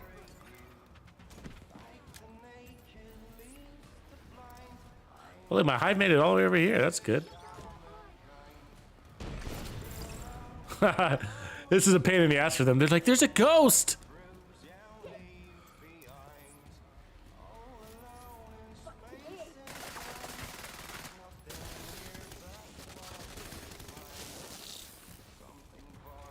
That scatters the roaches, doesn't it?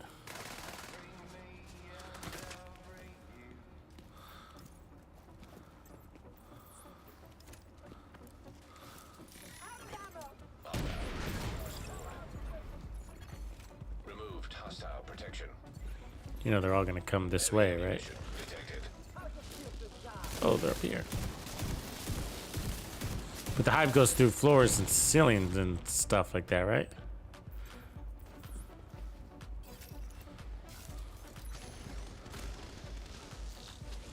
How do you think this is going for you guys? I need more special ammo though. It's with that in sync, right? Like, Detected heavy ammunition. Heavily armored hostile detected.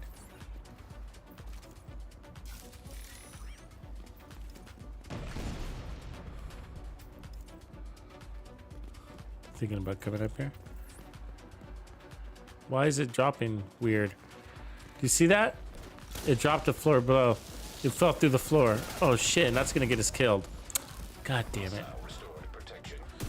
God damn it. Agent down. That's dumb.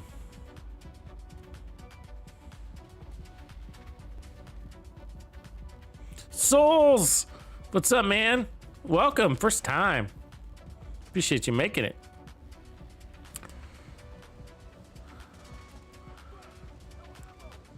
I'm glad you're on both sides, too. This guy never saves me, so I'm feeling pretty good about this.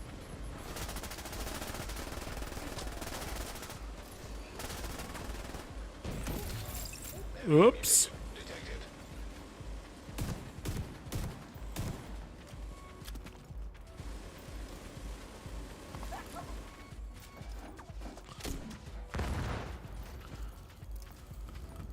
Get off of that. It's enough of that nonsense. Hostile restored protection.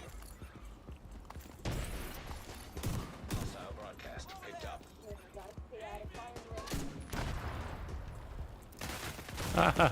Serious trauma detected.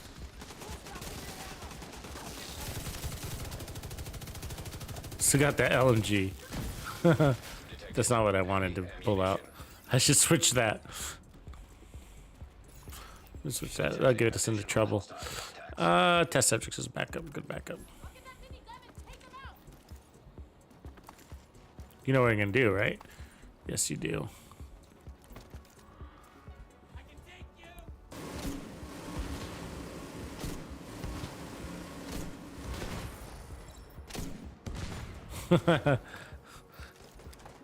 There's nothing better. I'm just telling you, you gotta appreciate the little things. Like, I'm with you. What up, Blue Rosebuds? I'm with you, Ray. Like, you gotta. The devs could do so much with this game that they don't do because of priorities or whatever, right? But like, so you know, just go around blowing shit up from time to time. It'll definitely get some steam off. You know, blow some steam off. Literally blow some steam off. Hostile protection restored.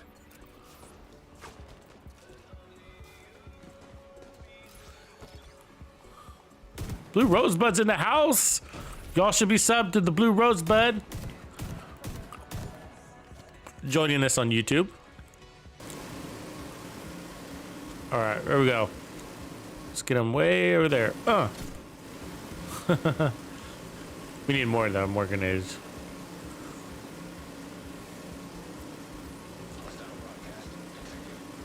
You can throw that seeker pretty far. Oh, really? It's not gonna pick anybody up? No, it'll chase that guy down. We need more naders. Skin the heat.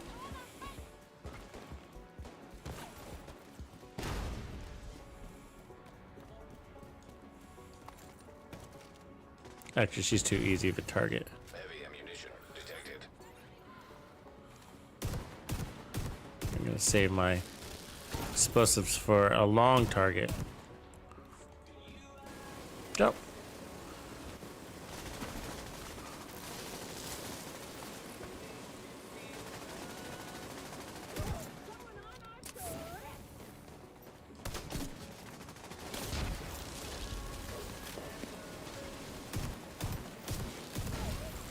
Detected.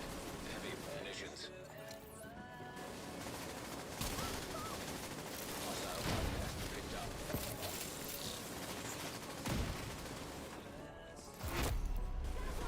Hostile detected.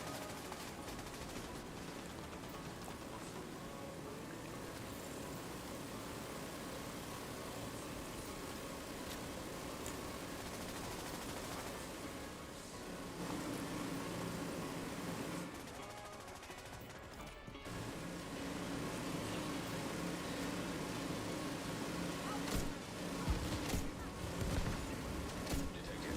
Heavy ammunition.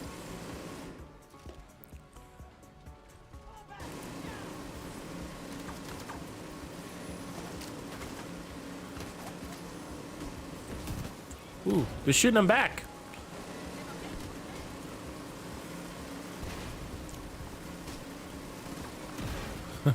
We're definitely in an explosion contest.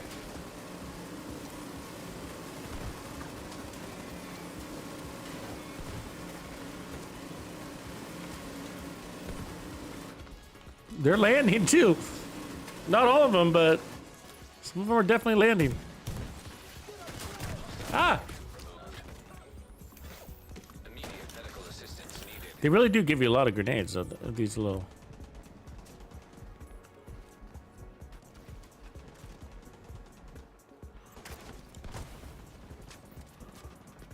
Where's this guy? Why doesn't my hive see him? Let's gotta have line of sight.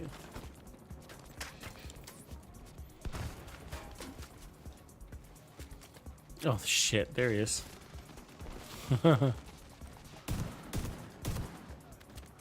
Feels like he's a phantom.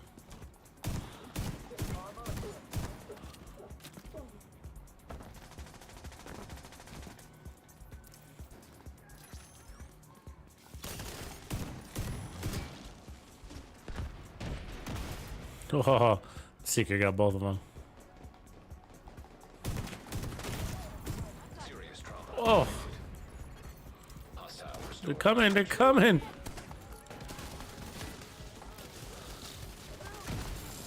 Detected. Heavy munitions.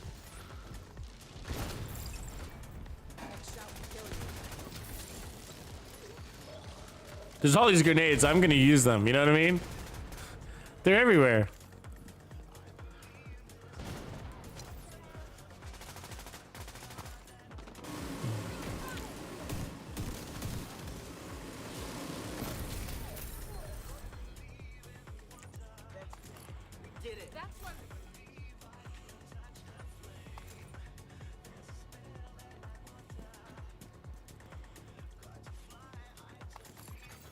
Hostile broadcast detected. Supply room access unlocked. Right now, I just threw around. So we've been running builds all day, and then I kind of got to a stopping place because we were on a roll. So we were doing these crazy builds, that were really working. They were sort of surprisingly working. You know, we were doing the 3-piece Brazos with 3-piece True Patriot for 50% more mag, right? And you'd think it'd be like, yeah, it'd be underpowered and it's not going to be effective, but it was, and it's not for some setups, of course it's not, but for certain weapon talents, we found the findings were that it accentuates certain weapon talents to the point where it's like, wow, it is effective. It's very effective, like strained, right? So like, you know, most people don't run strained under Police M4 because the Police M4's RPM is so fast, you don't spend that much time with your peak crit damage from strained. And I don't mind it, actually. I don't mind it at all. I like strained with the Police M4. But with the 50% larger mag, we end up with 75 rounds. And so you're spending all day with on that peak crit damage. And that's not bad right there, huh? Probably don't need it. And so so there was other ones like Steady Hands worked really well with it. The other one was the Manic, named assault rifle, worked really well with it. The Pestilence worked really well with it. Steady Hands, Fast Hands worked really well with it. Basically the same thing as Overflowing. So there was a lot of, but some things, and then some weapons just kind of fell flat, right? So they did. And then we kind of got to a really good idea about how to make a good, like even better version of this concept for the Pestilence. And then I ran out of juice because I didn't have the right Brazos pieces to make it happen, you know, to go all red basically. So, but really surprising that the 3-piece True Patriot, 3-piece Brazos could actually be good. Now, it's not going to replace your 4-piece Umbra or 4-piece Heartbreaker or Strikers, whatever way you flow, but it's really interesting. Really interesting. So if there's certain talents that you want to accentuate, then yeah. I could even see it working in the Dark Zone, just mega mag. And so we went all crits for the most part, everywhere, crits everywhere. We had 3 blue cores for the most part, 3 reds. But yeah, so anyway, so I stopped just because I didn't have all the pieces to finish off this Pestilence one, but we had created like probably 6 builds based on different weapon variants. So, and so now I'm just kind of finishing out just casual. I just got a high explosive build using 2-piece Brazos, China Light, Groupos, the typical skill hit, skill damage everywhere, explosive damage. Location nearby.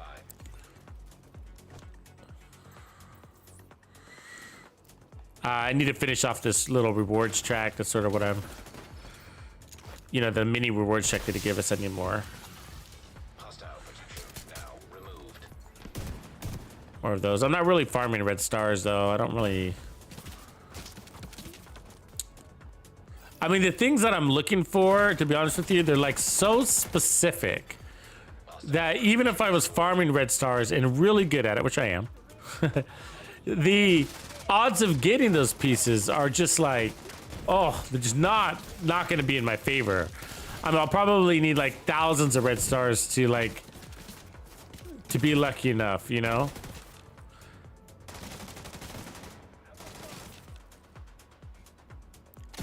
Oh, that was a bad shot.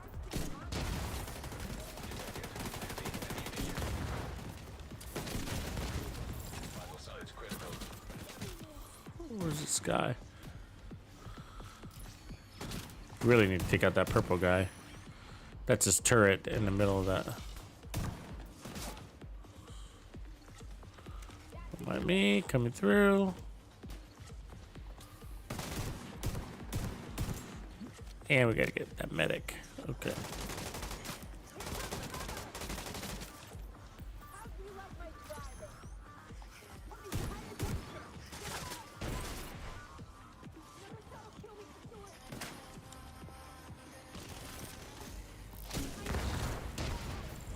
Detected heavy ammunition.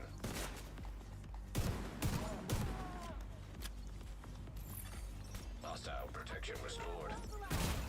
I had to get that. Medical assistance needed.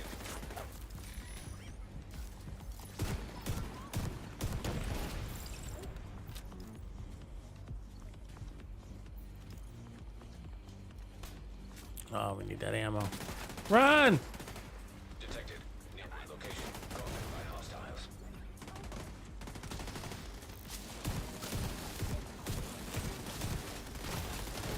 Oh, come on, we turned that corner.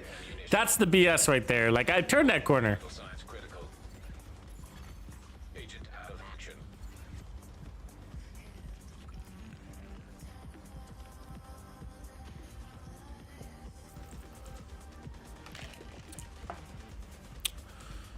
Come on, mister. You're on a roll today. That's twice today this guy's picked me up. Maybe 3. He never picks me up. Pretty sure he doesn't like me.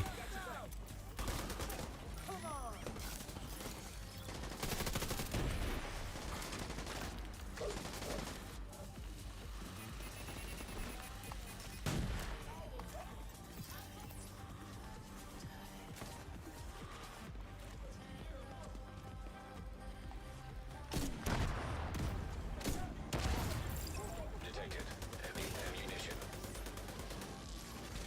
Removed hostile protection.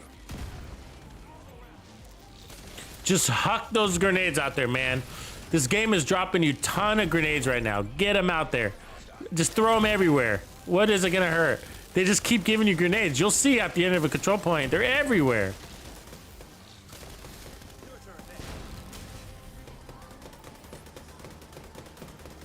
Plus, you need your practice since they keep giving us grenade talents that nobody likes.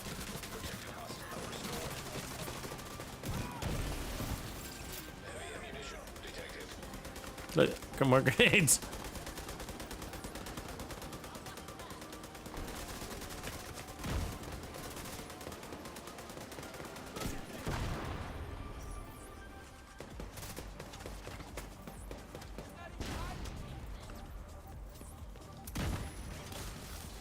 Not gonna like what you find over here, buddy. Nothing but boom boom. Daddy made a boom boom. Ah! Immediate Let's medical heal up from that. assistance needed.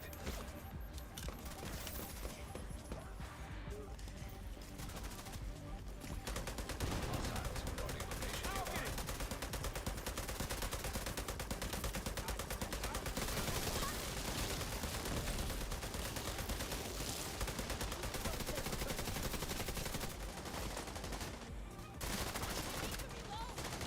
Protected hostile restored.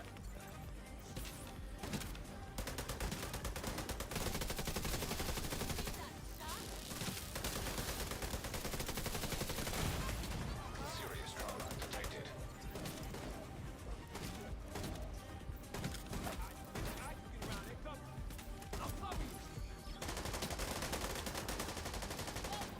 It's a good flank protector, these stingers, huh? You know, in my opinion, they're really a defensive. It's a defensive skill that everybody's adopted as an offensive skill. And the reason why I say that is because the NPC's behavior when you use it, you notice they all kind of run away. And usually when you're looking to get a good time to kill, you kind of want them to stay put. Detected. Nearby location. Guarded by hostiles. Immediate medical assistance needed. Detected. Heavy ammunition.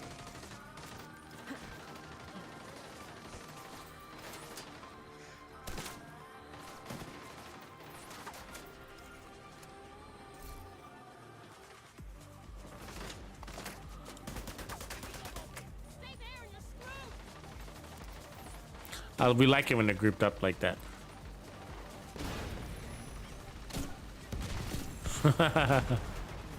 Ah, there's somebody behind us. It makes me giggle just enough.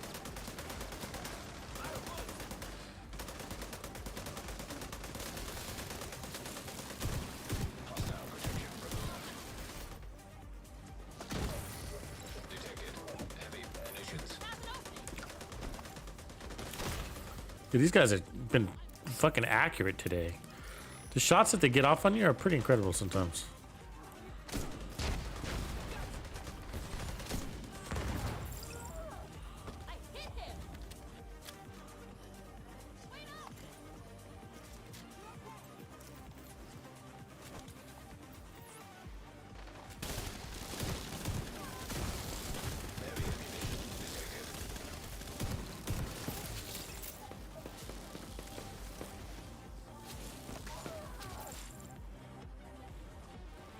feel like there's a whole group of enemies are missing around here somewhere.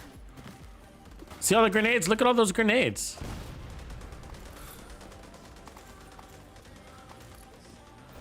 It's crazy. So that's what I'm saying. Abuse them. Throw them.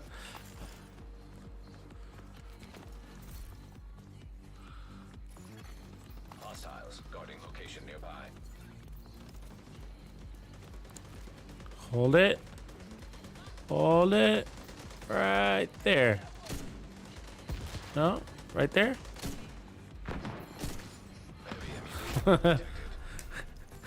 You gotta practice those long shots, you know what I mean? They're good for you.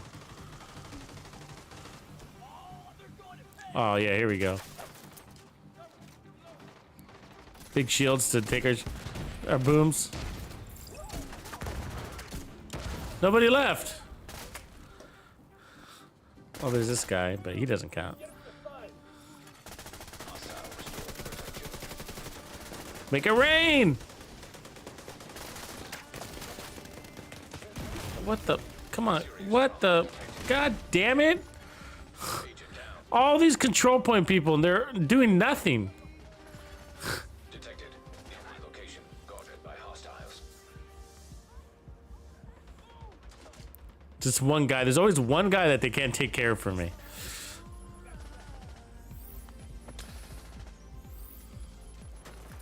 Okay, okay. Make it rain! Let's try it again. Make it rain! Oops.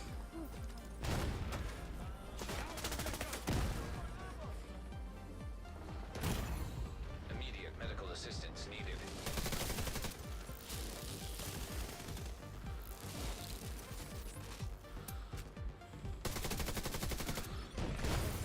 Protected hostile restored. Detected heavy ammunition.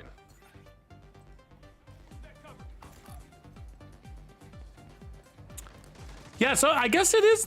I guess I am having fun with the event right now. I gotta say, we were talking about that earlier, like how it's not one of my favorites events, and you know, I guess if you just get out there and like abuse it in a good way, like have fun, like that, it could be pretty fun. You know what I mean? Just like, uh-oh, oh, run! They caught onto us.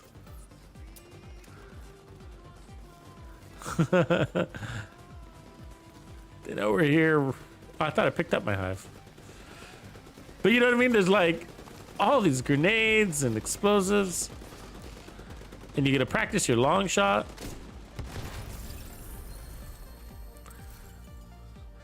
I mean, if you get good with the grenade launcher like that, it can be pretty fun.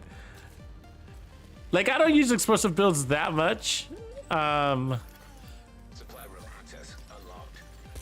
Like, especially artillery turret builds or whatever, but the grenade launcher is pretty fun. I mean, I can make a whole build video, like, just on the grenade launcher. I should do it like a tip of spear grenade launcher build, like a really fun one, just for fun. Just be like, look how much fun you can have in the Division 2. Go launch nades at people, you know? Look at this beast of a weapon, you know? Because it is. Like, when you put on all this explosive damage, it's pretty destructive. These guys have shields. Remember that. Like, the first hit brings down their shields, but they have the shields before the first hit.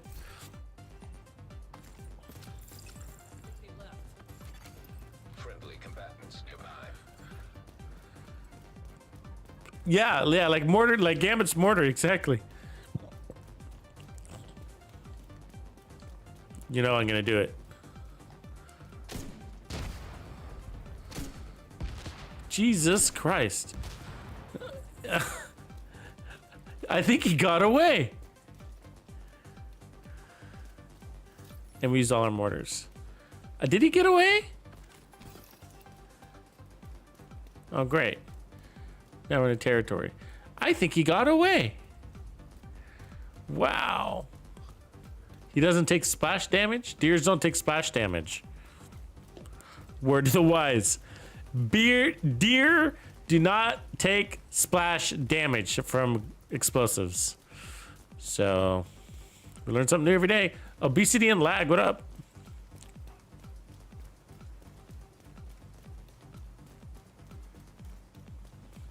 Yeah, the other thing is like, it doesn't work against bosses. That would be fun, right? Like, it's not a good boss kill weapon. And I mean, I use my TAC 50 against bosses anyways, but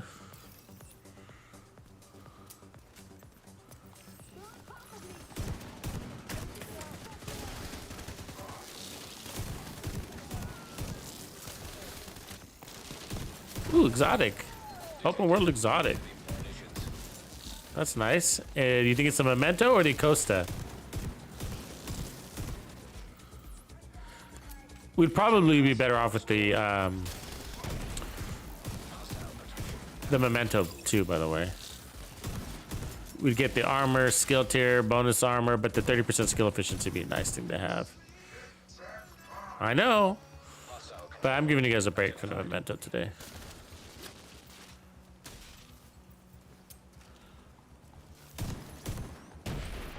Oh, he kicked it. That guy. He kicks your little seeker. And I don't have any grenades. I mean, I don't have any.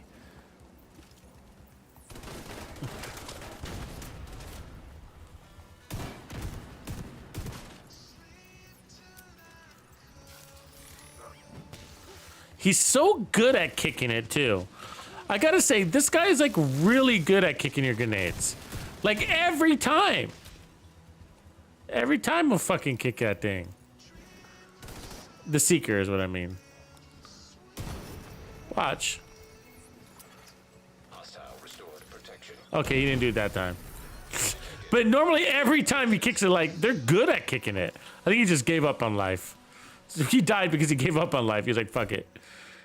We know where this is going. Hey, that's interesting. Armor regen, Pro, adrenaline rush with no armor core. We know I like weird stuff. Let's delete that snub. You want to play, Div? Yeah, come on in, man.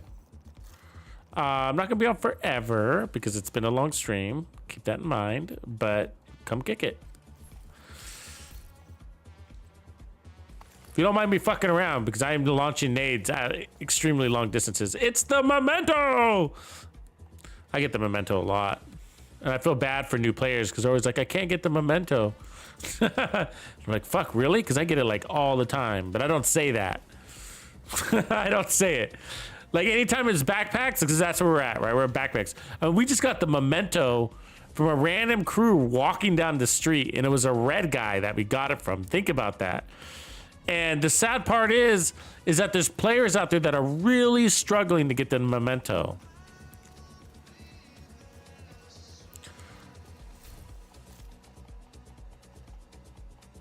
Div.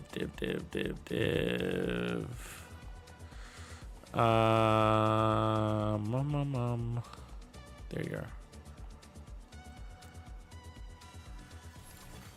You are now group leader.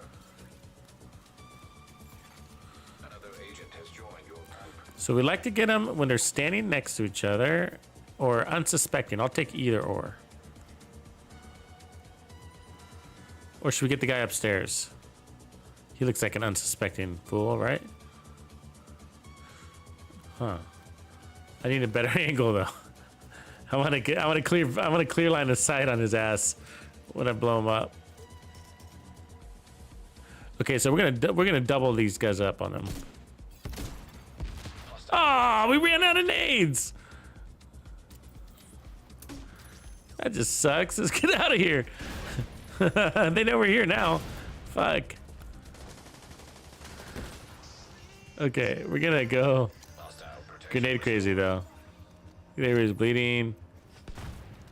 This, I know it looks silly, and I know it looks like I'm trolling the NPCs, but it's working. I'm not kidding. Like, watch these nades, and like he just foamed them, makes it even easier. And I've been running like explosive delivery too, which is an amazing talent, by the way. Do not sleep on explosive delivery. It's absolutely great. Get that off. Oh, look, he's giving us special ammo. Nice. Looks like he's got an ongoing directive riot foam build.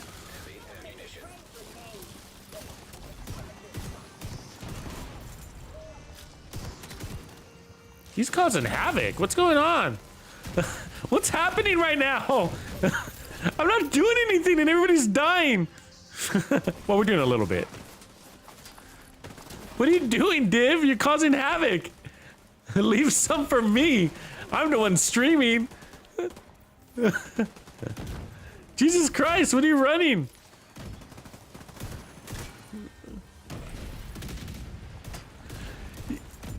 Are you seeing the explosions coming off of him right now? Like he's got all sorts of crazy shit. I think he's got the firewall grenades.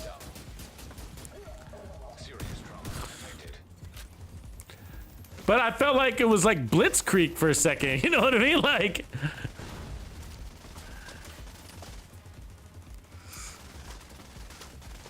I wanted to duck and cover my ears. I think he's caught on to the grenade thing too. Is that what happened, Div? You realize the nades are amazing in this? I've played this event for years now, right? And I just now realized, like, while streaming with you, that the nades are amazing. Like, I've never really paid attention to the fact that they've been giving us all these grenades. I just kind of been walking by them because I never use grenades, right? Who uses grenades in this game? Nobody.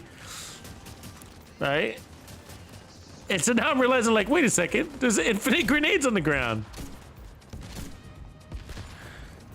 And I think Div knows that secret too.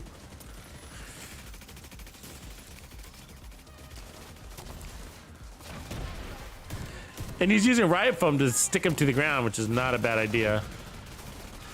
So I think he is sticking him to the ground and then throwing his firewall grenades, the cluster mines.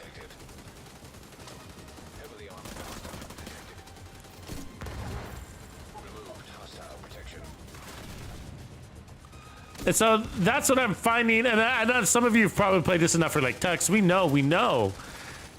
But I don't play this. I usually skip this event. I mean, I do play it. I'll play a build or whatever into it, but for the most part, I don't put a lot of mental attention into this event. Like, I'm the master of whatchamacallit, reanimated. Like, reanimated, I'm a baller at like, don't get between me and my reanimated event. The devs already did that. I'm very disappointed.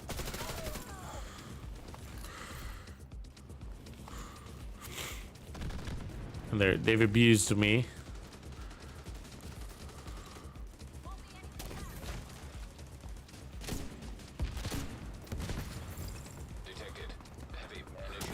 But I gotta say, I'm having a blast, and that's pretty unique for me to say on this event, because I've never really liked it. Like, I've always said, like, oh man, and you guys know what I mean, like, to make the NPCs tankier, and they're already tanky, it's just like what a dumb event. But I'm realizing, like, wait a second, they're giving us unlimited nades.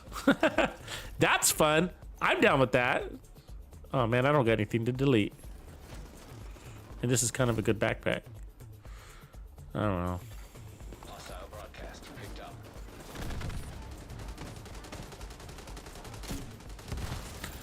Heavy ammunition detected. And I don't run explosive builds in the first place a lot.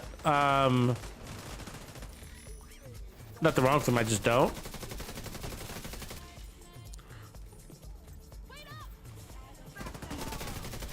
I did when I started in getting into skills. I remember when I first started getting into skills. I think the first thing I unlocked was demolitionist and kind of building up that tree. And man, it was. I remember realizing that the artillery turret was like, oh man, so much fun, so strong, and where are they? But this is part of the fun, is that we can get them. Oh god, I'm in a bad spot, but I missed my opportunity. I think I got it off. Hostile broadcast detected. Oh god damn it.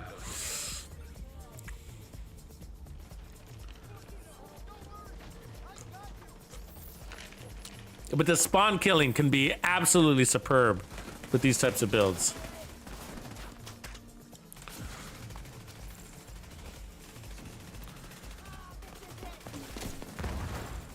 Hostile protection removed.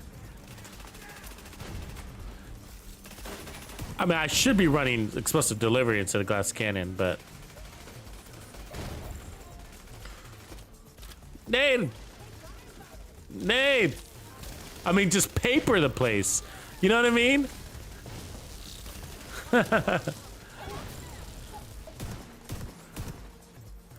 There's so many grenades. You're gonna see, like, I've already picked some up, but they're giving us so many grenades. It's nuts. Better deal, I guess. Broadcaster picked up. Hostile protection restored.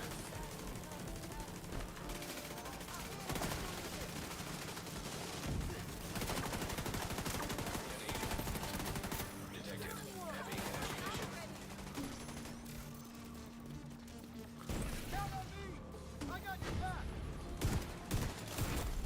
You do have to pace yourself, though. Because then what happens is you run out of nades. Because you go nade crazy. That's what happened to me. Pace yourself. Don't get too excited.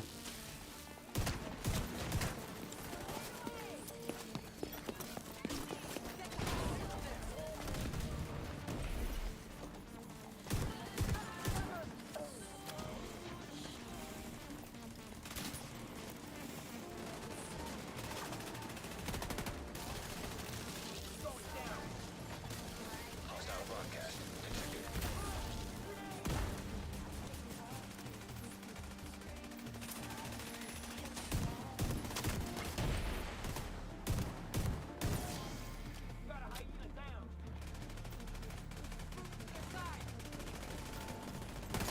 So the only thing that, you know, the downside, of course, as we discussed, is that they are invulnerable to your gun, right? Unless you break that shield, so.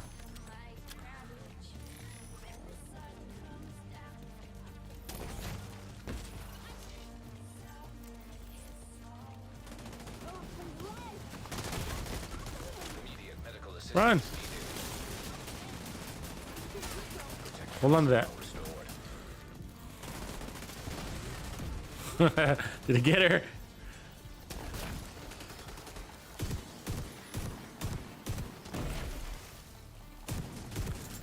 There it is. That was kind of a tough fight, actually.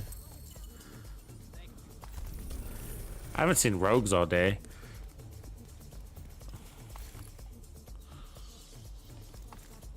Good fight. Grenades. Grenades. Room access unlocked.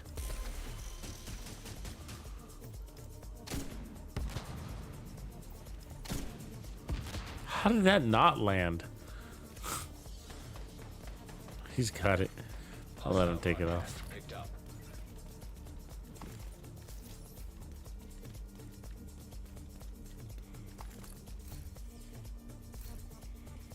Let's see what VL is running. He's definitely on ongoing directive. And Acosta's got it. And he's gone all yellow. I see. Crazy. Stage left. I thought about that for this event, actually. Stage left. That's a good idea. Especially since we're hucking grenades now, huh?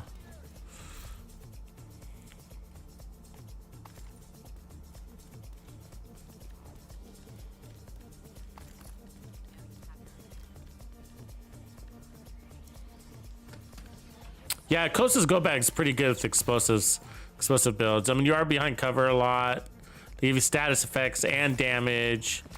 You get extra grenades. Ooh, that's a good idea, the extra grenades.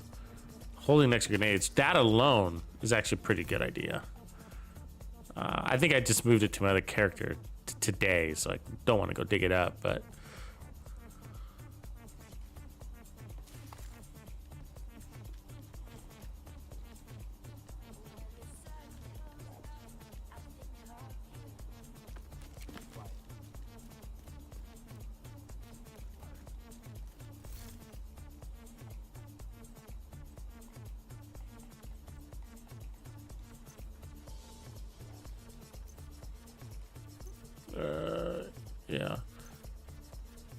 could also move to the memento too. It's not a bad idea to pick up 30% skill efficiency.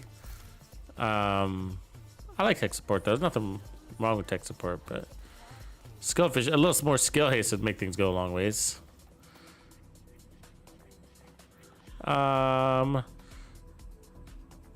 Let's reset this zone div because it's backpacks, which is pretty good. So let's head over here. Everything else is sort of like, I don't know. I mean, tip of spear is not bad. I don't mind tip of spear, but I'm just so full in stash space that like picking up tip of spear is like the last thing I need to be doing. You know what I mean? Like,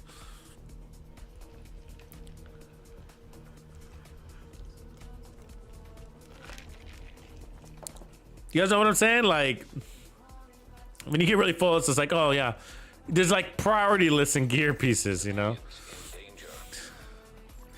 And tip of spear is definitely towards the bottom of that, and it's not a bad set. But it is one of the worst sets. And that's just because it's limited, right? And what you can do with it, it's pretty limited.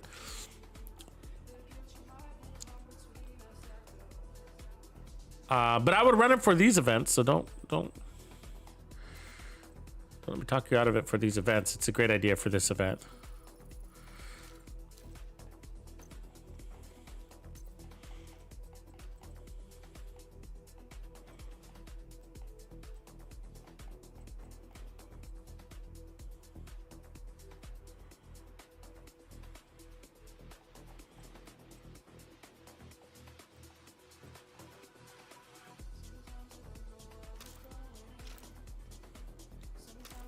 Just need to make a little bit of space in case we find something interesting, which we inevitably do.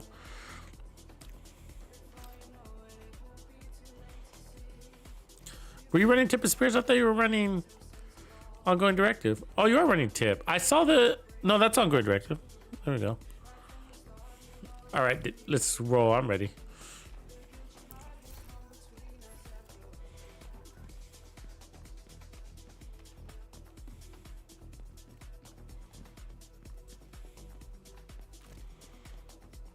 You know what? I'm gonna just to do something different. I'm gonna go and put on the memento, and then I'm gonna put on the Brazos because I think that would be pretty good to have that extra skill efficiency. I've done it before and I really like it.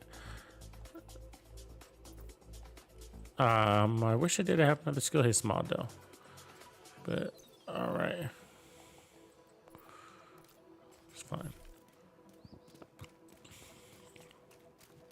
I'm not gonna have it at first, but once you get that 30%, I mean, you're gonna be better off than just tech support.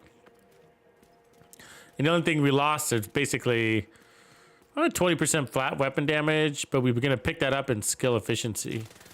So we didn't really lose anything.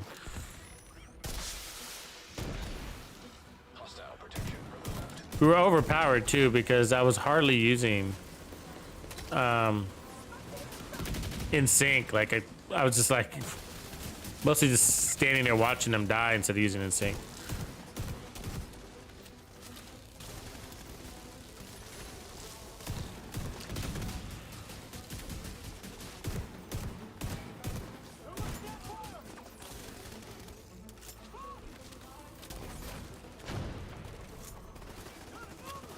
I'm gonna get this guy on with one of these grenades, right?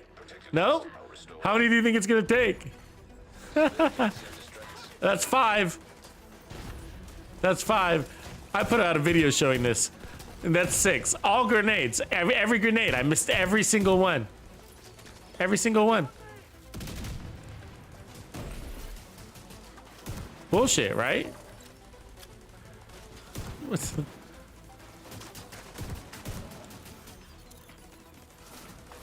Where is my hive? Way up there?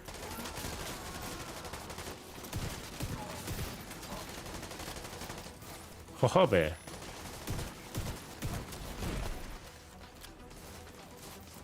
Jojobe. Detected heavy ammunition. We don't have any special ammo yet, so we need to farm some of that, basically.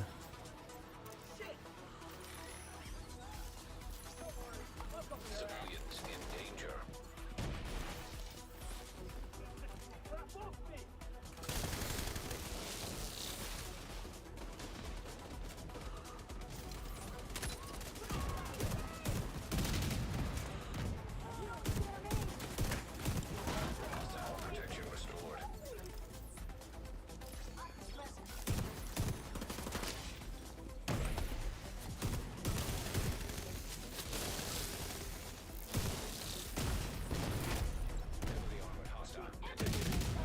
There's a lot of booms going on around here, huh? She's coming for me.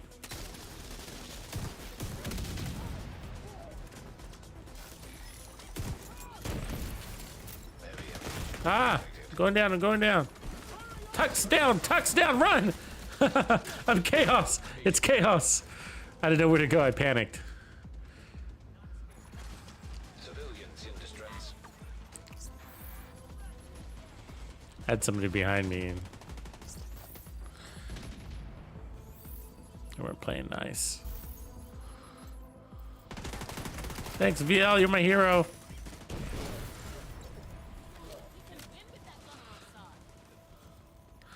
He really is my hero. VL keeps it real. He keeps it real, comes up with great builds, and he always is running like some sort of really cool team support build, and that's pretty cool. You know, he's that guy. You know what I mean? The one that's thinking about others before himself.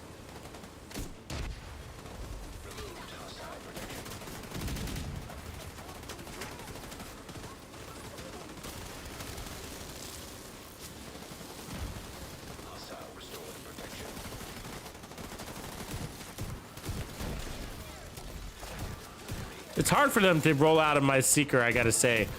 I don't know if you guys use the explosive seeker, the one that puts out bleed, but it's massive. It's the radius on that thing is very impressive. And I think it's slept on by a lot of people. You know, I think that it's really overlooked, and it's because of this. Everybody wants to have the clusters, but I tell you that. You see that fucking deer just roll through here? Like, I'm immune to explosives. What the fuck?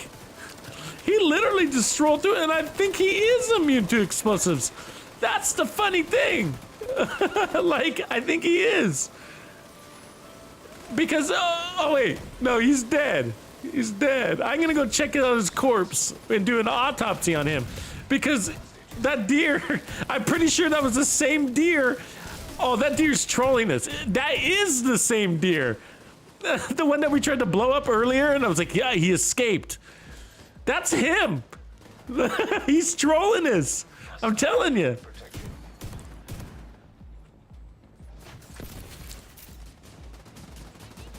I'm telling you, that is the same fucking deer. We can go check it out.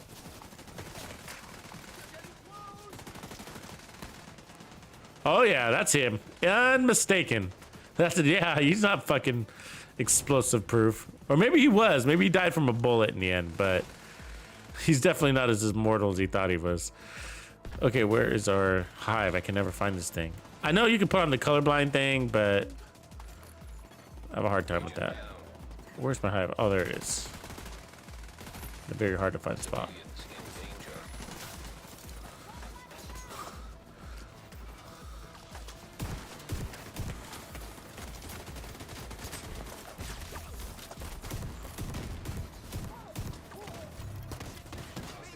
Are they coming out from behind here? All hostages are deceased.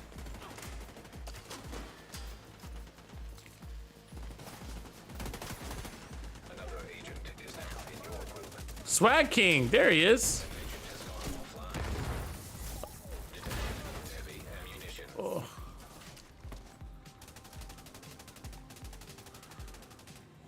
Stay the fuck away.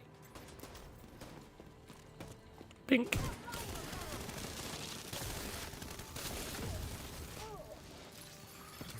Hostile protection removed.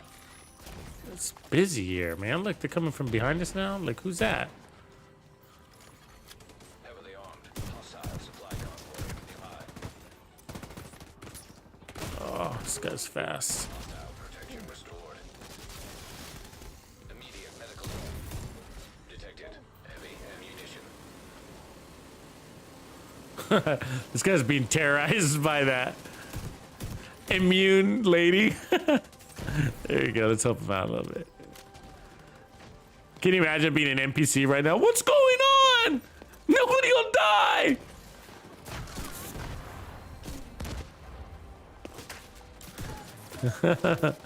Nobody will die. Yeah, I haven't seen Swag for a while either, man. Maybe he took a little break. Maybe he's been playing some Call of Duty. I hope some of you guys jump on the Call of Duty bandwagon. It's a good game. I'm not saying replace the Division 2. We love the Division 2. But that Call of Duty is fun. You guys should join me over there.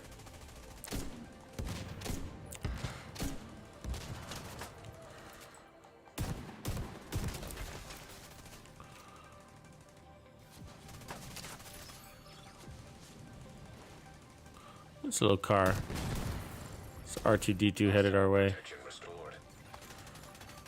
Detected. Hostile supply convoy. Heavily armed. It's definitely busy over here, isn't it? Oh, here they come. Heavy ammunition detected. Uh-huh. See, you know, I take a lot of damage because of how long it takes to throw skills when you have your special weapon out. The animation. I literally take so much damage because of that animation.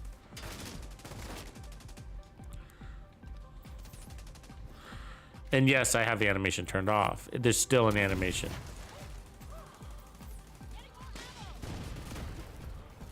I don't know why that has to be a thing. Why can't we just have... Look, we got full trophies, no problem. Why can't we just have a normal weapon swapping with our special weapon? Why does it have to be... They've already nerfed it, right? Hostile supply convoy nearby. Go away! Oh wait, I got her.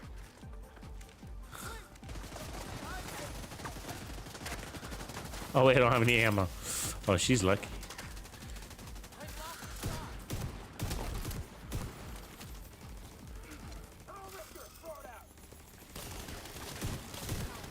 Give me some special ammo so I can launch at that guy. Oh, look at him. I'm definitely abusing it. 'Cause it's pretty hard to run out. I keep giving it to you. It's alright.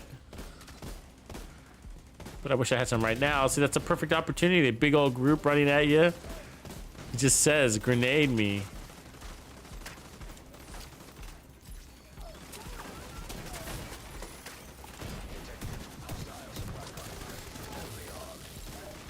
They're getting ravaged. Flamethrower, stinger at the same time. Yeah, but Div sees it too. Do you see what just happened to Div? Same thing. The animation causes you to take extra damage. Just switching weapons, using the skill, that kind of shit. It's just like it's so slow with the special weapons.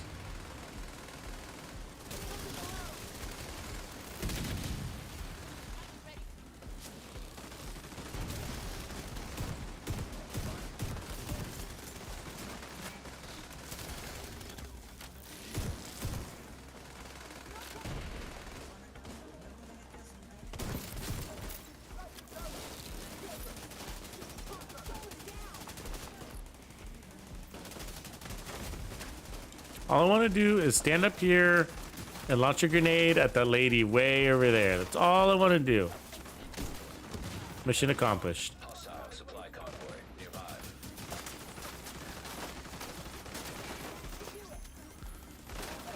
Oops, I had another grenade and I didn't realize.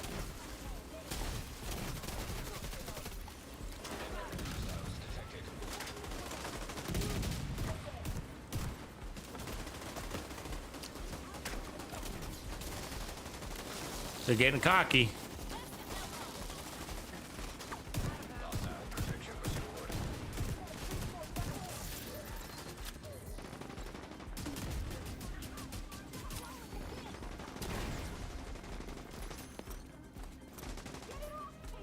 What I'm trying to do is lure them into my pit of destruction. Just keep running back and forth through the pit of destruction and they'll come. Detected. Heavy munitions. Detected. Hostile supply convoy. Heavily armed. There's somebody over here. They're everywhere, man. They're literally everywhere. This is like the mega battle of all battles.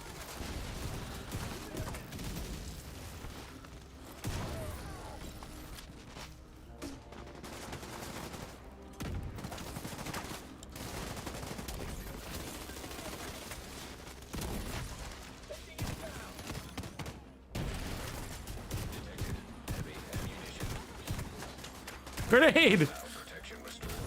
Whoa, do you see that? Holy shit, the paint things, they all got stuck together.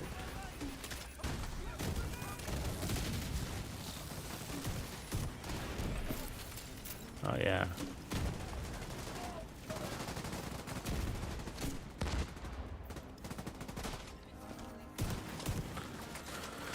Oh my god. This is never ending.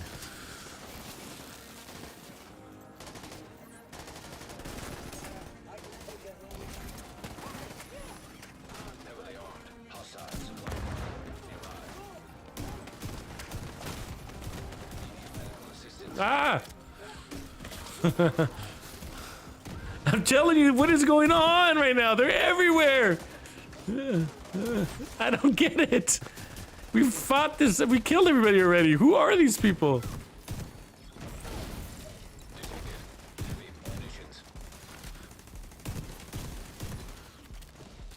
C.D. Stanley.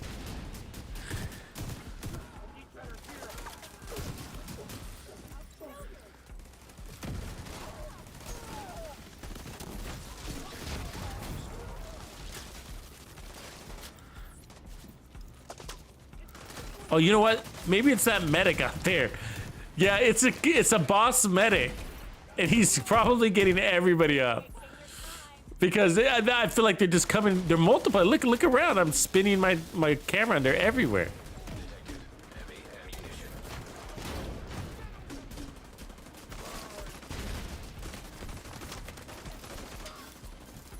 Thank God for the memento.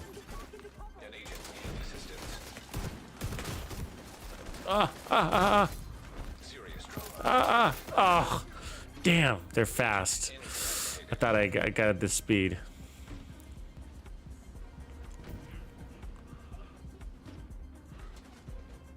Save a swag. Save a swag. 2 down.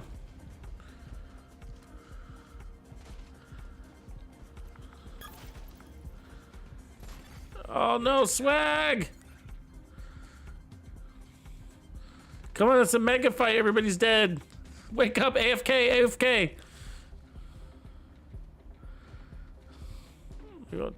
Get into his blue circle. He ran right behind me. Oh no.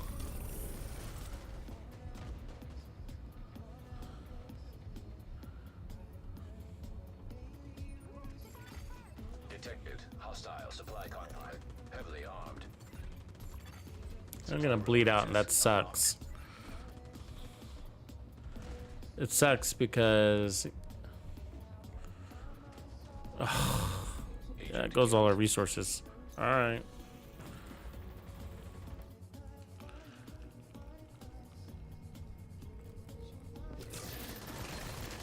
Supply room access. The fight's still going, which is funny, huh? I don't know what's happening right now, but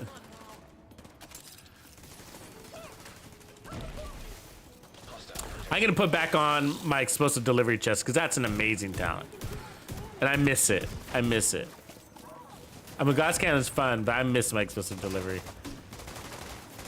The only downside is glass cannon does help your grenade launcher, and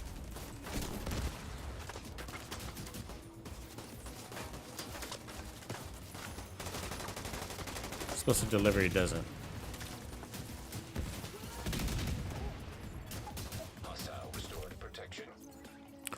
Explosive delivery, where are you?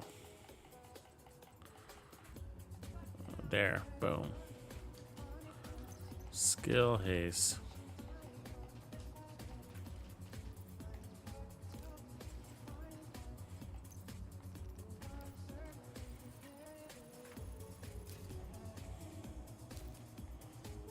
It's all good, man. It's fucking around.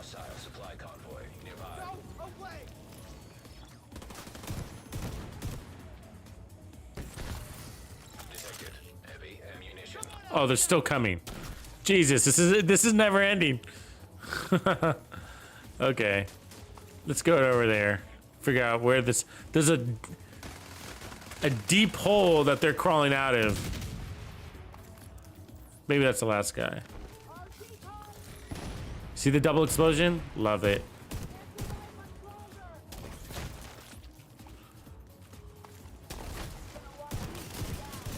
So you don't die from that initial explosion. Oh my god, they're still coming. Detecting additional hostile contacts.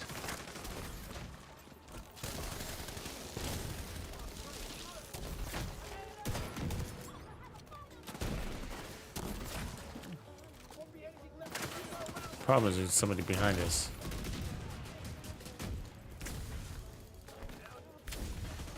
Ah. Hostile restored. Vital signs critical.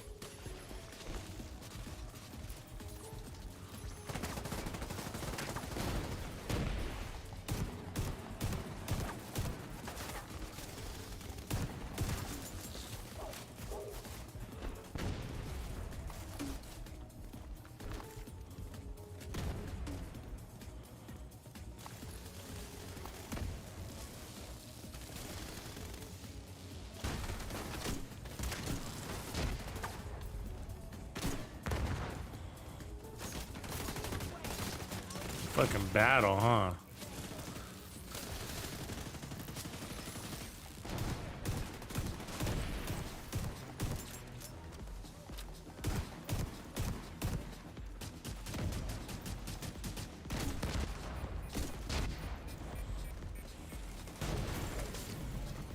Hostile protection restored.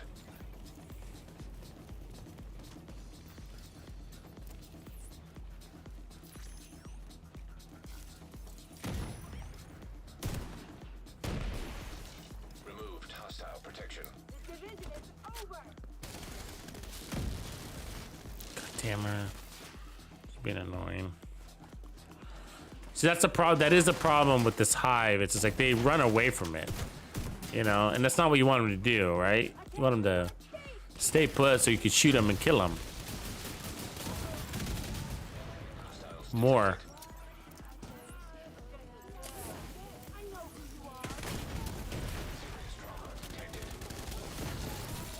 Detected heavy ammunition.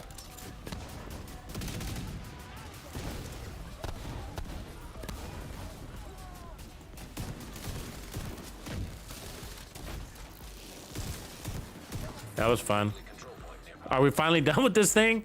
Jesus. Seriously. I mean, it just felt like it was going on forever. And I know it was an elite resource convoy, but like, didn't it feel long? It's alright. I mean, I like good fights. I like that, but just funny. Dr. Hannes! What's up?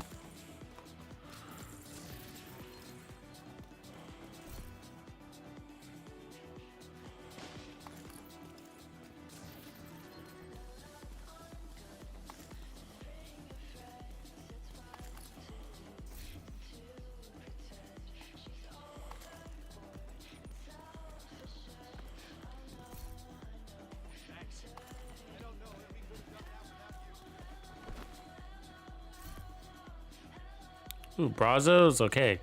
No. See? I get shit like this. Versatile, skill haste, hazard, and armor. Like, just like randomness, you know?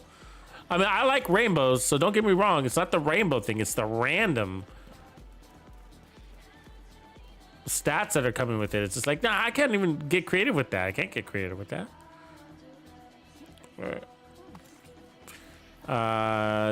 Let's go to the demolition site and then do another surprise attack.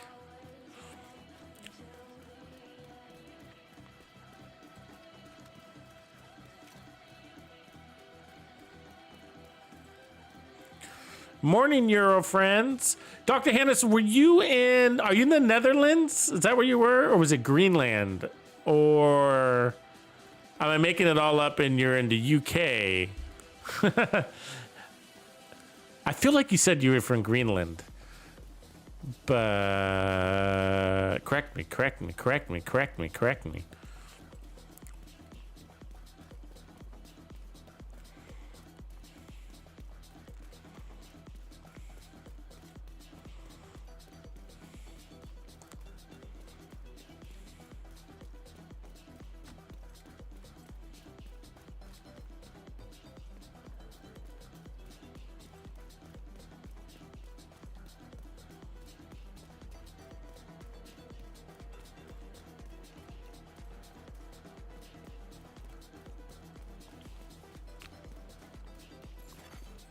Can we climb this big mound of dirt?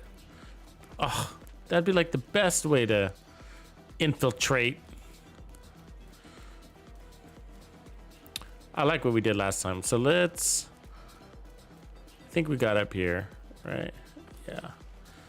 So I think we want to see if we can get more guys down below. Yeah. There's a nice group sitting there waiting for us in the back.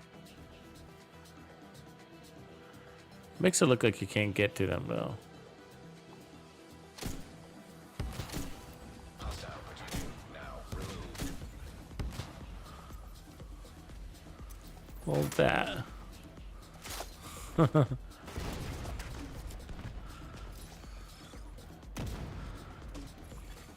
Protected hostile restored. Reveal Jack found some baddies up back here, huh? Detected. Location.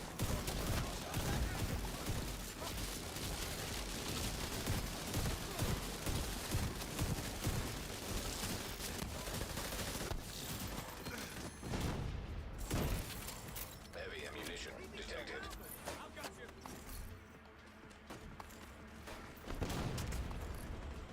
Is there somebody in this hole? Find them. No. It's a boss.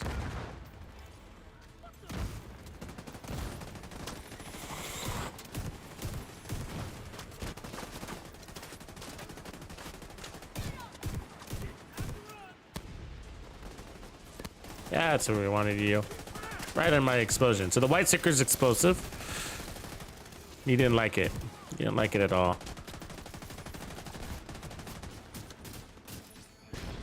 Boom. Heavy ammunition detected. Protected hostile restored. If I see that fucking deer run through my fighting zone again, I swear I'm gonna strap a grenade to its ass. I know it's trolling me. Oh, I guess we should wait. Let's clear these guys back here.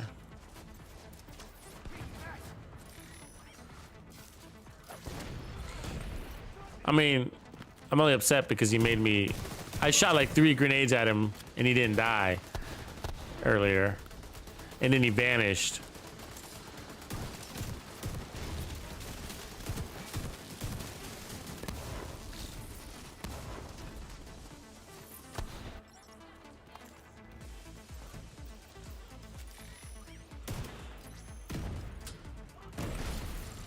Detected. Heavy ammunition. Alright, let's get out of here.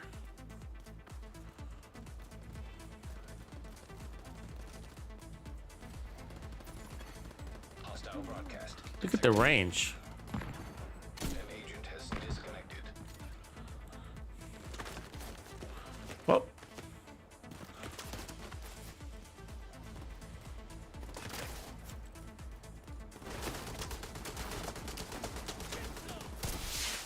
Reinforcements incoming.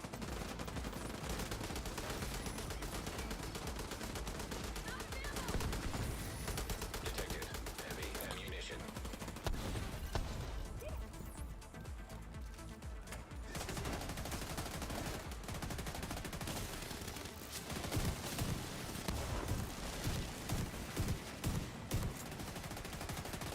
Won't last much longer like this. Protected hostile restored.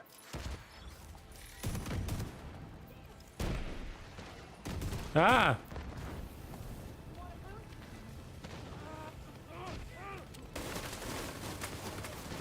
Drive by. Ooh, another enemy here though. Driving back. Run. Ah, they're everywhere. Oh, I thought I got out. They got me. Delta, Delta, no problem, man. Where is my control point here? Oh, on the other side of the wall. It's only been 20 minutes.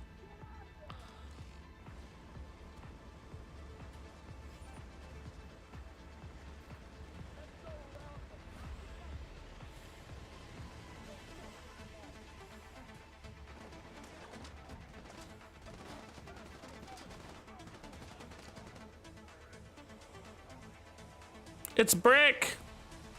Oh, I'm glad you're getting a kick out of the miniseries. Somebody is. Yeah, obviously. Did you get to see the new? I'm guessing you're saying that because you must have saw the new one. Got the new one going. Volume 9. Yeah, I love making them.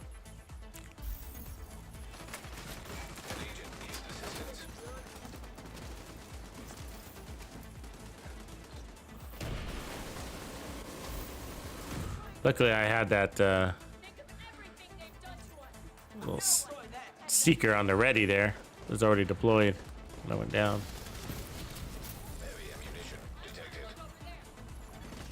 Protected hostile restored.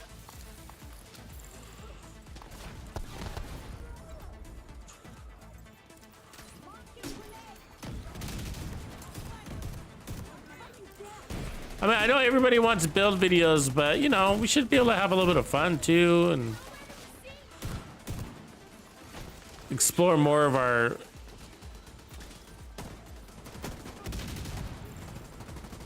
how do you say imagination in this game.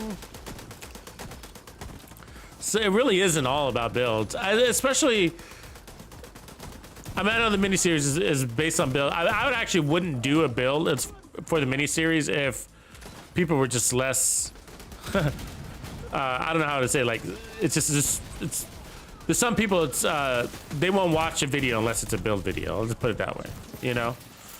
Hostile protection removed.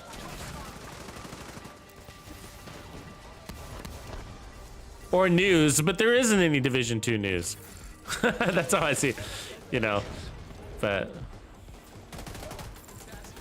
it's a little out there, I get it. Lore, you know, game lore.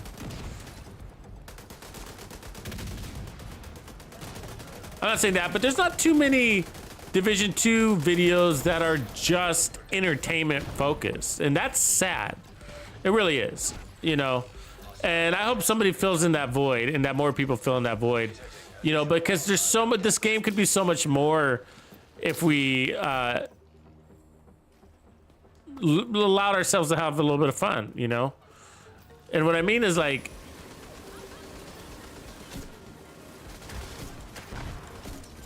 just having fun, like general gameplay videos. I mean, look at Call of Duty, right? It's like there are videos out there of just people killing people and showing their fun kill streaks, and you know, it's not about the build at all. It's just it's just funny, you know. Funny. Some people put out funny moments, or it's not even just Call of Duty. Most video games are like that, right? But the sad part, or what makes me sad at least, is that there's not a lot of room to have fun in the Division 2, you know, like outside of builds. Like it's builds or nothing, you know. And so everything's got to have builds related to it, you know. So it's got to be a mini series with builds. It's got to be, you know what I mean? Because otherwise it won't get views. It's just very little bit of that. I mean, the news will get views. News videos get a little bit of views, you know what I mean? General discussion stuff, but like, if it's not a build, people won't watch it.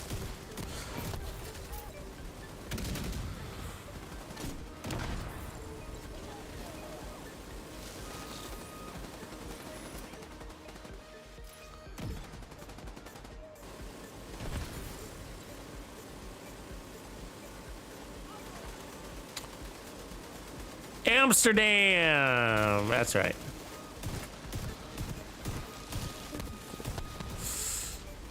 Yeah, fun in a video game, no way, right? Like, yeah, you know what I'm talking about. We don't have fun around here. No fun allowed. We should make that like sticker, like a door sticker that we could all put on our door that says "We're not having fun in here" kind of thing. Feels like an inside joke. Keep the riffraff out of our man cave.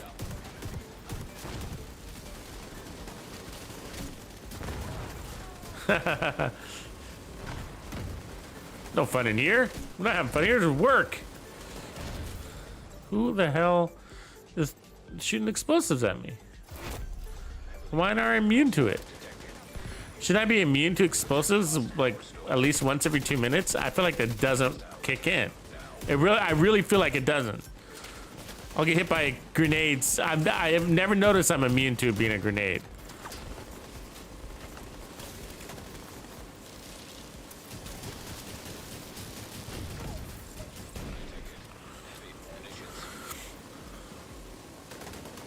Ray, what are you looking for in Discord, bro? Are you looking for the Pimp My Build section or the build? If you're new to Discord, one of the first things you got to do is Squad or Grumpy could help you with this too, I'm sure, but I'll probably screw it up explaining it. You definitely have to pick your platform. I know you got to do that. Pick your platform, your Xbox, PC, whatever.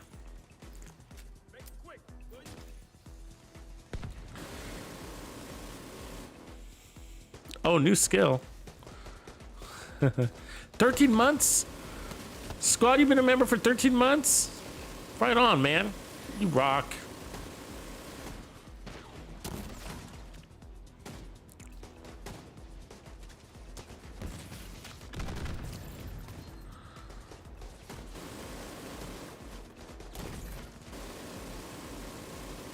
Maybe he's looking for Ray, he might be looking for the Players Club section too, because he just joined the Players Club. So, but there's a place called the Lobby. There's a channel called Lobby, Lobby, and you knock on that lobby and say, "Hey, my name is," literally you say this, "My name is Ray Bickham. That's my YouTube handle, and I would like to get in to the members only section." And Latina will, what she does is she verifies that you're in the membership, and then, which you are, and she will say cool, and she gives you access. She grants your user status access to the members channels, and that also opens up Pimp My Build, if that's what you're asking for, which I think it might be the Pimp My Build thing. And so that's where you can post your builds and build ideas. But it's not all just for like YouTube stuff. Like if you generally just want tips directly from me on how to improve your build or what I would do differently, even if you're happy with it, that's the place to go to do it. Because it's very difficult for me to do that when in like the comment section, right? Like it's just the comment section of some random video, you know? So, or even in an open forum, you know what I mean? It's hard for me to track forums where that's a more controlled environment, so.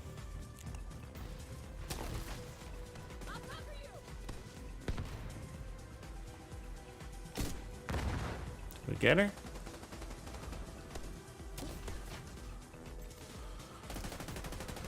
No. Who are you fighting, Beal? You're going crazy, bro. What are we doing?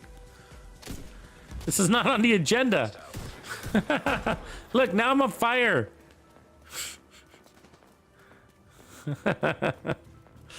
This is not on the way to the next mission.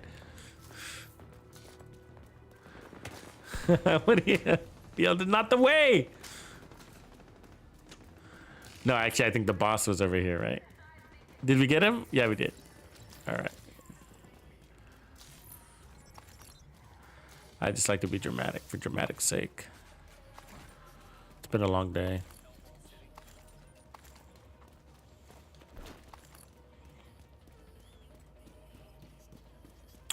Latina, he's on the YouTube side right now. His name is Ray Bickham.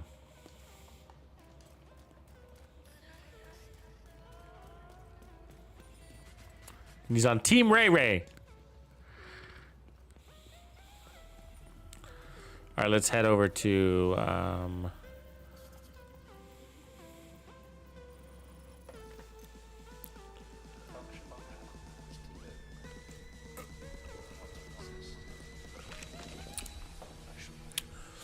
Oh yeah, so then that's we got channels for that, Ray. We got Xbox group up channels, PlayStation, PC. Where are you? What do you play on, by the way? Latina has them now. Got it. Detected. Nearby location. Guarded by hostiles. Are you on Xbox or what do you do?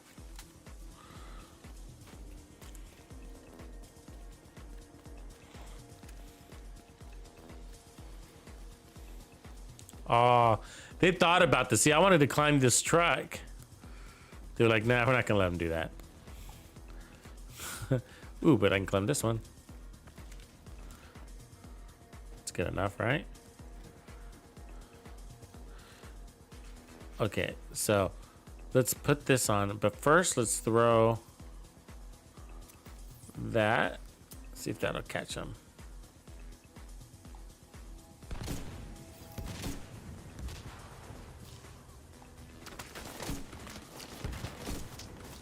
Let it rain. Oh, my seeker didn't get him. Hostiles. Guarding location nearby.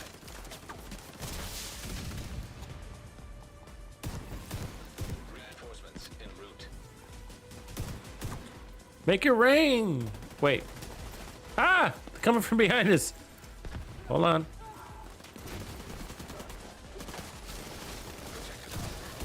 Ah, don't you kill me. Detected. Heavy ammunition. Remove that hostile protection. Damn, those guys behind us. I don't want to fight them.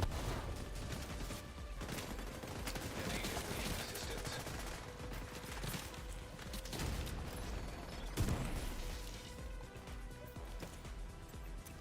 Oh, you're not gonna like that stinger. See how our cooldowns got really fast? I don't know if you noticed that, but that's the memento added that. That 30% skill efficiency is extremely helpful. 14-second cooldown looks like. Oh, we lost Field Jack. Detected. Heavy munitions. I'm coming, VO, I'm coming. Oh, I missed my explosive.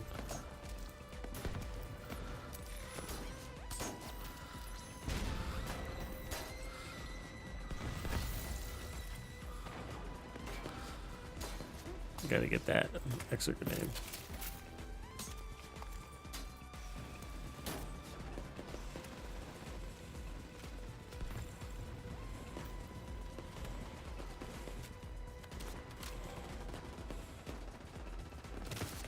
Bombs away!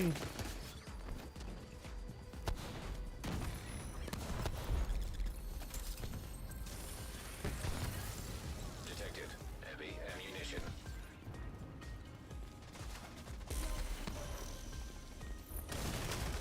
I need that. Sorry. So you want to toss it out. You want to actually toss it pretty close to yourself. You want to keep that stinger close is my point. Like, you don't want to throw it out there.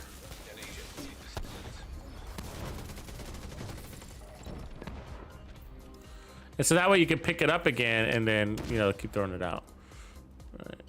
Who do we lose? BL Jack! What are you doing over there? In the wrong fight.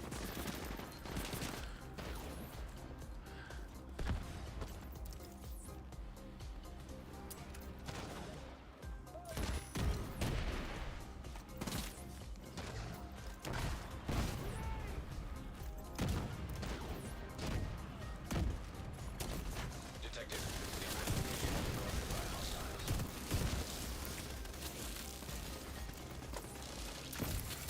Heavy ammunition detected.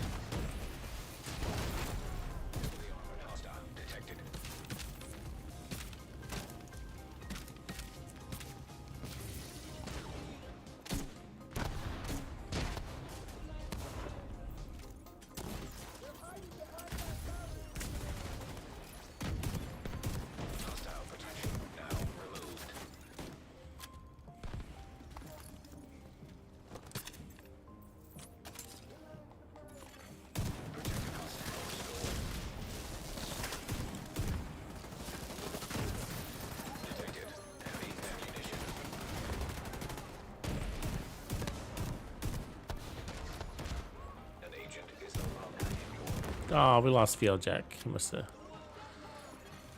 Hostiles guarding location nearby.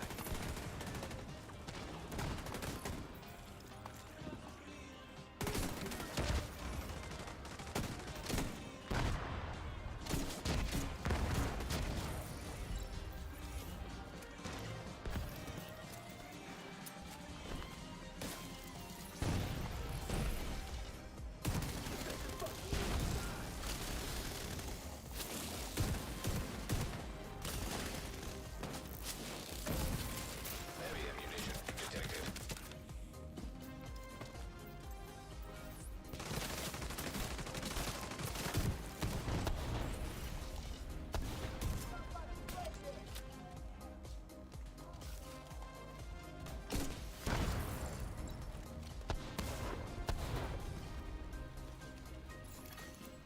It's all good, bro. I'm glad we caught each other, though. Div, glad you made it. Detected. Nearby location guarded by hostiles.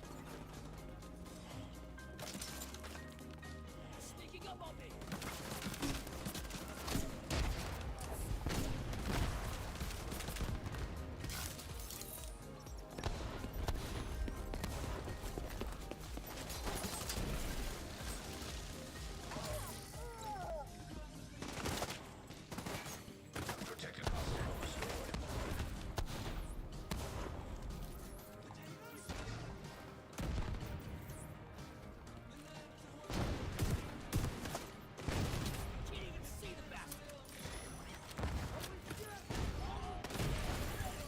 Detected. Heavy ammunition.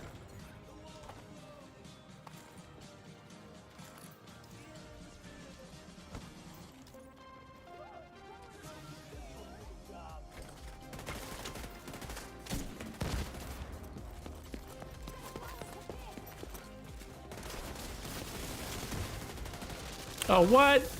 Oh, come on. The reach. Hostiles guarding location nearby. Don't follow me with that explosive. There you go. Detected. Heavy ammunition.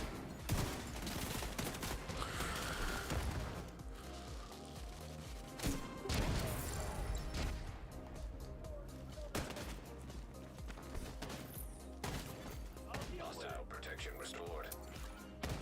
You see how big that white circle is? I don't think it's supposed to be that big. I think there's a... That looks way bigger than 5 meters. I don't know. Especially it looks really big on the Seeker. Watch. You see that? I mean, that's bigger than this, right? Watch this. No, it's about the same, I guess. But it just seems big. Detected. Heavy ammunition.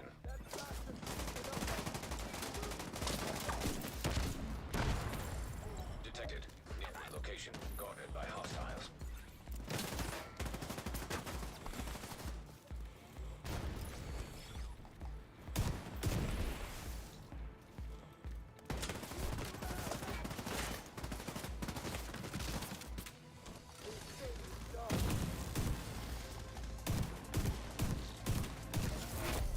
Heavily armored hostile detected.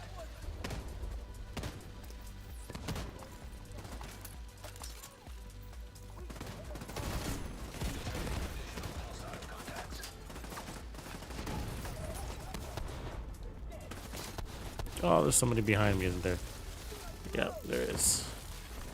Protected hostile restored. That's when the memento saves your life.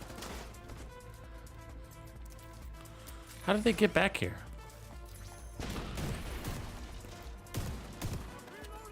Oh, I don't have any ammo. Guarding location nearby.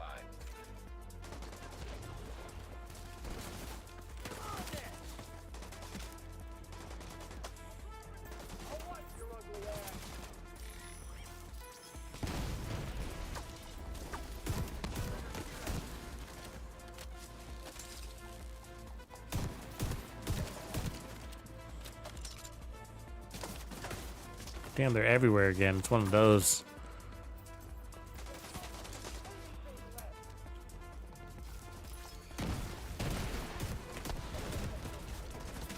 It looks like he's launching missiles.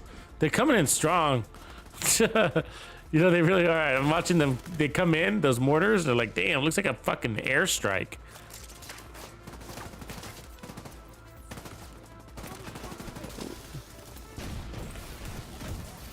Detected. Heavy ammunition. Like, I can almost see the mortar coming in. Restored protection.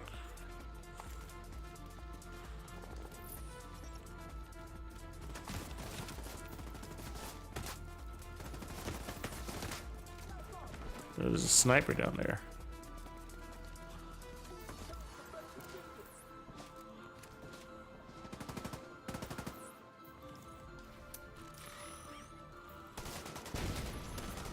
Hostile protection removed.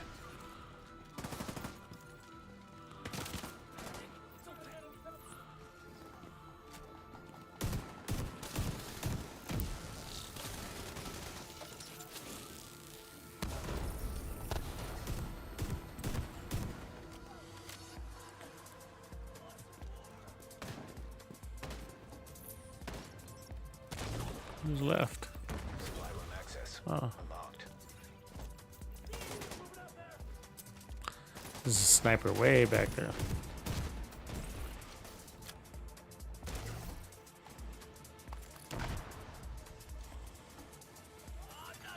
Detected.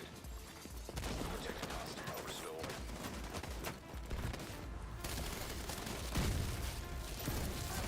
Detected. Heavy munitions.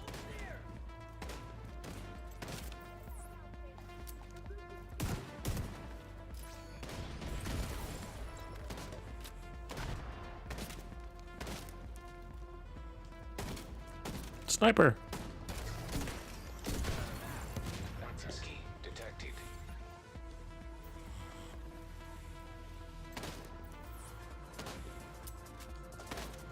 Geronimo. Heavy ammunition detected. And there's still more. We're not done yet.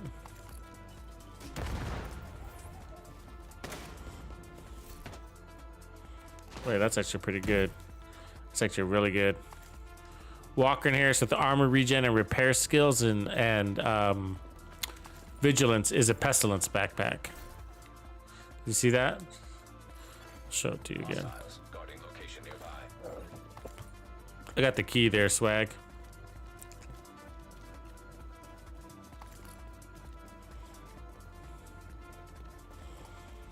So yeah, this backpack I just picked up.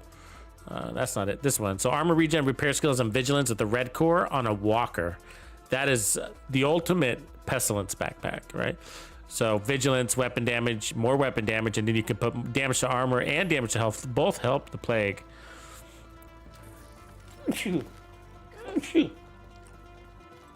Anyways, nothing to get excited about, but sometimes it looks like junk and it's not. Friendly control point detected.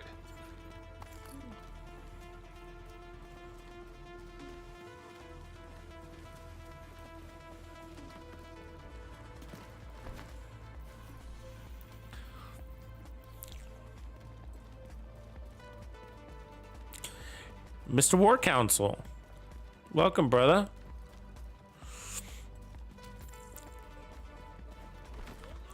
I'm doing good, man. I'm just having fun right now. Just actually having more fun than I thought I would with this event. I mean, I always run explosive builds with this event when I do run it, and I normally just kind of just use the event as an excuse to run an explosive damage build, basically. And then so kind of tolerating the event, so to speak, because it's not one of my favorites because of how they make the enemy so tanky. But what I just kind of sort of realized, because I never give my attention to this event, is that how much explosives they're really dropping. And when you realize that, you're like, yeah, I'm going to spam this shit out of these enemies with my explosives. And I mean like grenades and special ammo. It's a lot. They put in a lot down there. And I always know that was kind of one of the things they did, but never really paid attention to how much they're giving you. It's like, wow, it's a lot. It is a buff.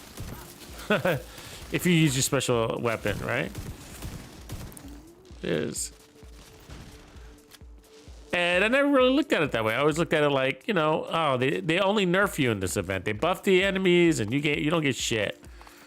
But the reality is, yeah, you know, that's if you spam the shit out of those explosives, which I'm doing, as you can see by my low ammo on my special ammo, just launching grenades, just ching, ching, ching, ching, ching. And so now, like, I'm looking for those explosive ammo on every kill. I'm actually scouting the floor for it.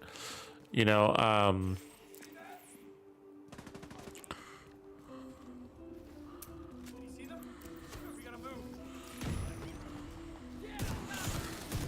and what it does is it actually makes it fun. It's, you know, it just makes it fun because the special weapons are fun, right? I mean, not all of them. I'm not a big fan of the rocket launcher, but the flamethrower is fun. The flamethrower is actually really good, by the way. Good time to run an Eclipse build. And I love the TAC 50. And the grenade launcher is amazing. Boom, boom, boom, boom. Just torture him. But so it's just kind of just adds a little layer of fun to be able to use those weapons. And it's still not the best event in the game, don't get me wrong, but it is amusing.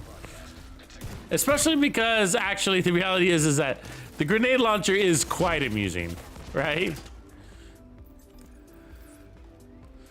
How come I can't look around this corner? That's annoying.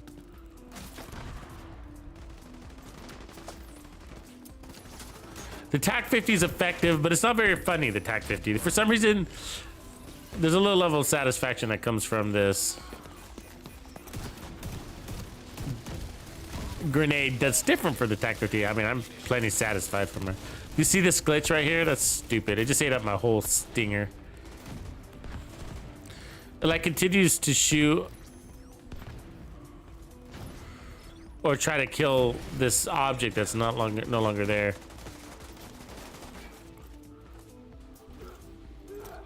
Hold on to that.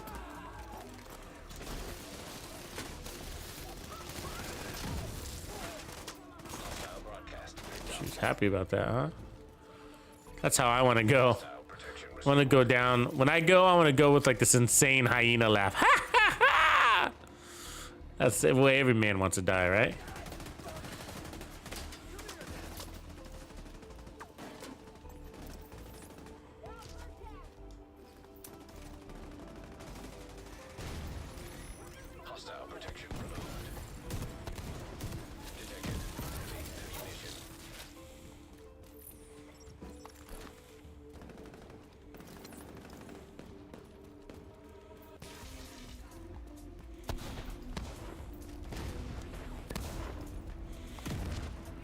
The problem is that, you know, throwing grenades outside of this game mode is just not a realistic. It really isn't realistic. I mean, even earlier in this game mode, I had a situation where I threw all 6 grenades at the same target, and he managed to avoid all of them. I mean, the same target, literally, just kept rolling out of the way, rolling. He rolled left, and then he rolled right, and then he rolled left, and then he rolled right. It's like. And even if I threw 2 grenades in there, double grenades, he still rolled left and right faster than I could throw the grenades. It's just... Oh, they're not gonna like this.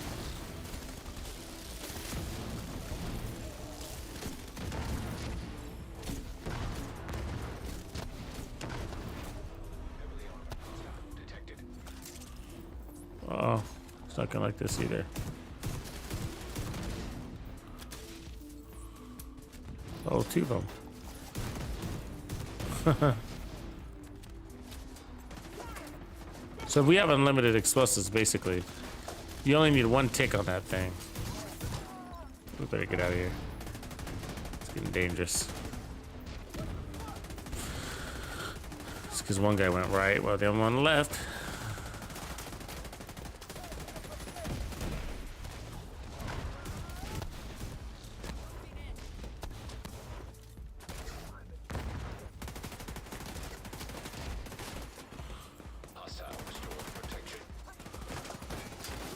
They're on all angles. Behind us.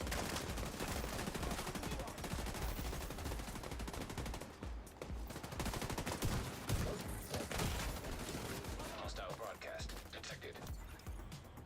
We need to get this lone wolf over here.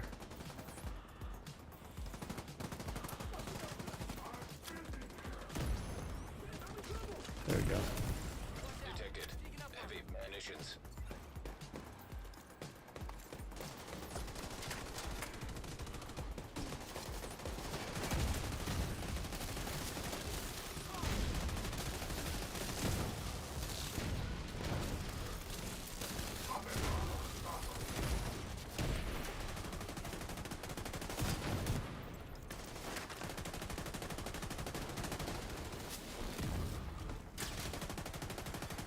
Hostile restored protection.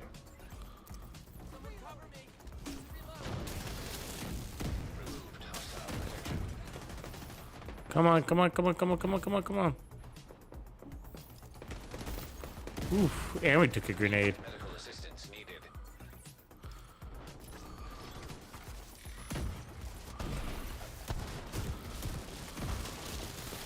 A lot of survival we got there, huh? Until we don't.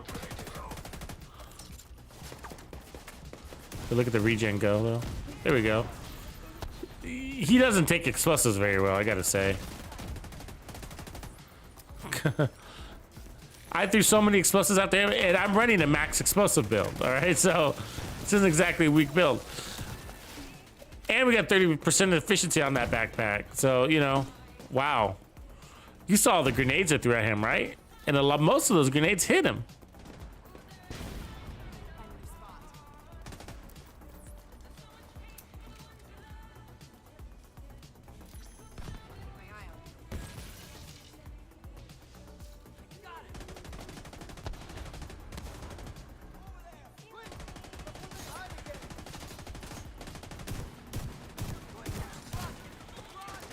Yeah, I don't get the grenades. Like, usually on that boss, I threw every grenade I had at him except for one. The grenades, I don't get it. I don't get it. 2 million grenade and it doesn't kill? Incoming You know? hostiles detected. Come on, here. Here. Hostile broadcast picked up. Oh, I forgot to pick up my hive. God damn it.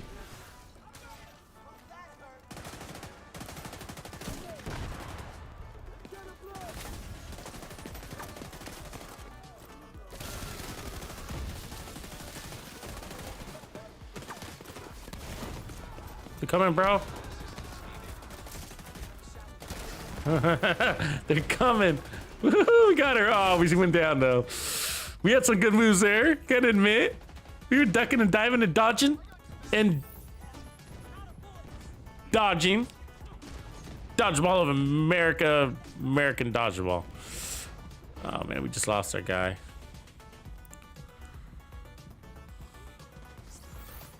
An agent needs assistance. Is he gonna come get us, this guy? Okay, here he comes. Protected hostile restored. Is he gonna get me now? Let's see. That was lucky, huh? He sometimes doesn't get us. Did he get you, Swag? You shot? Hold on, let me get you back. Oh, good, you're up. You're up. Thought I saw you go down again. Saving my life.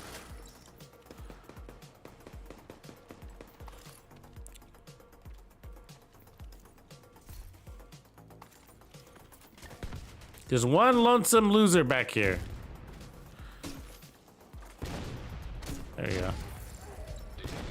Heavy munitions. Some fireworks with that guy. Oh wait, there's more apparently. What's going on with these control points? How is there another wave?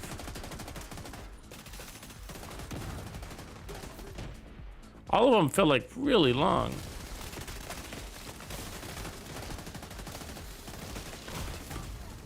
Serious trauma detected. Hostile broadcast detected. Hostile restored.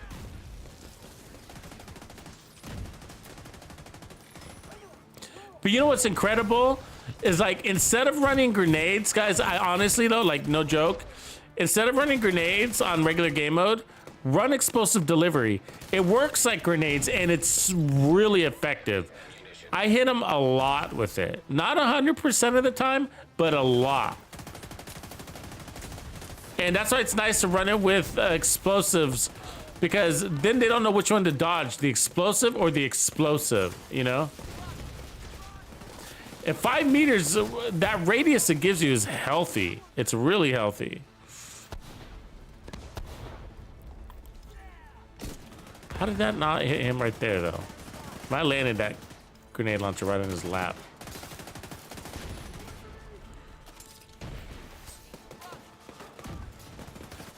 Hostile broadcast picked up.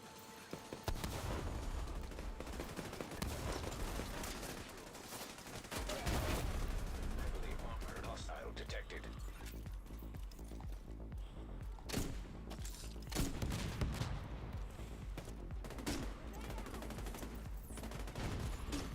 Hostile protection restored. See that? That first explosion got him.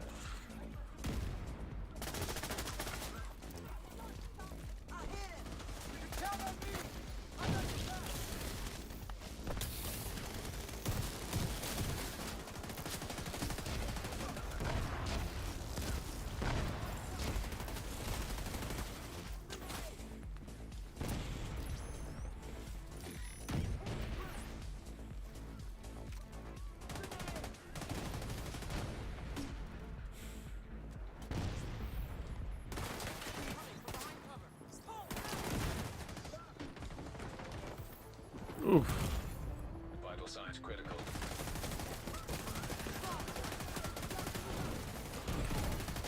Detected heavy ammunition.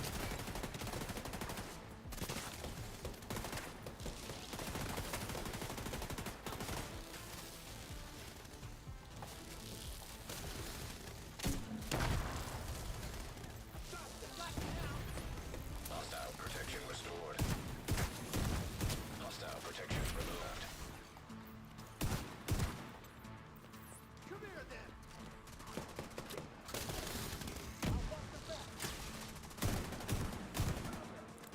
We've only got a couple guys left here, swag.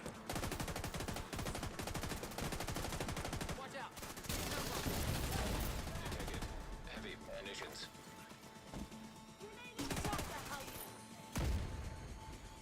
Trying to pick off all his homies, but I'm not sure I can find them. Who's that grenade launcher lady? Here.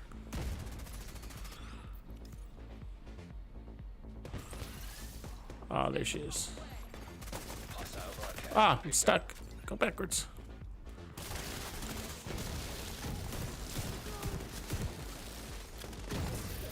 Detected heavy munitions. There we go. Swag is back.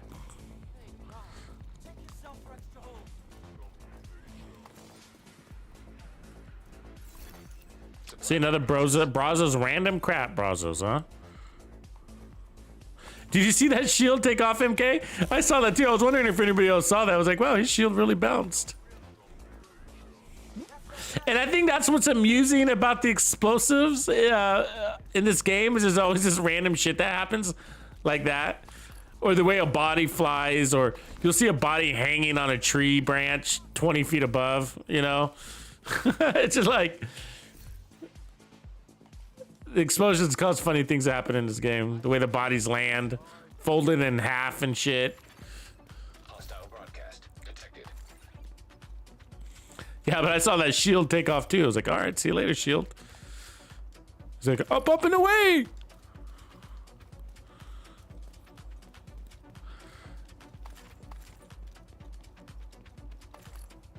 Anyway, so yeah, they all work, you know, the builds. So we started out with glass cannon and then tech support, and then I moved to explosive delivery, and then I was like, you know what, I'm gonna put on the memento because that skill efficiency. I'm sorry, explosive delivery, and then the memento because that skill efficiency is so strong. You know, it's just like it's hard to deny. Think about it: 30%. Tech support gives you 25%, and tech support might be multiplicative, but the memento is giving you skill efficiency, which is haste, damage, status effects also. And tech support's not doing any of that, you know? So I just, I really like it. And plus I get, we're getting the regen and the bonus armor and the 30% weapon damage, which isn't gonna hurt.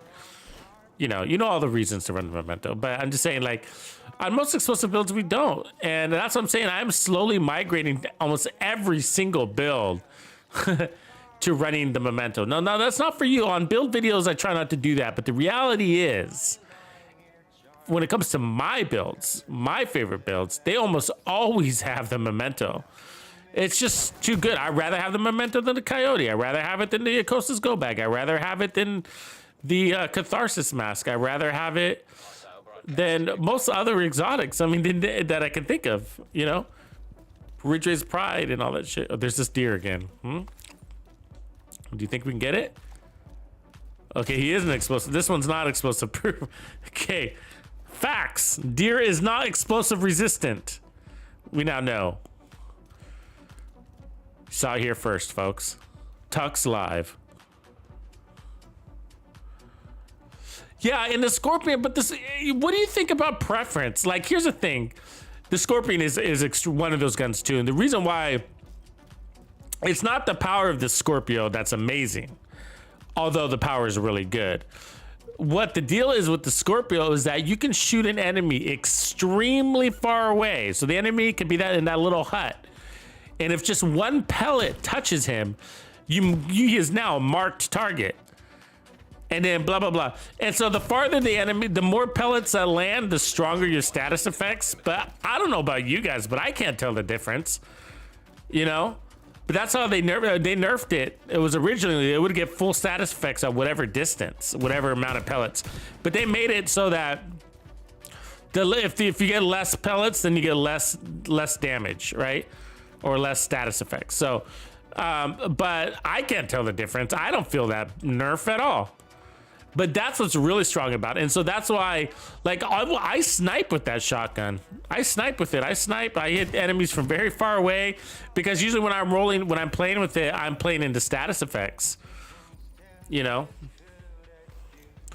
Not so much the damage. I'm after the status effects and whatever the status effects is doing. Proccing something that's proccing something, right?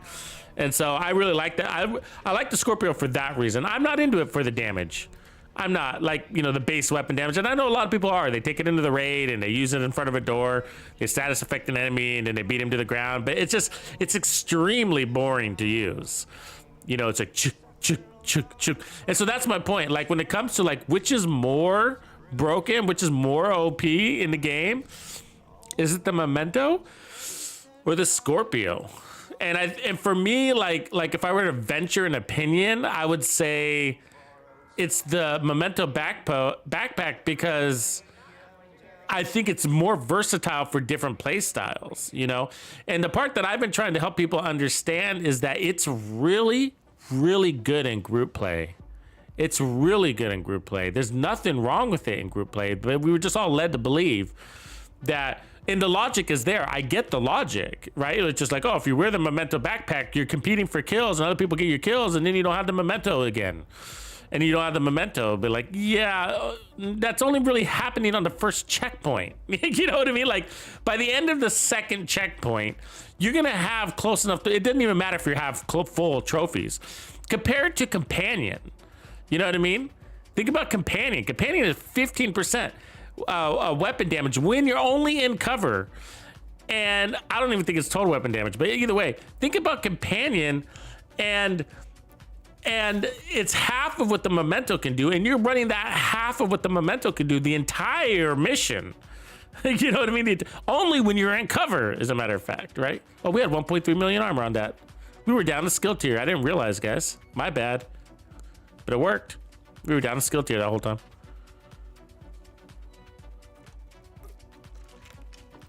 And so the memento is just really good in group.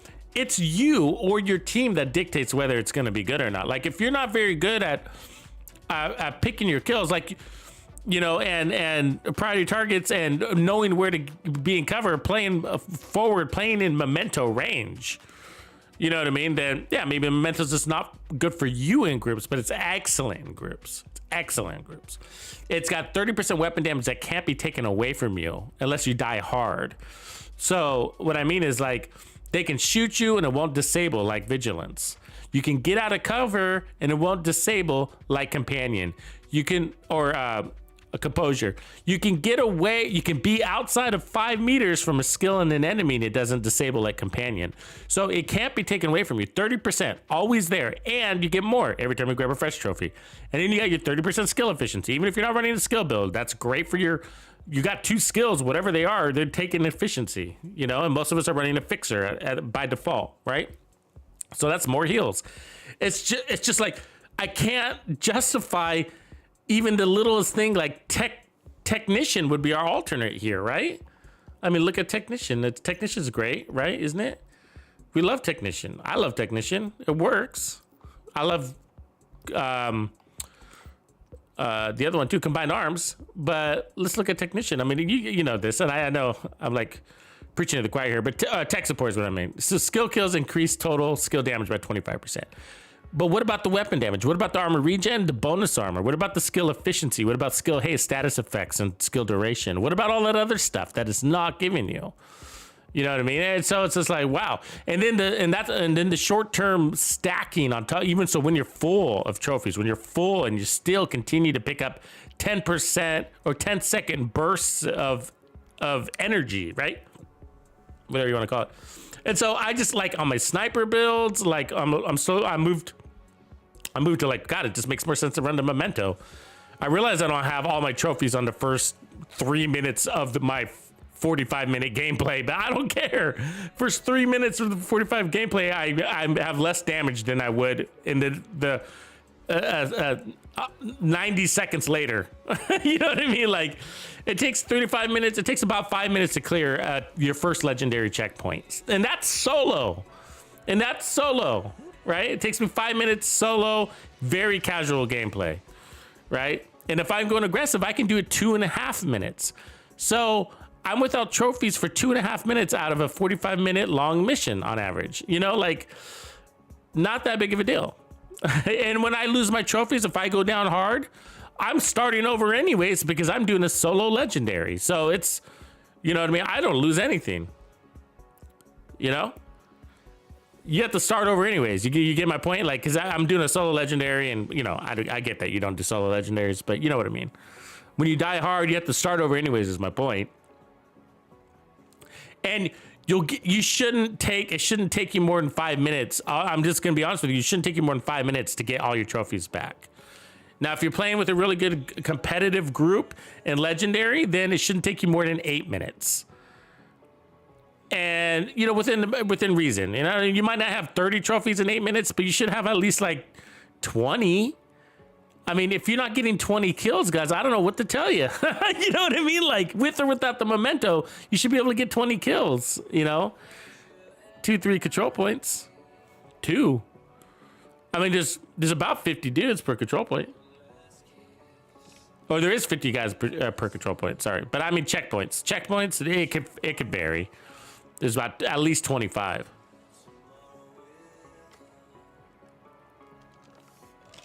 I've never actually counted though. I should count. I know them all by heart. You got, you know, 3 tanks, 1 of each color, 3 engineers, 1 of each color. There's 6. And then you got a purple and a yellow grenadier. There's 8.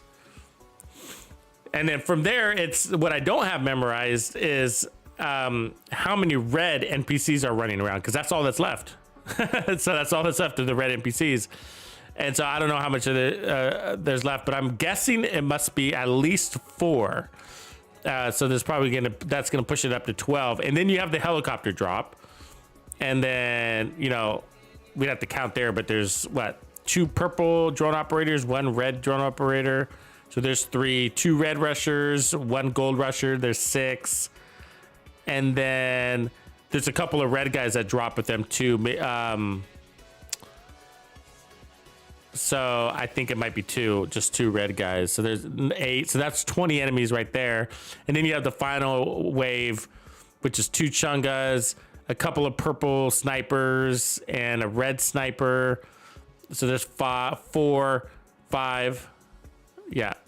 2 purple snipers, 1 red sniper, 2 chungas. That, yeah, it's 5. And then there's definitely some red NPCs that come down the ropes with the snipers. So it's another 2. So we're at about 22, 25. Yeah, about 25, give or take. Extremely annoying NPCs. I mean, I'm estimating because I'm sure I'm off by a couple of NPCs. I can't. It's always the easy NPCs, the red ones. They're hard to track because they all look the same. They all look the same, and there's more than one of them, and you know it's hard to count. So I'll have to count them one of these days. At each checkpoint, just 12. There's whatever. It doesn't change. I don't know if you guys knew that, but it doesn't matter if you're playing solo or in group. It's always the same number of NPCs.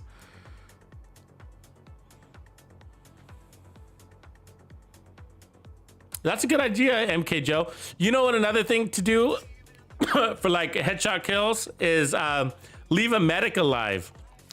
Fight the True Sons and leave the True Sons medic alive, and that can help. It's extremely boring, so I actually don't do it too much, but from time to time I'm like, oh, I'll kill the medic last, and I don't mind if he picks up a few extra guys because it's gonna give me some more headshot kills. But look, we made our way up to 79, guys. Look, we're 79. Isn't that nice? So it wasn't too long ago we were at 125. So last season, basically. So I started doing headshot damage streams in season 10, basically. So only last couple of months. Not that many, but I'm trying to get the top 50, and we're inside reach now, right? When you say 29 spots to get to top 50. 29 spots. I'm excited about that.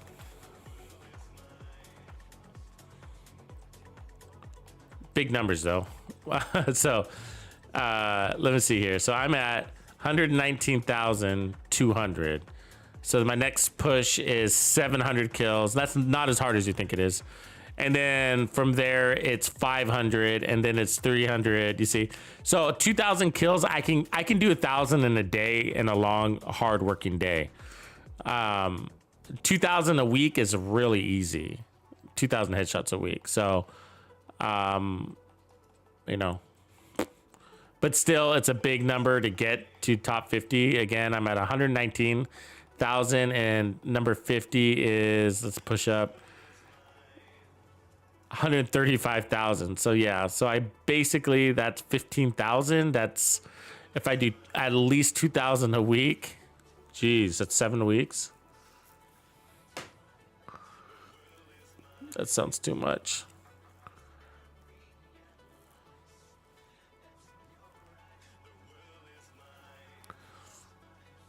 $15,000 I gotta get. So that means I should probably focus on like 5,000 a week and do it more like 3 weeks. I can do that. I can do that. That means I got to run headshot builds at least 3 days a week. So get ready for more headshot builds, everybody. You're like, fuck. No more headshot builds, Tux. Sorry. We got to get to top 50. Anyways, just kidding. But I'm not. But thanks, Swag, for rolling with me. So I think that's going to be it for tonight, guys. That was an extremely long stream, and I'm glad we had some fun at the end of it, at the very least. And so, yeah, we ran that with 5 skill tiers, and it worked. I don't recommend it, though. Go all 6. Go all 6. That was an accident. Sorry about that. Oh, I didn't even... Oh, my hive was... Oh, man, we were really sloppy here. Look, I had stim efficiency instead of damage. There's only 5% missing. God, we were totally... And stim charges. Oh, we forgot to change this instead of stinger charges. We were totally underpowered, guys. Where were you? You're supposed to be watching my back. How does stuff like this happen? We were moving really fast, and that's what happens when you're talking while you're trying to create a build. You know? It's like chewing bubblegum and walking down the street at the same time. Very difficult for some of us. But either way, no, yeah, a great build. I really recommend this. It'd be even better if we had it assembled correctly. But yeah, the Stinger just got stronger, and then put on that last skill tier, and you'll have fun with this. But moral of the story is, try it with and without the memento. I think you'd be surprised on how helpful it was. And I do recommend putting all 3 skill haste mods here. Might as well. And then, but explosive delivery, do not sleep on the explosive delivery. It's amazing. It works. It works. CD, man, I'm really glad you jumped in. I hadn't seen you in weeks. Had a lot of fun, man. We need to roll again this coming week. Oh, Firebird. Good question, Smart question, Firebird. Let's look. He says, what's your True Sons kills look like? And then that's a smart question because I play the True Sons a lot. And I think he realizes that. Hey, look at Epic Gambit is number 2. Ooh, look at Epic. Number 2 in the True Sons. Reaper, look at Tux Clan coming in. Top 10. It's 2 of us right there. Where am I at? 239. What? That doesn't feel right.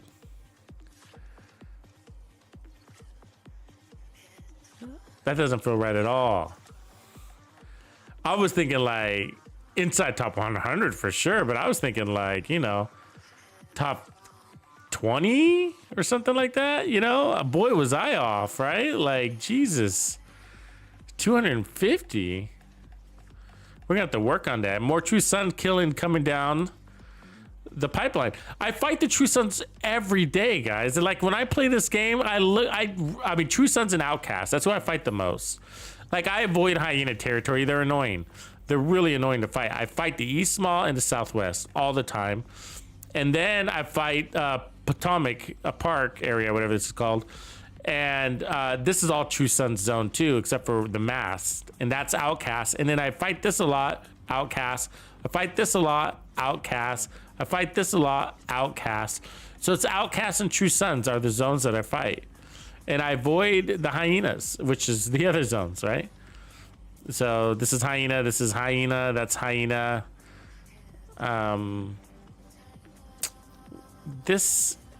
Is this a mix? Yeah, True Sons, that's right. That's True Sons down there, hyenas up there. This is hyenas control territory. Yeah, so anyways. We need more factions in here besides the Black Tusker random. You know what I mean? But funny question though. Firebird, it's funny that you asked that. Because that means you're paying attention. Yeah, Eclipse, I hear you, man. What are you playing, Eclipse? Are you playing Modern Warfare? I'm gonna be digging in a little bit more Modern Warfare. I need to put my hours into that game.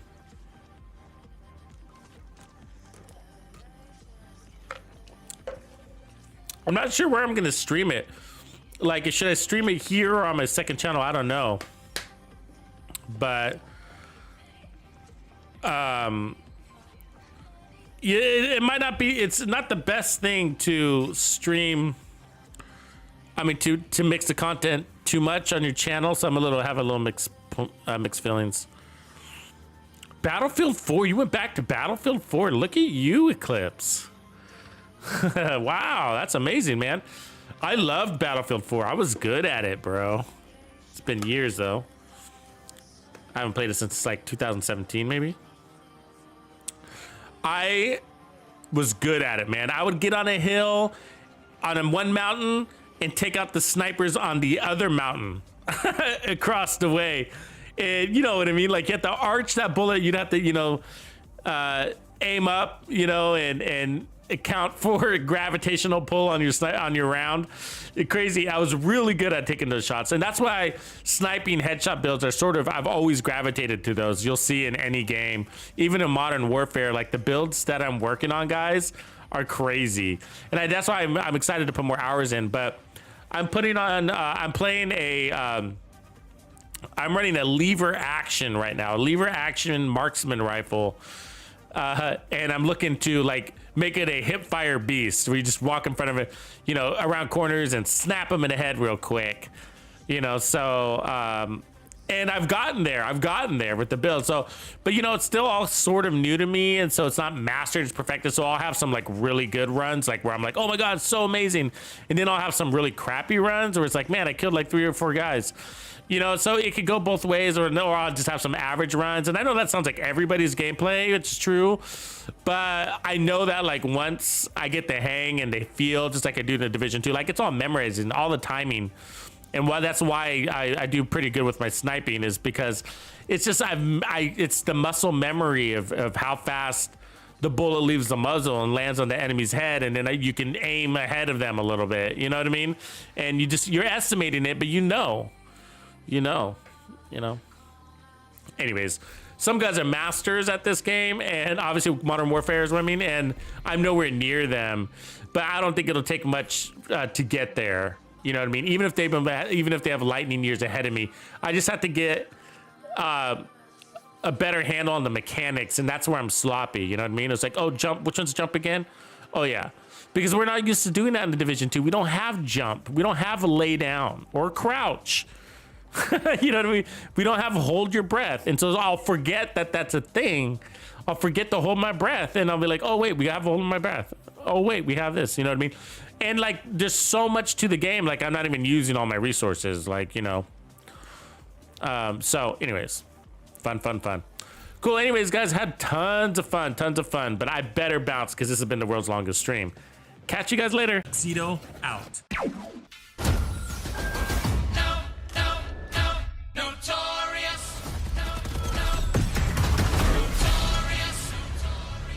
Flows and that's how it goes.